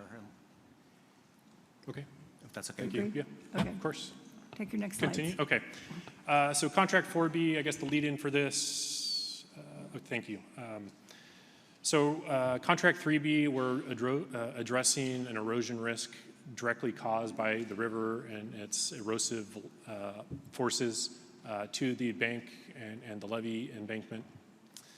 Contract 4B is addressing a slightly different risk, and it's dealing with some trees that are growing on or near the levee embankment, and those trees are acting as an obstruction to the flow. So it's an identified risk that I'll speak to more in a little bit here, but so if you look at this photo on the right, you can see those trees that are growing on the levee embankment, and those are the trees that have been determined to be an immediate risk to the levee, or there's a few trees so far that have been identified as an immediate risk to the levee. We're still in the design or the evaluation phase under this contract, but really, I think that it brings up the concern about vegetation-free zone policy, and that's not what this contract is about. It's actually in compliance with what our authorizing document says, is that we're not going to be enforcing the vegetation-free zone policy under this project. We're dealing non-compliant trees with that vegetation-free zone are the responsibility of the non-federal sponsor, and DWR and SAFEGA and the local maintainers actually have a really thorough process for monitoring and dealing with any trees that might become a problem to the flood control system. So under the ARCF 16 project, we're only removing trees that are within the construction footprint, and that doesn't mean that all trees within the construction are being impacted, but it's only the trees that are necessary to construct the erosion protection projects that we need to construct to protect the levee's integrity and the community. But also any trees that are determined to pose an immediate risk to the levee. And I underline that because that's what contract 4B is trying to evaluate and understand. But ultimately the goal of contract 4B is to preserve these trees that are on or near the levee, if at all possible.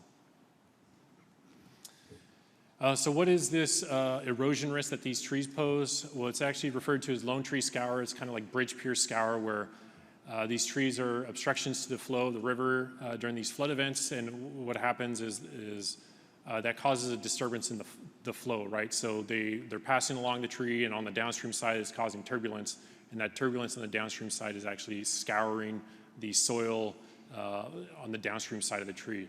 And we've seen this happen both on the American River and other rivers as well. So this photo on the left is taken following the 1986 flood, and you can see this large plume of erosion happened on the downstream side of this tree, right? We're dealing with highly erodible material. It's a very large plume of erosion that developed on the downstream side of that tree. Whereas this photo on the right, this is on the Big Sioux River in South Dakota. This actually happened last year. And you can see while the scour hole was much smaller, it looks like this is a much more erosion-resistant soil. It looks like a clays or something like that. So that's why this hole is likely so much smaller compared to the 86 flood on the American River.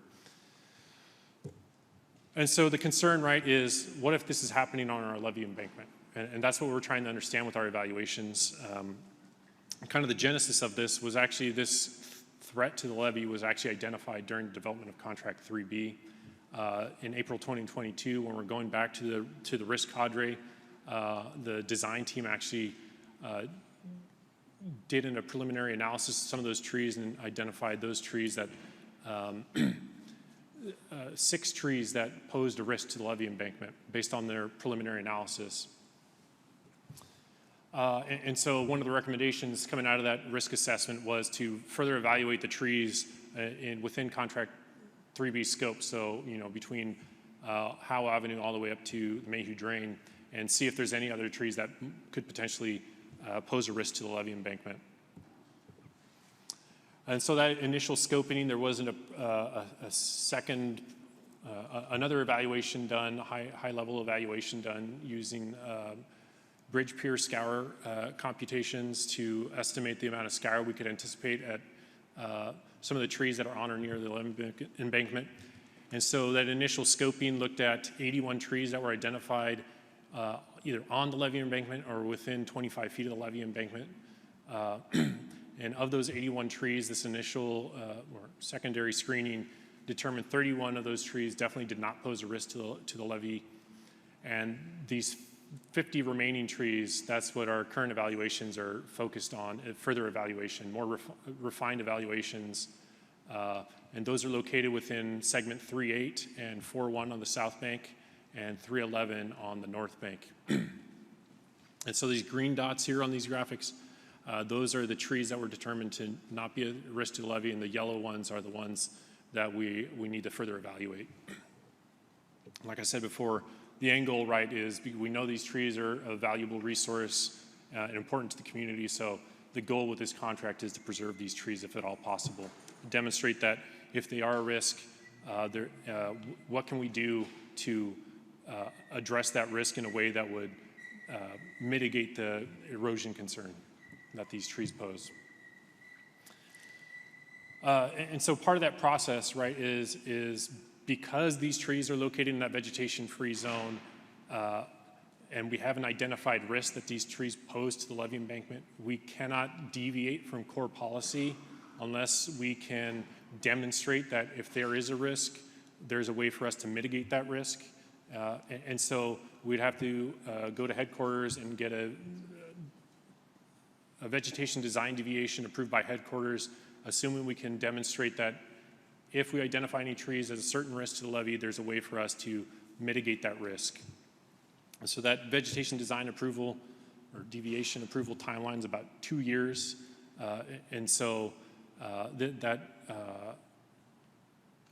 request would be developed concurrently with the typical design development process. So, you know, a typical design development process is about 2 years. So we wouldn't be adding any additional time to the schedule to better understand and develop designs for this. So the next steps for contract 4B is, like I said, we just have the preliminary analysis done.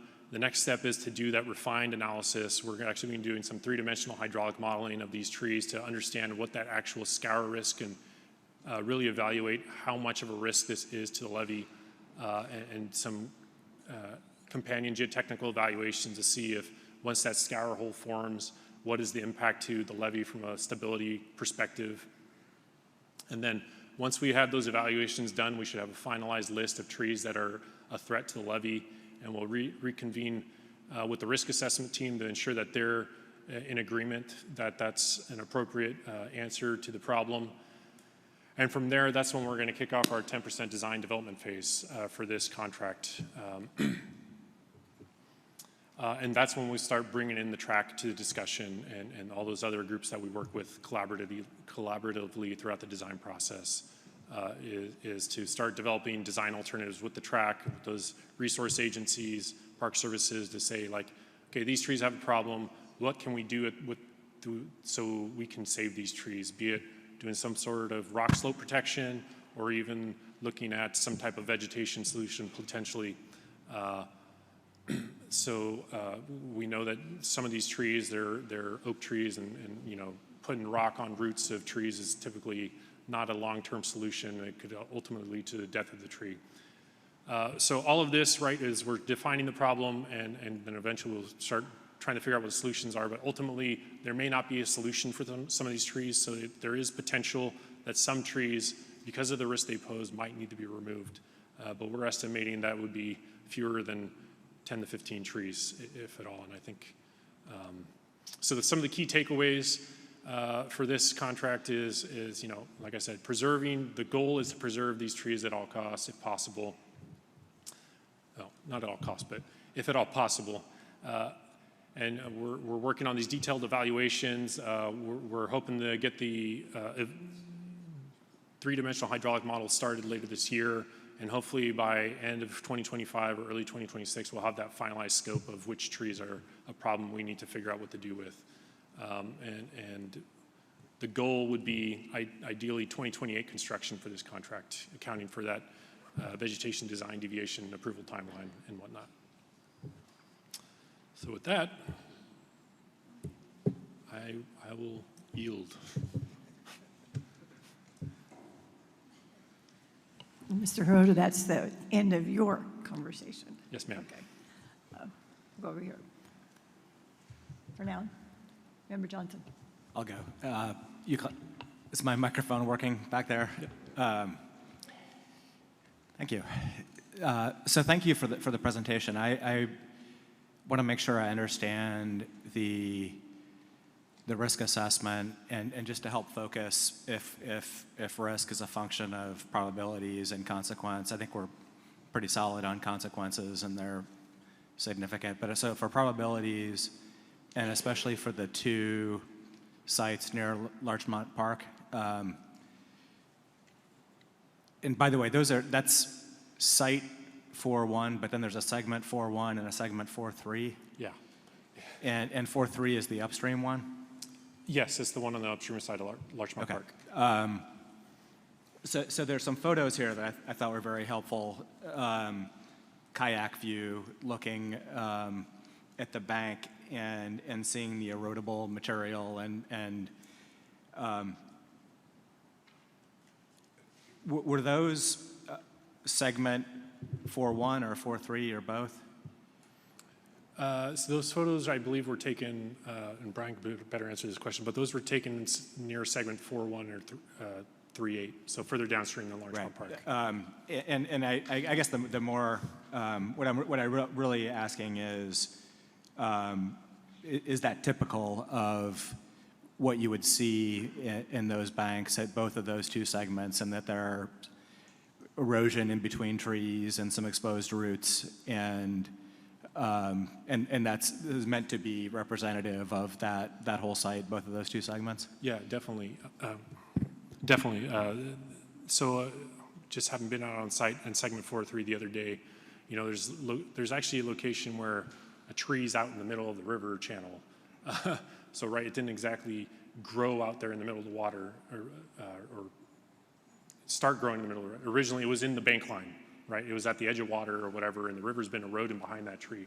And so you can, you know, it's just speaking to that erodible material, and you know, there is definitely gaps in the vegetation through that segment as well.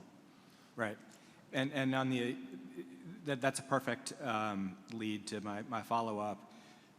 In the erosion event tree, I take it from the cross sections that the issue, one of the key issues for both of those sites is that the river's very close to the levee prism at a whole range of flows.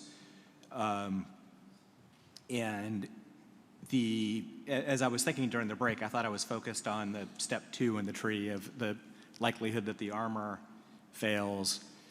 But I wonder, like, to what extent is there armor at those two sites? Or are we looking at other steps farther down in the event tree?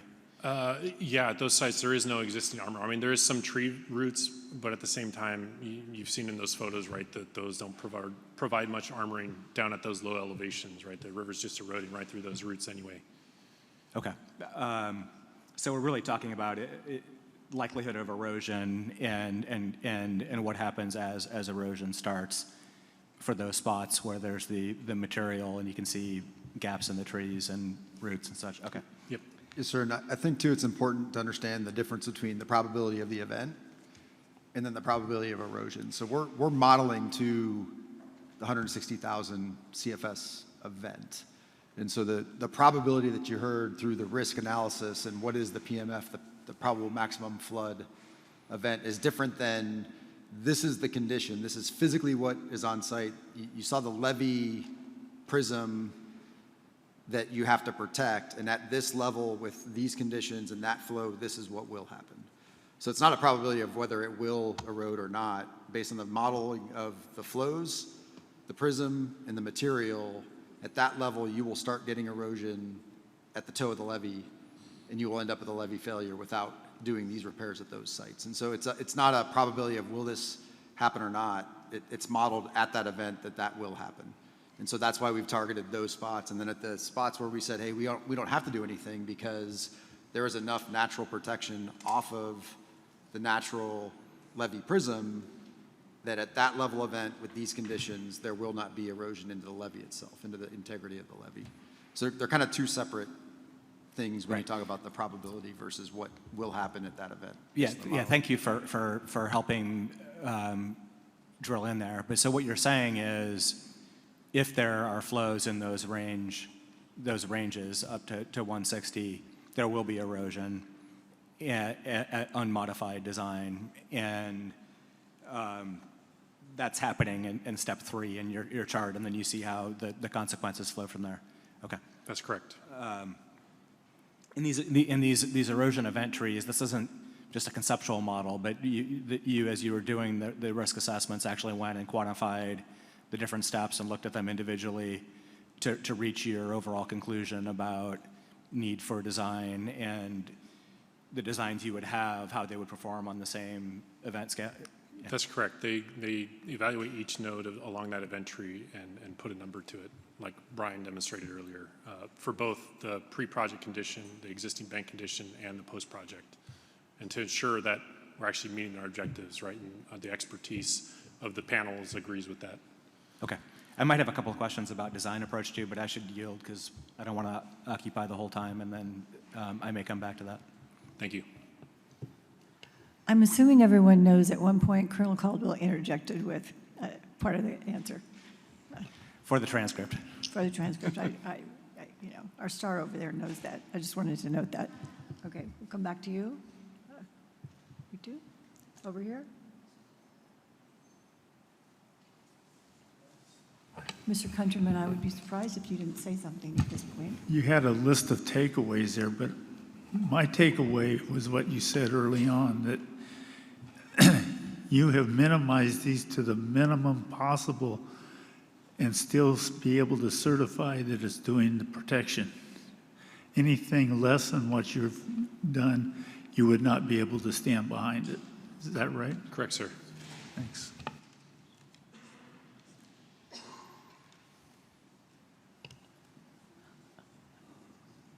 Back to you, Member Johnson. Looks like no one else popped up.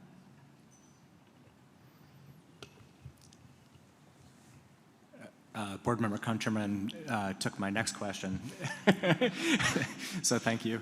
I wonder if one of you, I don't know if it's any you or the two people who preceded you, could characterize a little bit the discussions with the resource agencies as you were going for something that meets the test that Joe asked about, being able to certify that it would provide the protection and had minimal impact, maximum benefit habitat-wise, how that back and forth worked a little bit, and what the resource agencies were telling you about those two segments at Site 441. Right, so the engineering contribution would be the volume of rock that we need to put out there and really we're working with the track and the resource agencies that were part of the track to how can we configure that rock in a way that we could maximize the planting area, how best to configure it so the bench is as wide as it possibly can be, and what best vegetation would, establish in that kind of condition and whatnot. But I don't know if there's anything, William or Brian, you want to add? Yeah, this is Brian Worth, NHC. There's a lot of design nuance to that. The resource agencies, I think, number one, minimize your impacts. Number two, if you're going to have impacts, put something back that's going to last, that we have confidence in.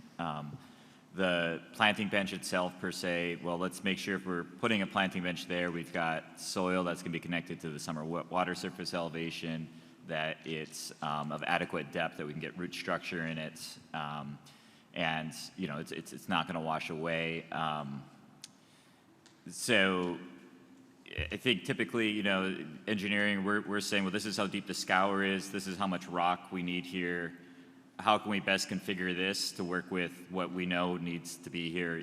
The best case for NIMPS oftentimes was, hey, just limit your impact areas. We don't want you out in the middle of the river. We want you to limit that, and we want planting benches that are low. And so then it's, how can I fit what I need to be there to best provide that?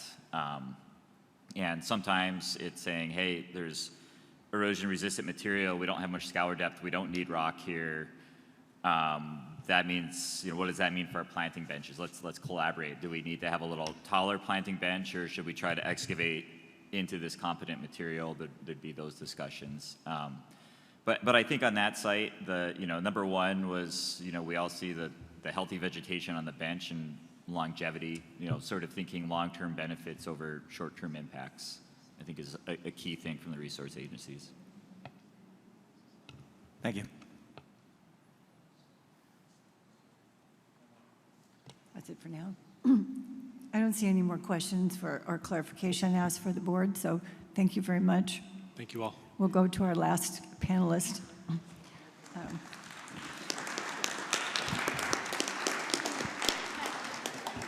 I'm going to take that as thanks to Mr. Arota rather than, oh my goodness, it's the last one. I want folks to know that this was planned, and I said it at the first, and it's possible that we all forgot.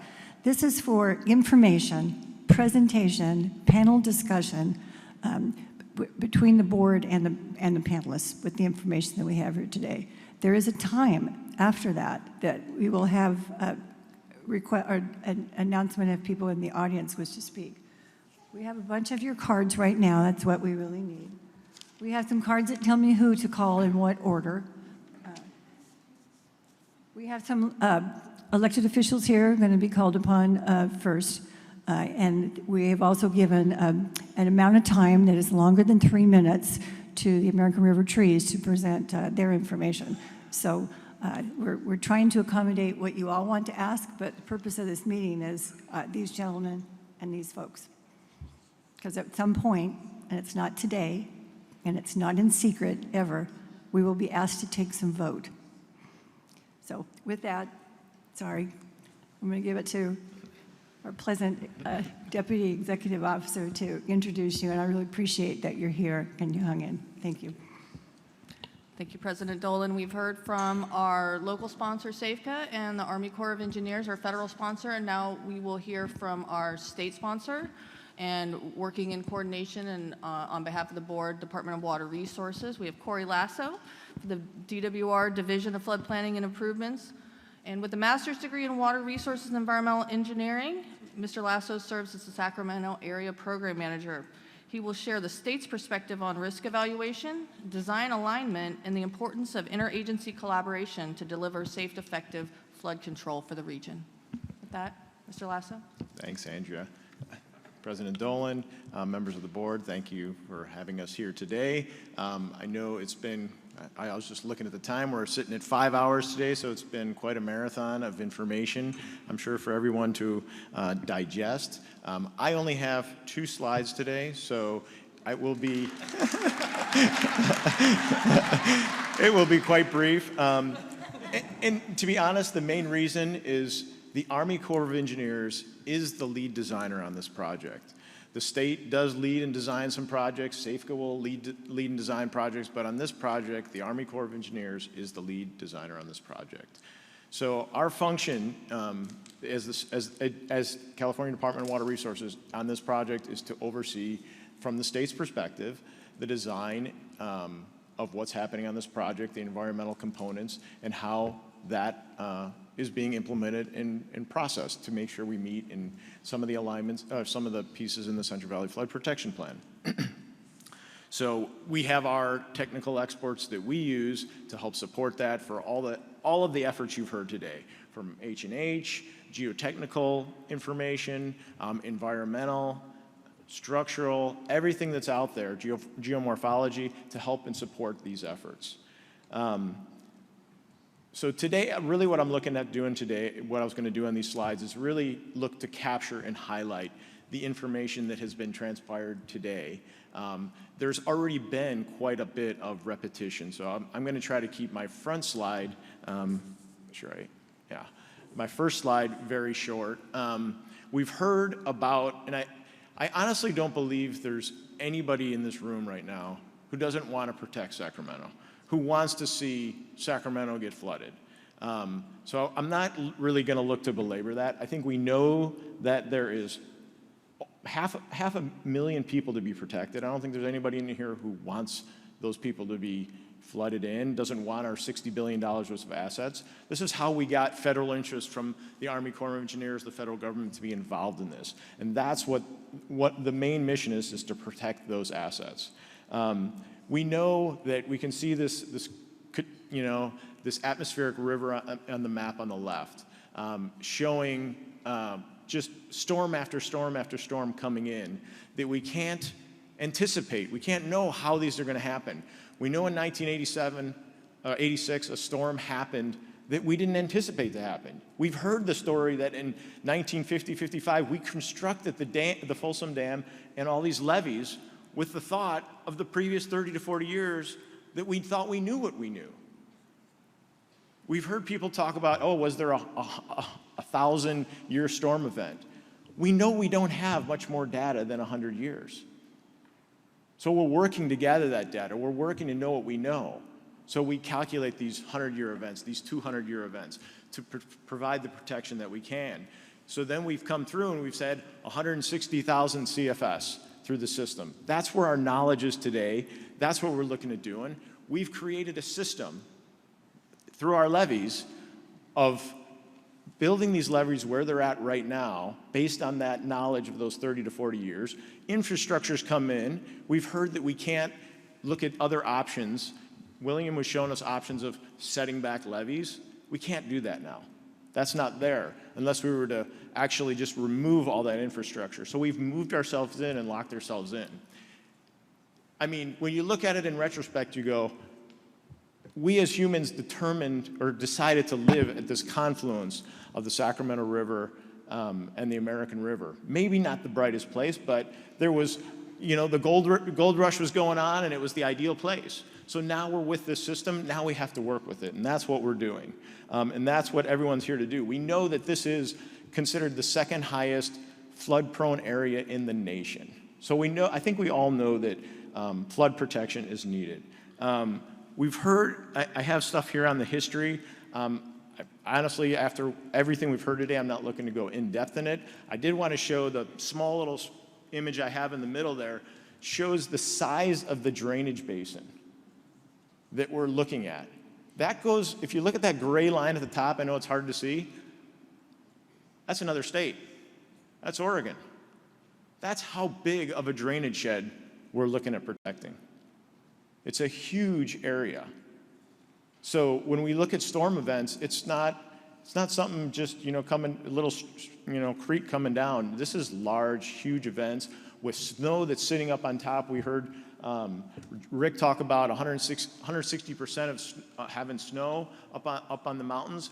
Well, we get that double effect of if a heavy rain event comes late in the spring and it's warm, we get that double whammy. And no matter what we've calculated on what a storm event might happen, if we get that double whammy, that's where we'd be going, we wish we had Auburn Dam. We wish we had more flood protection. So we're always looking to provide that level of factor of safety to protect all of us. So, okay, enough on that. Moving into the last bit of what I was going to talk about, emergency response. One of my duties as working for the state is to be out there fighting floods when they happen. It's called an ICT, an Incident Command Team. We go out there during these events, and you've heard others mention it, you're patrolling, and you're looking for potential failures, or you hear that something's not looking right. When you go out there on the levee, one, it's scary. You're out there, the water levels are high, water's moving, the levees are saturated with water, and so your job is to look for failure points and to think, where is it potentially going to fail? And we've heard this a little bit, but I'm just going to highlight, if you can imagine actually being out there in the field when this is happening. So one of the things you look at is overtopping. Pretty obvious. If you were to see overtopping, pretty scary, right? If it's going up and over the levee, that's a major concern. We'd all know that. One of the other things we look at is seepage boils. So what those are is water moves through the levee and it comes out the other side and it actually boils up.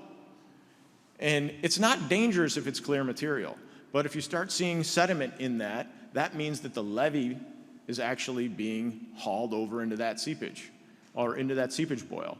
So we have ways we can fix that. We have ways we can mitigate that by putting rings around those seepage boils to slow down the velocities and calm things down. But when it comes, and we've heard this, when it comes to erosion, there's not much we can see during the event. And so it's a scary piece that as somebody who's looking to flood fight, you can't see it. We've heard this until it's too late. So it's a super important, critical piece of our system that we need to fix and do, because we've heard that the material is very erodible, and we know that it's not the best material that's been out there. We know the history of making these is not with, if we had the knowledge then with what we do now and the foresight to develop these levees with that in mind, the system would be much better. We wouldn't have put erodible material in there, but that's what was done back in the day. So I'm going to move on to the next slide.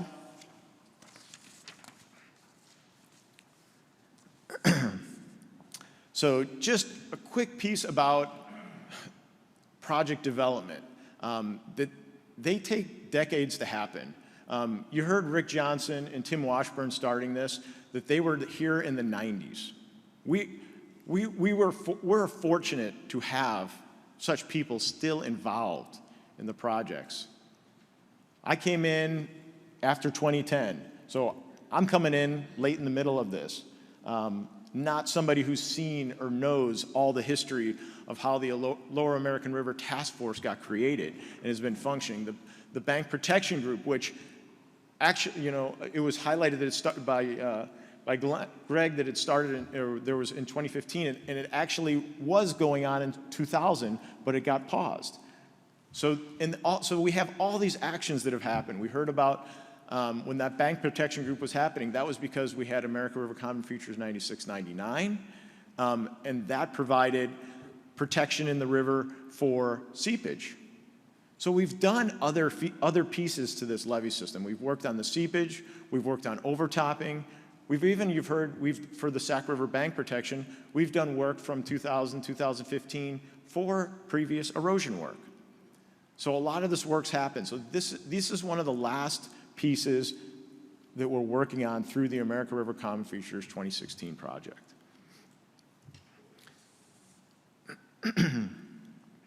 So one of the last pieces I really wanted to bring home was in the process of the collaboration with the team, the team's taken I've been hearing the word targeted approach. In my head, I was thinking surgical. If you were to go to a doctor and you wanted the least invasive way to do something, that's what this team has done. I've been participating and been on the sidelines watching the team do this work, and know without a doubt that the team has the interest to minimize impacts, cares deeply about the American River Parkway, and is looking to do everything in their power to be able to minimize those impacts, protect the nature, while also providing the flood protection that's needed for the system. They've looked at other projects that have happened. They've learned from their lessons. No one's saying what we did the first time was right and is the best. They're looking to modify and improve on the system.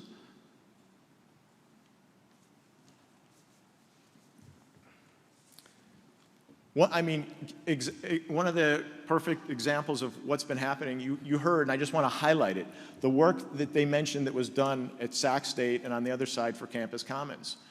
They took all the material out of the campus common areas. You heard that. That allows them now, the work that you were seeing that Hans was showing of the in-water works where they were putting in the material in the river, that is allowing them to do that along with the work we're doing for widening the Sac Weir. So all these things in conjunction are helping to support these efforts so that we can minimize those impacts. Without that part by Campus Commons and without the Sacramento Weir, we wouldn't have had the ability to minimize the space in the river to be able to do those. So those have given us that flexibility to do that. Otherwise, the team would be looking and probably knocking out 100, 200 more trees to be able to provide the protection. But we have that flexibility. The team looked at it, they analyzed it, and they found ways to minimize.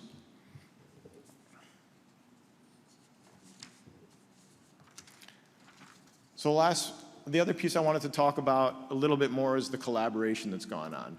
There's been so much effort from You know, we've heard about the Bank Protection Group, we've heard about the Lower American River Task Force, and the efforts that have gone on to bring this together have been tremendous, and it really has, to be honest, the public input, we all want to support the system, we want to provide the best for it, and to be honest, I personally enjoy and happy to hear public input. I think if we get apathetic in this world, it's not a good thing. So I think it's great that we're hearing the public showing concern and interest in their community. I think that's awesome, and we need that. But I can say, having been out working with these people, they're passionate to provide that protection, to do what's needed within all of our means to be able to provide that protection for the system. So the state has been integral in this process, and we support fully, DWR supports the approach and data that the Corps has used to develop this. So I'm just going to conclude with, we agree that the bank material is highly erodible, and with the velocity shown from the H&H erosion along the river and the impact to the levee footprints. An engineering approach is needed to avoid potential levee failure, and the team has worked to surgically minimize those impacts. Given velocities in the rock material and improved soil in combination with vegetation components, this is the best way to process this. We as DWR support the way USACE went through the iterative process and scrutinized every site to come up with a best design. We as the state subject matter experts are in lockstep with the Corps in the planning and design of the project, and we are proud to be the partners with USACE and SAFECA and fully support the project design of this approach. Thanks. Thank you, sir. Anybody need to question that? No. Thanks. Well done.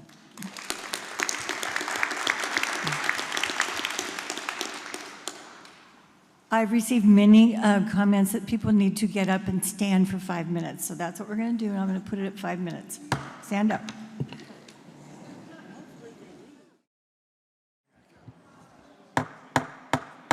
I see a number of people that would like to stay here until 6 o'clock. So we will reconvene. And no, I appreciate the one-on-one conversations people like to have, but we will do our session here.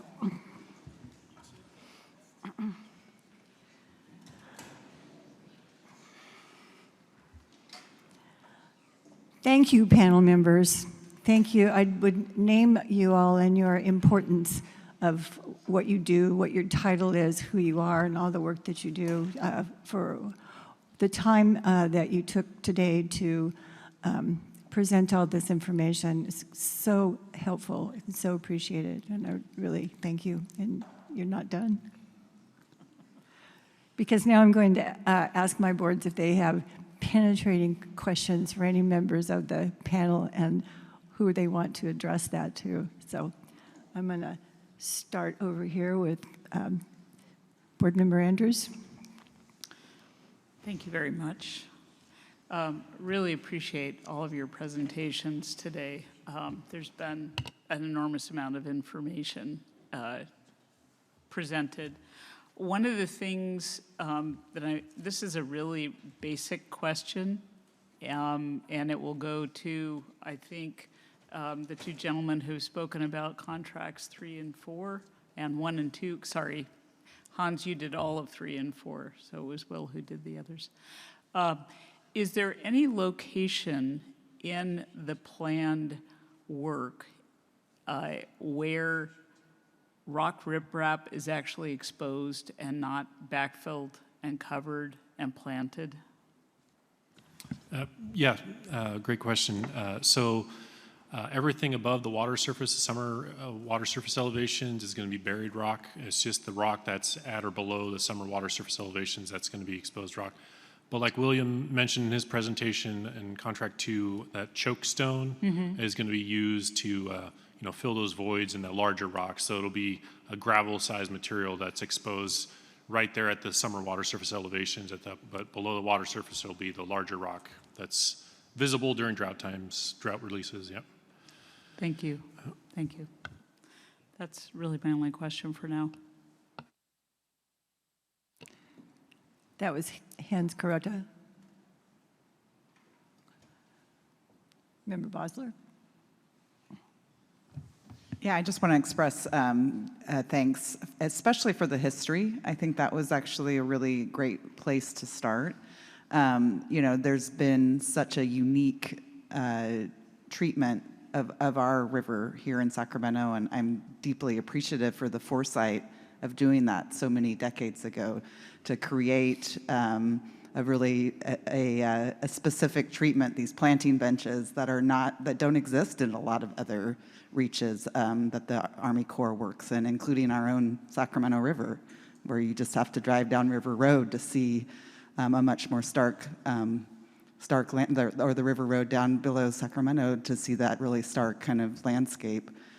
So just really appreciative of that. I'm also appreciative of the balance that all of you have to take in terms of protecting, but also the ecosystem value of the work that you're doing, and then, of course, the recreational value, which we that live in Sacramento, including myself, really value in having the access to that beautiful American River Parkway. So just appreciate all of the hard work that has been done, and actually pretty in awe of the process that you all go through to come to the detailed plans that we've reviewed today.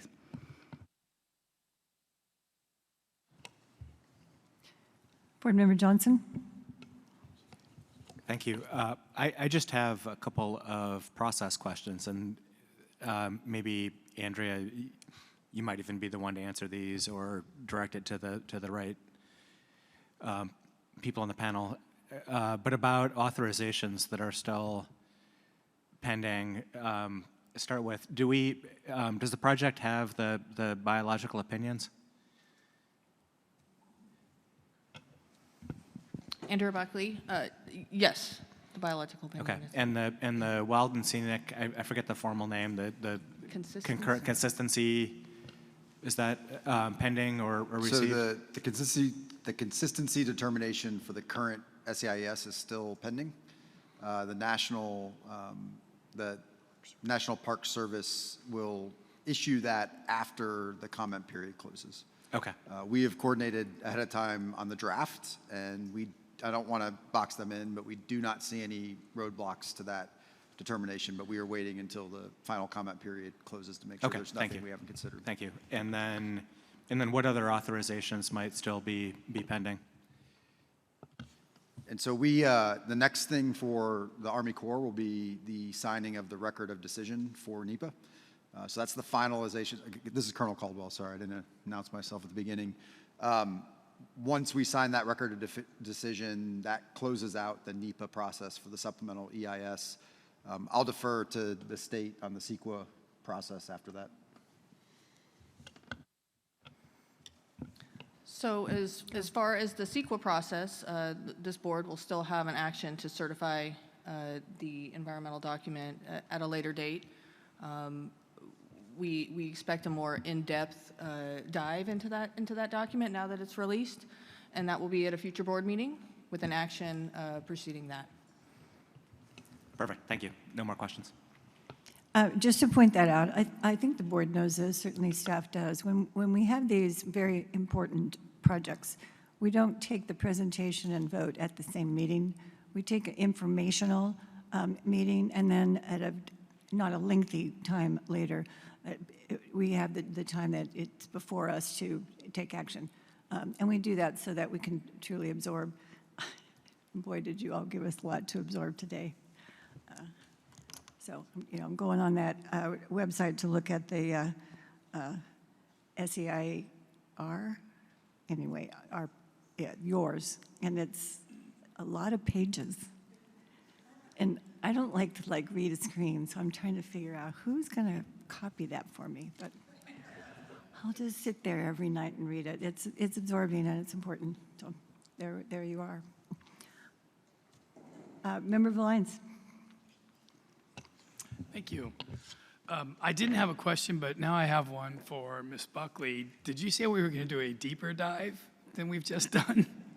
Is that a 2-day meeting or? You're okay. Thanks. I just want to say thanks to everybody that came, appreciate it, and the audience who's been very patient, and we look forward to hearing your comments too. Somebody said it earlier, multiple people did, this is just a process, and this is what we go through. There was a lot of information, but one thing I really appreciated getting was this goes back years and years, and a lot of dedication and work, and so we just appreciate it, because there's a lot of things that happen that we don't hear about, and then it's easy to make assumptions on things. So just appreciate all the information. All of it was excellent. Appreciate the work, too. And look forward to the public comment. Can't wait to hear that, too. Thank you. Member Griego? I don't have a question, but I just want to make a comment and thanking the presenters today for your information. It was valuable, especially as it was stated before, the history of this project, and it goes back 30 years. These projects don't happen overnight, and not without full consideration. I also like to thank the public for their attendance. I can see how passionate, because I've heard them at other board meetings about this issue. I don't think anybody here in this audience doesn't want to see flood protection. I think we're all in the same group when it comes to flood protection. I think what I'm hearing from them is that they want a promise to restore their parkway, and I think that's important. And I heard those comments today from our presenters, that there is a promise to restore the parkway. I come from a very different perspective, and as it was mentioned today in the flood of 86 and 97, we were the community that did have a levee failure.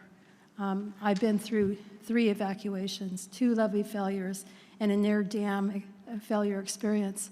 I'm very intimately, have a lot of knowledge about how it feels for a community to be underwater to the tune of 12 feet. Still personal to me. And so hopefully we come through this with some resolution that everybody can agree upon. Thank you. Mr. Countryman. Well, I just want to thank the presenters. It's the first time I've really had the comprehensive understanding of all the coordination activities and the dedication to try to minimize the impacts. I didn't really understand till today the amount of magnitude of your effort to get to that point. And so I appreciated that. And I have to say, we have a dedicated colonel here, because I can't remember any meeting I went to where the colonel came and sat for the entire day. So thank you, sir.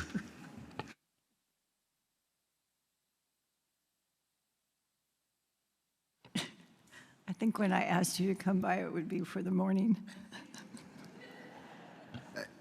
It's this important, right? So thank you, but we are dedicated to this, and it's this important that this is the only place to be today. Thank you.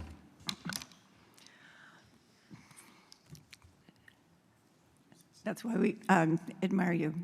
Thank you as well. I was just informed, because I did ask the staff, can you print this out for me, because that's how I read things. I don't know how to write a red pencil on the screen. And they told me it's two file boxes, so I think I'm going to stick with reading it on the screen. It's a pretty intensive document. A lot of people said that. So, did the first one. We'll see how it changed. So far, I'm not feeling so bad about it, as we were with the initial one. So we'll see. And we will have a 2 file box presentation before the board at some point, so we can hear that all. Is that right? Yes, President Dolan. In this meeting, we didn't touch as much on the environmental document. We will, at a subsequent meeting, we will be addressing the final document. I want to echo what the board member said. What I see here are 7 of us that are on this board and want to be on this board because we are concerned about protection. We are concerned about the environment. We are concerned about the treasures that people really do want to save. And all of us, I think, have had some experience. I know Member Grego, Member Countryman, and myself with actually having these kind of devastating storms in our community, and what it does when it happens and how hard it is to recover. And I live in Chico. I'm in Butte County. So Chico doesn't have a whole lot of problems, but in 1986, in our subdivisions at 1,800-foot elevation, we all had to put up sandbags because the river was coming at us, and the river is about 14 miles from our community. Oroville is in my county as well, so we have hosted many people from Oroville, and particularly when the dam spillway collapsed and 180,000 people needed to evacuate, so we got about 110,000 of them in our community, and they were struggling and very emotional, and they got to go back, but these are tough things. So we see that, and we are the Central Valley Flood Protection Board. That is our duty. That is our charge, and we've all taken it very seriously through the time when we look at projects. So I look forward to that. It's going to be an interesting summer and fall. I know we have a number of people who do want to speak.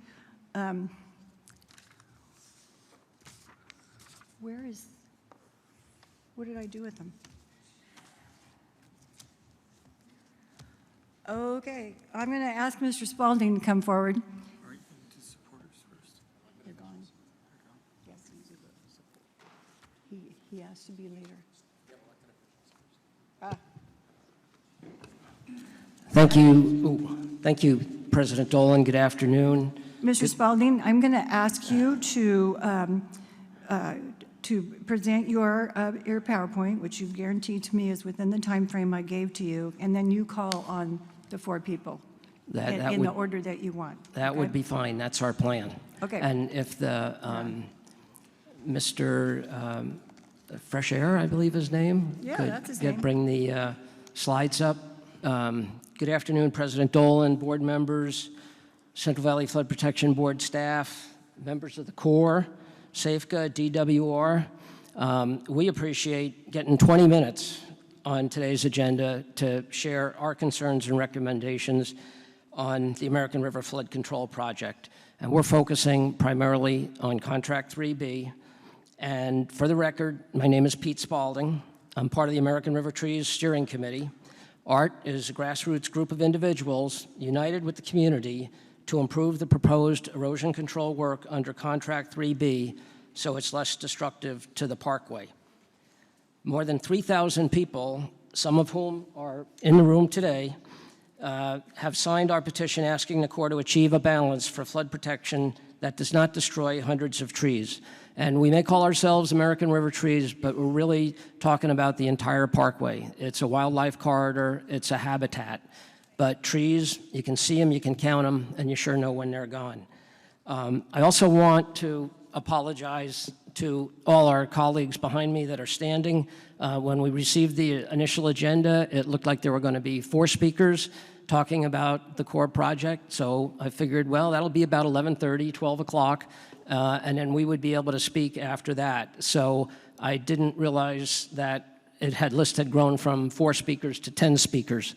I mean, they're great speakers, but I just didn't expect that. So I really appreciate everybody sticking with us today and sticking around and listening. And Jane, or President Dolan, I would appreciate it if you could give them some time after we finish our 20-minute presentation. All right. In addition to the 3,000 people that have signed the petition, more than 300 people came out to protest the proposed work at our May 4th Walk for Wildlife. We've taken over 100 people on the construction sites, including staff from Congresswoman Matsui and Congressman Berra, and we're collaborating with the American River Parkway Coalition and their many members. We'd have a little agenda for our 20 minutes, just going to give you our concerns, some issues we have with CEQA noncompliance, the expert opinion elicitation concerns, We want to say something about the velocities and feasibility of bioengineering, and then we have a number of conceptual alternatives for bank protection, and then I'll close with some closing statements. We've stated many, many times that we believe the Corps, Safeco, Department of Water Resources, and yourselves can get to a win-win-win outcome, a wild and scenic American River Parkway, plus flood protection, plus erosion control for all of Sacramento without removing hundreds of trees and several miles of riparian habitat. There are a number of statements made in all the presentations that we had today that we could debate or take issue with or have questions about. But that's subject between now and when the board gets to make their final decision. So finally today, after having our public comment at many, many Central Valley Flood Protection Board members' meetings, we get a chance to give the details of alternatives. So our project concerns are based upon the draft environmental report and the final environmental report that came out on either May 8th or May 9th. And President Dolan, if you'd like to see a copy, I have it in the trunk of my car. It's 8,000 to 10,000 pages. And I'll save you a little bit of copying. The Corps was gracious enough to give me a copy, so I'll be happy to pass my copy along to you. And there will be a test on it afterward. But our major project concerns are lack of community engagement. You have talked, there has been talk about the number of meetings. A lot of those bank protection working group meetings happened during COVID. They went from in-person meetings to Zoom meetings, and a lot of that personal contact was lost. Again, modeled velocities, we still don't think they warrant the erosion treatments plan. There's been an inadequate assessment of impacts to the wildlife corridor habitat. There was no mention today about the wildlife corridor habitat. No assessments to impacts of recreation other than the bike trail. The Parkway is a wild and scenic river because of part of its recreational values. No mention of environmental justice, air quality, little discussion on access ramps, which have additional destruction to the mature trees, are not shown on the final diagrams, and the contractors has a lot of discretion in terms of tree removal for those ramps. And as you know, these are just some of the concerns that we've had and expressed over the last couple of months. And again, this is on a federal and state designated wild and scenic river. I hope you're going to take these concerns and issues we're presenting here today before you take action on Contract 3B. Now, I'd like to introduce Brenda Gustin. She's going to describe CEQA deficiencies, and then Dr. William Avery will describe bioengineering alternatives. Good afternoon. Thank you. So our concerns about noncompliance with CEQA include project description is incomplete and too vague to support the level of analysis required. Should be stable, finite, durable, and precisely labeled. Impact evaluations and mitigation are deficient, and alternatives for Contract 3B do not include environmentally superior options, such as more bioengineering. More protective alternatives have not been analyzed. Until today, we really hadn't seen any documentation about what alternatives of bioengineering were analyzed and why they were dismissed. The EPA and other agencies asked for these alternatives. Alternatives of bioengineering, the response to comments stated bioengineering alternatives would be evaluated and further studies needed to be completed first. Until today, we had not seen the Corps and their analysis of bioengineering alternatives that are less destructive and that preserve existing vegetation rather than restore it. Planting benches are still based on extensive vegetation removal, and it is still unknown how many trees will be removed for actual bank protection or due to construction means and methods. I am happy to hear 1,500 are being saved at this point, but I still am curious about why they're being removed, the others. The final SEIS-SEIR attempts to correct this deficiency by adding Appendix G, which was not included in the draft, therefore depriving the public of opportunity to comment. Even though environmentally superior, some alternatives were ruled out as less than ideal or not preferred. Without a feasibility and cost analysis, these assertions are still vague and unsubstantiated. Thank you.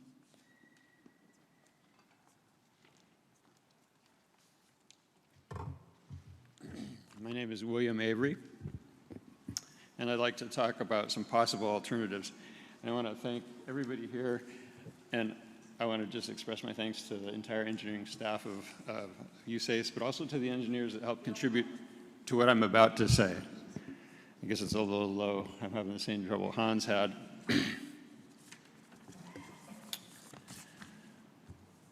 So the first point I'd like to make is that the expert opinion elicitation, EOE, exaggerated the risk for bank erosion.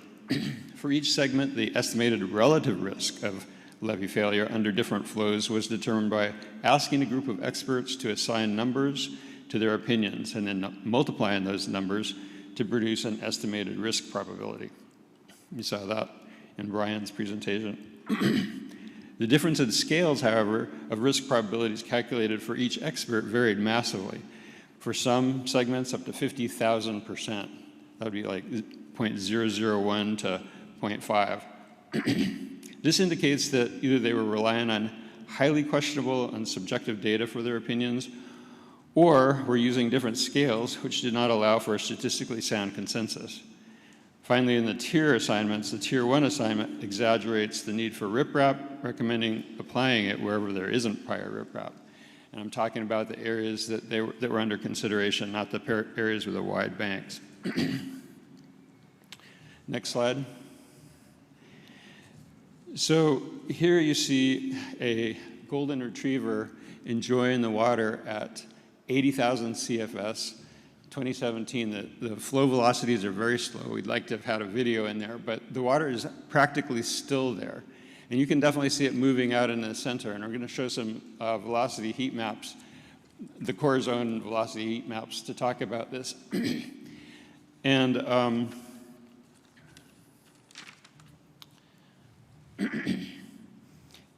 one thing that is worth mentioning, as it's been said before today, is that the trees slow down the velocities.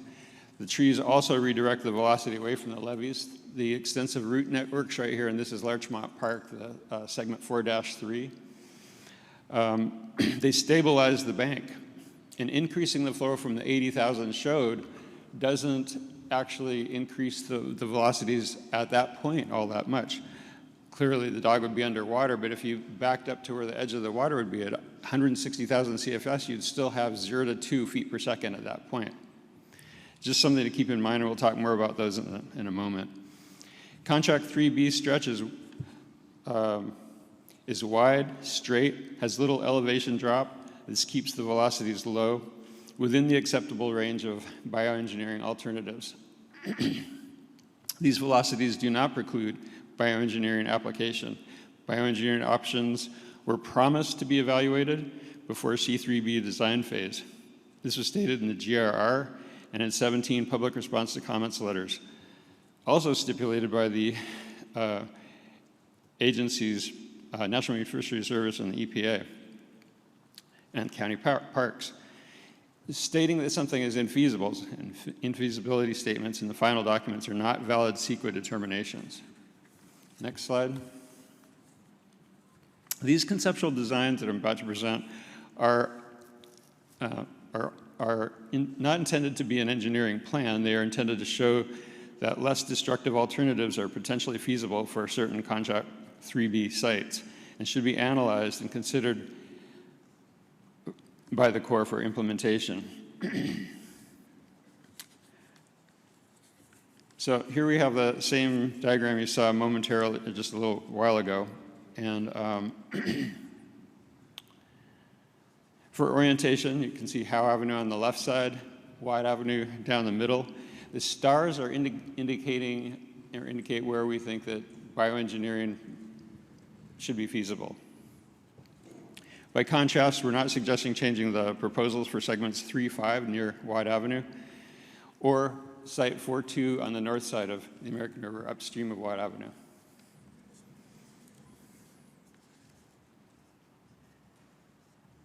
We acknowledge that these segments have been identified by stream bank surveys as needing attention. However, the median opinion-based EOE exaggerates the risk of the segments in favor of applying riprap. And so we're calling the planting benches that have riprap underneath them riprap. And at lower than 2,500 CFS, you know that you can see that riprap, as was already mentioned. The predicted flows at each site in previous surveys have determined that continued monitoring or bioengineering alternatives are possible instead. California law and the Wild and Scenic River Act demand that they be given proper consideration, i.e. feasibility studies, to such alternatives. Next slide. Next, one more slide too, so I guess I went through that slide. I wanted to keep that diagram up there. So our methods were, we evaluated the GRR, the SEIS, the bioengineering literature, that would include Engineering with Nature, the Core Zone Engineering with Nature program, ERDIC, et cetera. Also SAFECA, we attended all the bank protection working group surveys. We FOIA'd and PRA'd for certain materials and read through that. We conducted site visits using georeference 160,000 CFS heck grass velocity results obtained from the Corps via FOIA, and that's coming up in the next slide, as well as georeference project maps obtained from the Corps. Next slide. So this is an example of the output of the heck grass modeling program that the Army Corps uses for this project. It's the same thing you've been seeing before. The color scale is a little bit different. The color scale on the previous slides that you've seen presented were adjusted somehow for perhaps emphasis.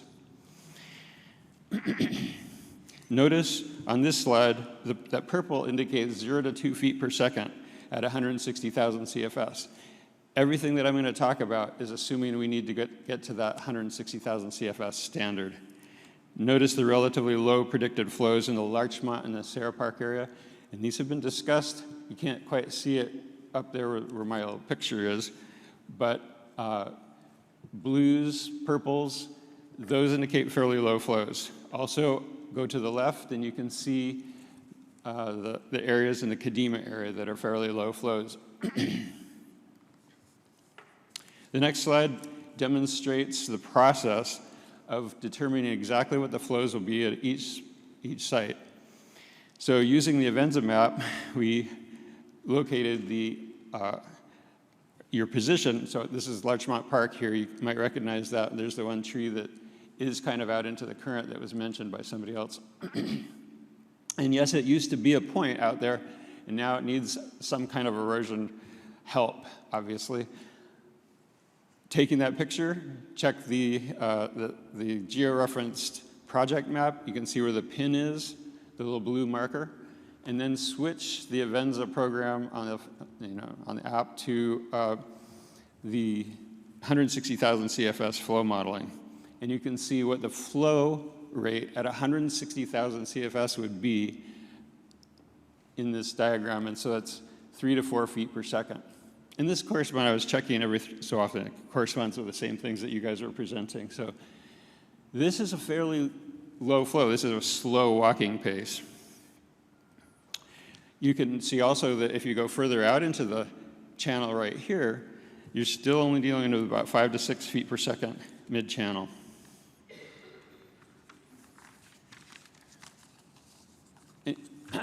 So next slide. We're going to get to the table that ERDIC has produced and the Army Corps has cited multiple times. We're going to use mostly Army Corps information here. I'm going to show you that the table shows alternatives to riprap. And in that table, we'll see that under certain flow velocities, other materials are possible: cobble, vegetation, other bioengineering techniques. Some examples of feasible alternative methods will be provided just shortly after that. So here's the table. And it's a little bit hard to read, but you can see that Grasses can handle up to 8 feet per second. There's a little NA for trees because tree coverage, hardwood trees are a little bit variable. And you can see cobbles can be used up to 12 feet per second. It's variable, and I'm sure that depends upon the bank, slope, and that sort of thing. There's a lot of variabilities, but what you're seeing is a lot of possibilities as well. And that's the thing that we're trying to promote, is the possibilities of alternatives. Down at the very bottom, it says soil bioengineering. And so these would be the alternatives that we'd like to actually see addressed and investigated by the competent engineers that can do this stuff better than we can. But you've got branch packing, live crib walls. That's a very small crib wall compared to the gigantic log crib walls that were discussed earlier. And that could be used in some of the places that we're going to talk about shortly. Next. And some more examples of fascines. There's up in the upper right-hand corner is a document from the Contract 4 SEA, and this is a core block bank protection that was used in the Sacramento River for Contract 4 by the Army Corps. And so it's something that they were able to see using under the flow regime that they have there. Planted so that these are blocks of coconut coir, fibrous material, and they plant them. They're essentially a vertical planting bench. So that's also a possibility too, along with these other fascines and things that you see there. Next slide. So now I want to talk about the various segments, starting with the lowest segment number, 3.6 and 3.8. And you remember where those were on the map. This is the Waterton area near the Watt Avenue, and working our way up towards Sarah Park. In this area, we think that the riparian bank could be retained and would offer superior bank erosion protection. I'll show you a picture in a minute. We recommend a waterside toe using 6- cobble upstream, ranging to 10 to 12- downstream. 6- cobble is cobble 6 inches or less in diameter, mixed with smaller size cobble and angular and subangular gravel to increase stability.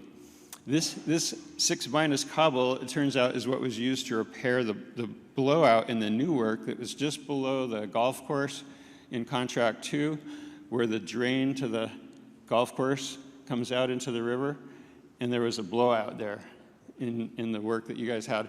And it was repaired with 6-. So clearly it's something that could be used under certain circumstances if it's used to repair the work that you just did. 10 to 12- cobble, it'd be the same thing, 10 to 12-inch cobbles mixed with smaller size cobble, angular, subangular gravel to increase stability.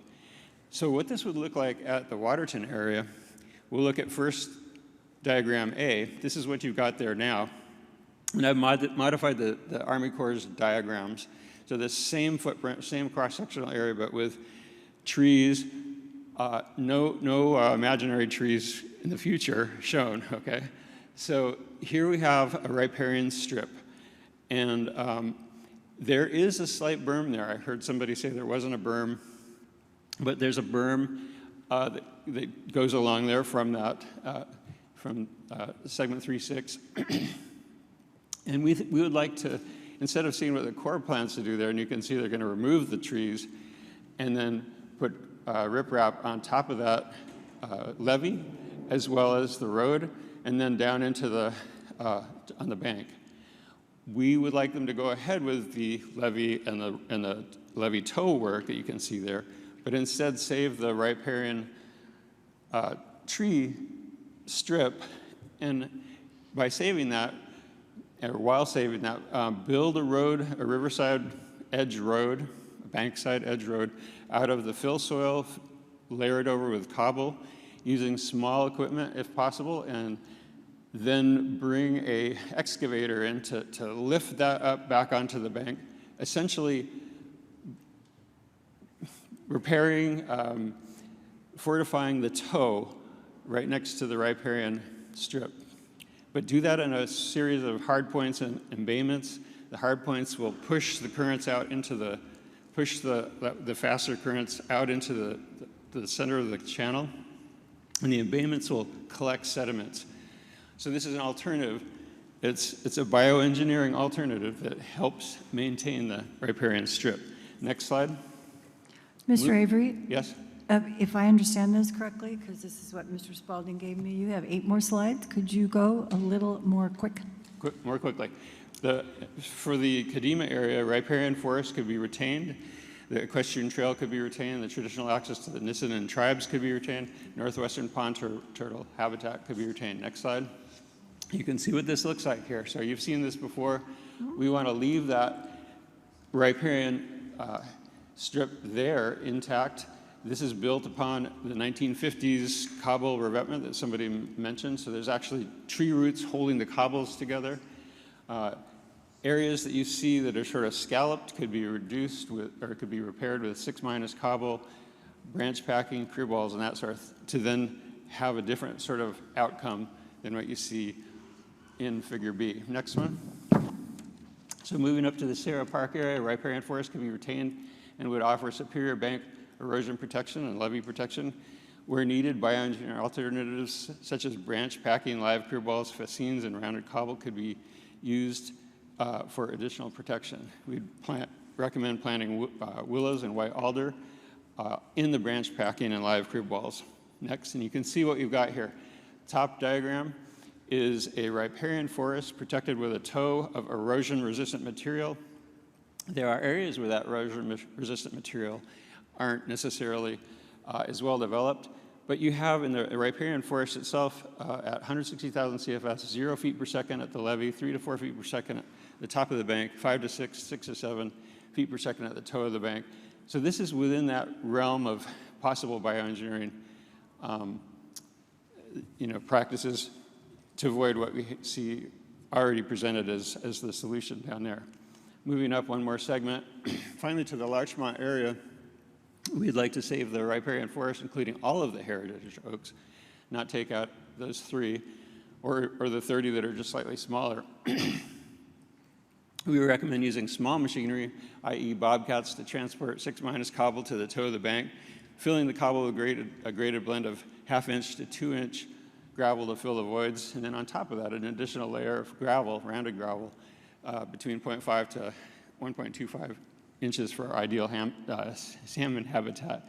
For exposed banks, employ the bioengineering alternatives, including branch packing, brush mattresses, short core blocks, and crib wall vaccines. So 2 more slides. This is the second to the last one.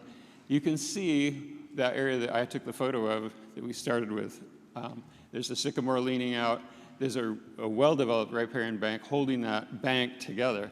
What needs to happen to protect the bank is toe protection. So engineers have told me toe protection, toe protection.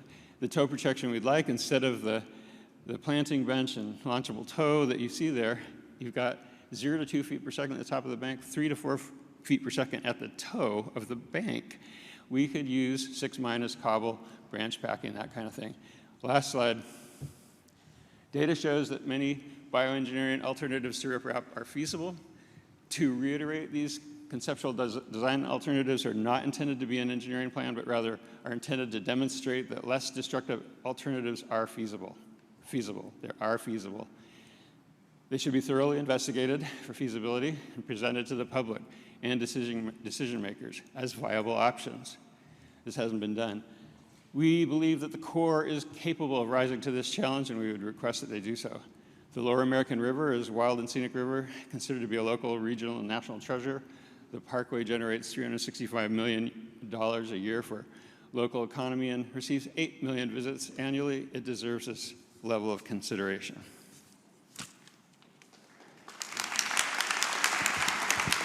Two slides. Just 2 slides left. No one. The final EIR-EIS that you will vote on at your next meeting covers about 8 projects, I believe. We've focused all our comments Mr. Spalding, regarding... Yes? I'm going to ask you to not give dates of when the board is going to take action, because we have not determined that yet. Okay. Just say when you have a meeting that does X. Your website had some errors in it regarding schedule. Okay. When you do meet, we ask when you do meet, when you do vote, You not approve Contract 3B launchable rock tows and trenches because of inadequate project description, insufficient risk analysis, lack of design alternatives as required by CEQA. Do not certify the CEQA documents for Contract 3B as proposed to avoid litigation. Instead, reconvene in-person meetings of the Bank Protection Working Group and the TRAC and supplement that with meaningful community engagement and negotiation, design, and construction elements. Utilize neighborhood associations and HOAs.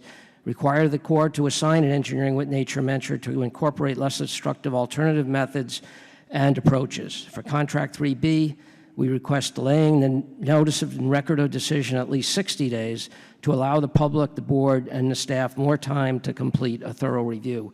As we mentioned a little while ago, that final environmental report is between 8,000 and 10,000 pages.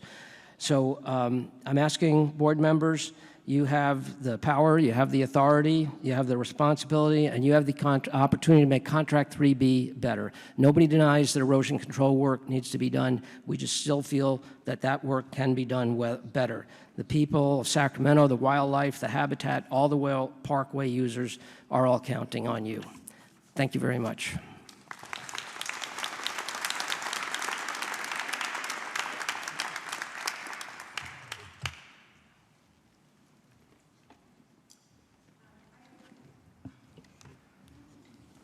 I have several cards here. I have one from Cheryl Blythe Chester, and she's got two that say I want her to speak for me. So is Ms. Blythe Chester still here? Okay. I'm not going to give you 20 minutes, though. Okay. I know you're not. Okay. Good afternoon. Good afternoon. Hi, and thank you for giving us the opportunity to hear everything that you had to present here. Yeah. It brought back a lot of memories. I was the vice chair of this board, appointed by Schwarzenegger, right during the transition from the rec board to the flood board. And it brought it all back, being here today and seeing so many familiar faces. I also am a licensed professional civil engineer, and I heard a lot of geomorphology that got all my geomorphology juices going today. And I was also the president of the Sacramento Post for the Society of American Military Engineers, fellow of the Society of American Military Engineers, and first woman president of the Post, and also the first second-generation president of the Post. So got that in my blood. I'm just trying to give some bona fides here so that you know that I know what I'm talking about here. I worked on the emergency levee repair task force that Schwarzenegger set up for then Supervisor Griego's district, and I really understand flooding. My parents instilled in the entire Bly family a really love of the American River. We moved to Sacramento in 1960 into the River Park area when my father was an engineer also, Navy Seabee, and he volunteered to walk the levees during, I think it was 1964 flood. And I remember that it was very scary because I could tell it by how hard he was squeezing my hand as we walked the levees to do it. So I have a clear memory of that. My parents moved out to Carmichael on the water side of the levee, not protected. It was a freeboard levee, but not protected by the levee there. My father, civil engineer, smart enough to build the soffit of the first floor 2 feet above the levee, so that anything that came up would pass over the top of it. We experienced the 1986 flood there and had no damage because of smart engineering involved. And but we know what it is, and not quite to the degree that you do, but we know how important it is. So I come at you with, I want to introduce just to have my mom wave. My 92-year-old mother is here. She still lives in the house, and she still is a cycling enthusiast, and she still bicycles. You can see her on the trail Tuesdays and Saturdays most days. And my brother, my baby brother, Carl Bly, He has founded and has been running the American River Lost and Found, which a lot of people can find. He finds all your phones and keys and glasses and everything and tries to get them back to you. This is something that my father started in the 1970s, 60s or 70s, diving in the river and getting them back, getting prescription sunglasses back to people through the newspaper. So I want to thank everybody for all the presentations. It was informative. I can see that from where the American River riprap armament came from in sections, in contracts 1, 2, and on, where my mother, it was actually, that threw a whole panic fit and said, what is going on the river? You've come a long way. And thank you so much for doing so much work to try to save the trees that you are trying to save. You can tell that you've made a big effort to address what people were really, really upset about. A couple of suggestions I would say is that don't try to tell people that the vegetation is coming back if you cut down a 100-year-old tree, because it's not coming back. So don't say that, please. It kind of upsets. Please address the board. Well, I'm addressing the speakers. Just in a general talk that doesn't go over well with people who know that the 100-year-old trees aren't coming back. But I understand you're trying to save them, and that's really good. And so the couple of things I've thought about, because I've actually an award-winning engineer thinking out of the box on a number of things. And so one of the things is, after I left the flood board, I went to the mining and geology board, and I know a lot about a lot of mining equipment, and miners move rock. It's what they do. It's what they know how to do. It's what they feel that they can do really well. They have some equipment that might solve some problems here about not having to build ramps down to places and not having to be so destructive in how you're going about things.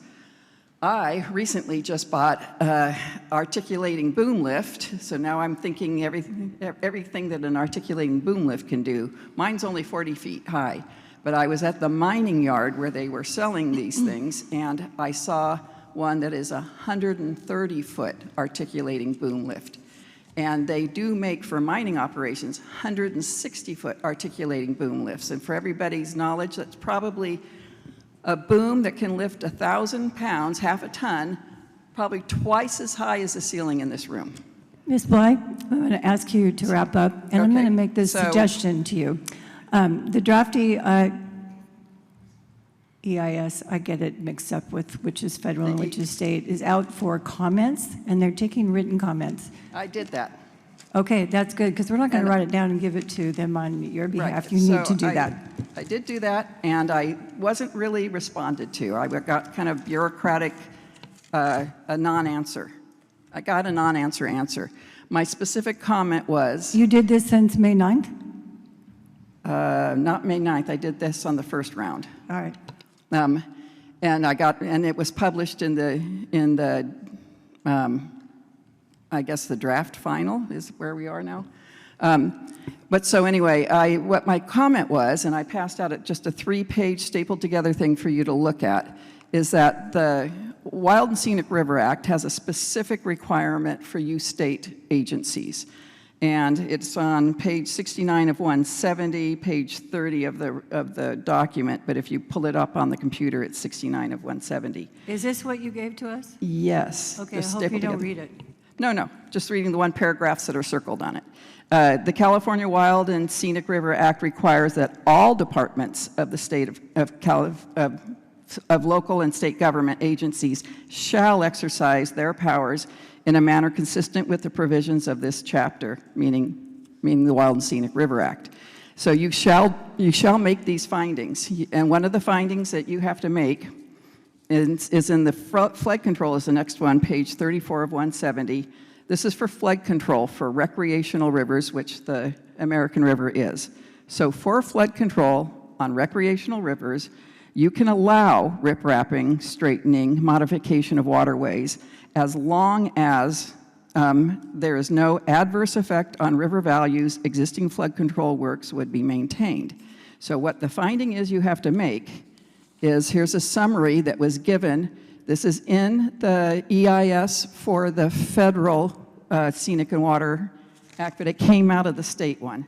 And it defines a summary of the resource values, and if you drop down to flora and fauna, the Lower American River is lined with lush riparian growth that includes walnut, oak, cottonwood, and sycamore trees. And that with the differences associated with high uses of riparian vegetation, it is carefully protected. So at the time that this river was inducted into the Wild and Scenic River Act, it was considered to be carefully protected of its flora and fauna. So now you have to make a decision about whether this plan coming up is carefully protected of the flora and fauna. And that has different definitions to different people, but that's the finding that you have to make. And so I was getting on about the articulating boom lift because that equipment can place riprap pretty easily from 60 feet away. You don't have to be on top of where you're placing the riprap in order to get it there. So that's one out-of-the-box thinking thing you can do. Another out-of-the-box thinking thing you can think about is if you have a tree that's on a slope that you're worried about could be washed away, there's a couple of ways to protect it. Pin it down. There's lots of construction techniques to pin things in place, and you can do that. Also, I was a bridge engineer for about 5 years, and there are peer protection in floodways. So if somebody's worried about their pier in a bridge design, they build structures in front of it to divert the water and slow the water down. You can do that in front of your special trees. So the one thing, I'm just a problem solver. The one thing that I would really have suggest that you do in order to satisfy these other stakeholders is that apparently there were some 2,400 trees that were evaluated for this next phase, and they were all given some sort of a classification as they stay, they go because they're scrub, who cares about them trees, or they go because they're dangerous trees that are going to, take out our floodway, or they go because they're in the way, or they go because who knows why. I would suggest you take the map and you take the table that you have of all those trees and make them public knowledge. Post them on a website so all of us who are on that trail can see every single tree and see what category and rating it was given and why it's being removed. Ms. Bly? So I need you to wrap up. And I'm going to apologize to Mr. Spalding. I gave him 20 minutes, and you've had more than that, and your time is up. Okay. Thank you. Thank you.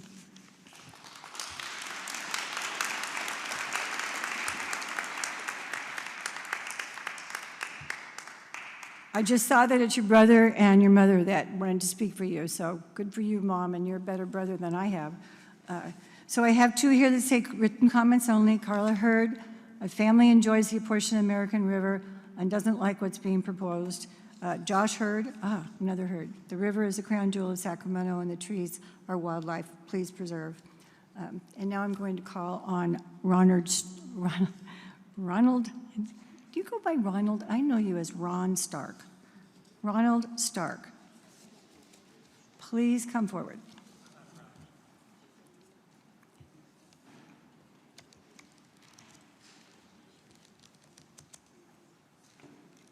Hi, my name is Ronald Stork, S-T-O-R-K like the bird. I've been working this beat since 1987, and that means that I've actually been working on American River flood control stuff since that time. I'm a original member of the American River Task Force, and I've been a member of the Bank Protection Project Working Group in its various phases since its beginning, and I don't think I missed more than just a very few meetings during that time. This project is moving rather slowly in the view of the Corps of Engineers, but the Corps made a promise when the Common Features Project was finally EIS was issued and ultimately the authorization given, that they would do precisely what you have seen today.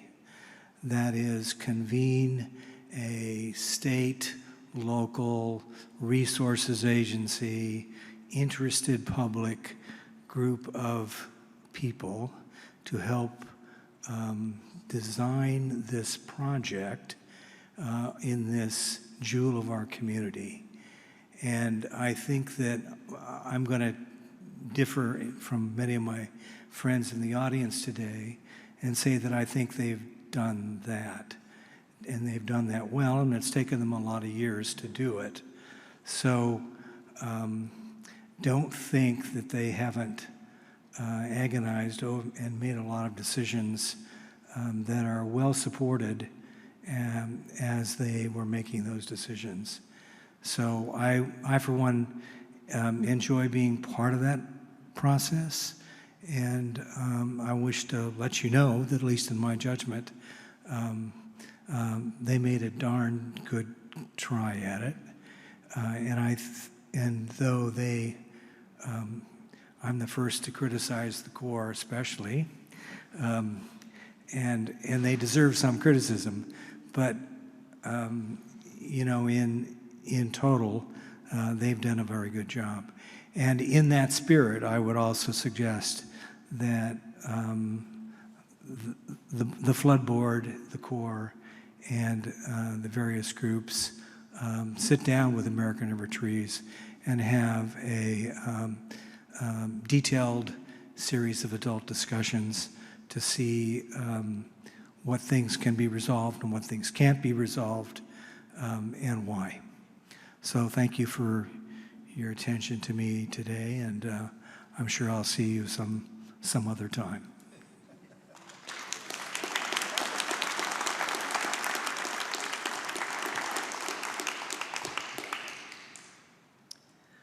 We have a dilemma. It is now 4:33, and our reservation in this room ends at 5, and the board has other action to take today.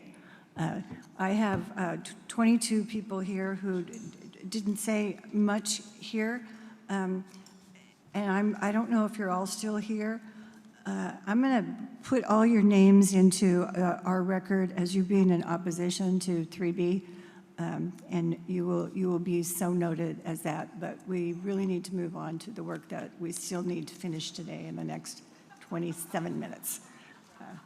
Okay? Thank you very much. That ends public comment for today.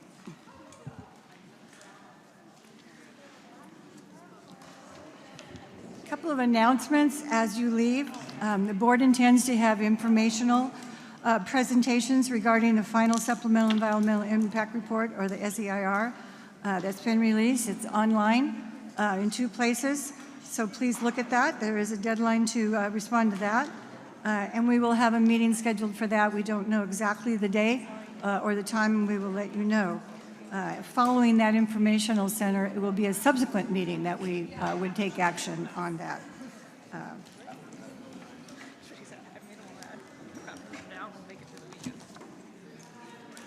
Gentlemen, thank you very much. I'm sure you don't want to hear about these things, so thank you very much. We're going to note at this time that we received the report from the Department of Water Resources. We have staff activity reports. Thank you all. From our executive staff and administrative division, operations branch, flood system improvement branch, natural resources, management and planning, executive officer, delegated permits report is a new one. Mr. Leaf. Yes, it is. This is a report that we post online every month, and thought we'd push it to the board for information. I thought it was just very interesting. You know, we hear these permits, and then we hear some that are lagging around, and then we've got, I don't know how many pages here of those that were released. I'm going to ask if any board members want to give some information about what you've been up to or your committees. Did I miss? Oh, I'm sorry. Mr. Harvey, I had this note here that you want to give us an update on something that is within your flood system improvement. So, Mr. Harvey. Hot mic. Good Afternoon, President Dolan, members of the board. Greg Harvey, board staff, Flood System Improvement Branch Manager, and I just wanted to give a really quick update on the Maintenance Area 20 formation that we've been working on. At the March board meeting, with direction from the board, we were asked to work with the landowners, and this is regarding the horseshoe area of the Maintenance 20 formation that was proposed by Reclamation District 784 and 817, that the board adopted the statement of necessary work to form a maintenance area for that area. I just want to let the board know that we have met with the landowners multiple times, and at the end of April, beginning of May, on May 7th, and then on May 15th, we met with the landowners, with board members Griego and Valines, and we had some really good discussions with the landowners, and we're evaluating alternatives to the breach analysis. So we have the breach analysis that we're still pursuing, along with some lands outside of the horseshoe area that the landowners have identified. They're working out some logistics right now on that. And then potential conservation easement to be placed over some of the lands in that area that we're working on right now. So we plan to bring this back to the board in August for determination. So thank you. Quick update compared to what was presented earlier. So if you have any questions. Thank you for bringing that information forward. Thank you to the two board members who have taken that on. Tough situation there. So I'm going to ask our executive officer and our deputy executive officer to write a thank you to our panelists, and that I apologize for the abrupt ending there. They weren't sure if they were dismissed or not. It's going to take me a while to recover from that one. Member Bosson. Yeah, I just wanted to thank staff and comment on the legislative update that gave detailed explanation and understanding of what we know to date about the reductions and the impact on the Army, U.S. Army Corps of Engineers. I'm really, really worried about what that's going to do to our ability to continue to make progress. I mean, we heard today about the length of time and energy that it takes to put projects together. And we also heard a few months ago about how long it takes for routine permits that private owners want to get through. And I just don't even know what that's gonna, I mean, it's gonna exacerbate an already really not great situation. And it also is gonna be very, devastating to our ability to keep making progress on protecting communities, and also doing so in a way that has all of these benefits that we know are important to the projects that we do. So I just I mean, I had heard rumors, but I hadn't read it in all together in the detail that Chris and his team was able to put together. And it's just really, really worrisome for how we move forward, especially here in the Central Valley.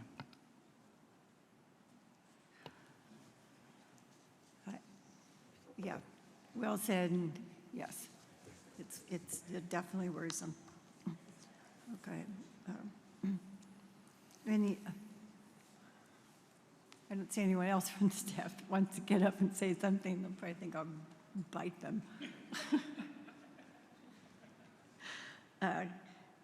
Any other board members want to bring up information about what's been going on? Member Grego? Oh, what the heck.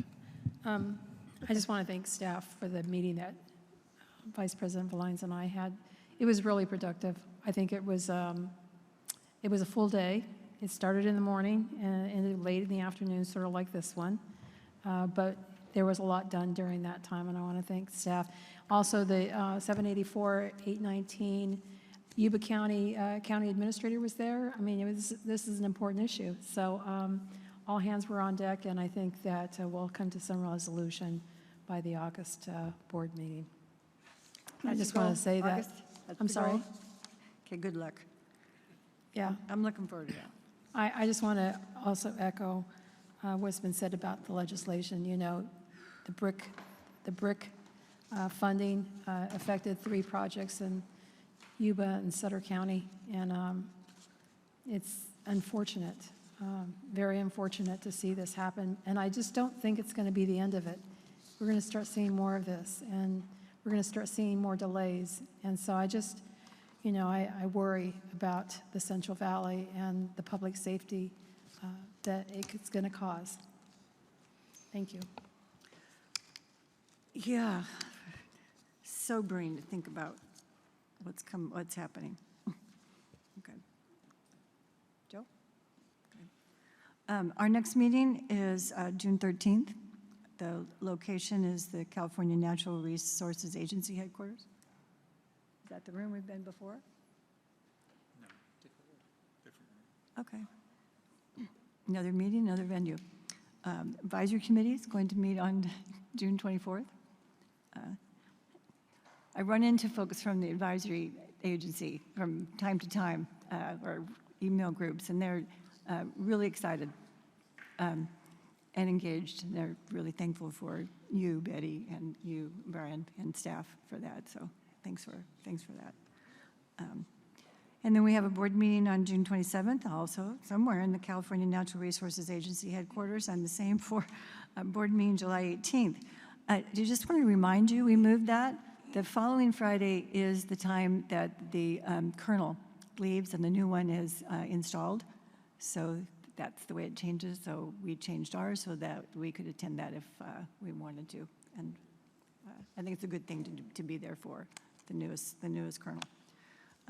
So I know that our attorney, Mr. Dua, has nothing in closed session, so we're not having that. Anything else that anybody wants to say, other than me saying we adjourn? You guys want one? I can certainly entertain you with a closed session if you'd like. I jest. I don't hear, yeah, let's be entertained by the lawyer. I don't hear that. You can write us a memo. Meeting adjourned.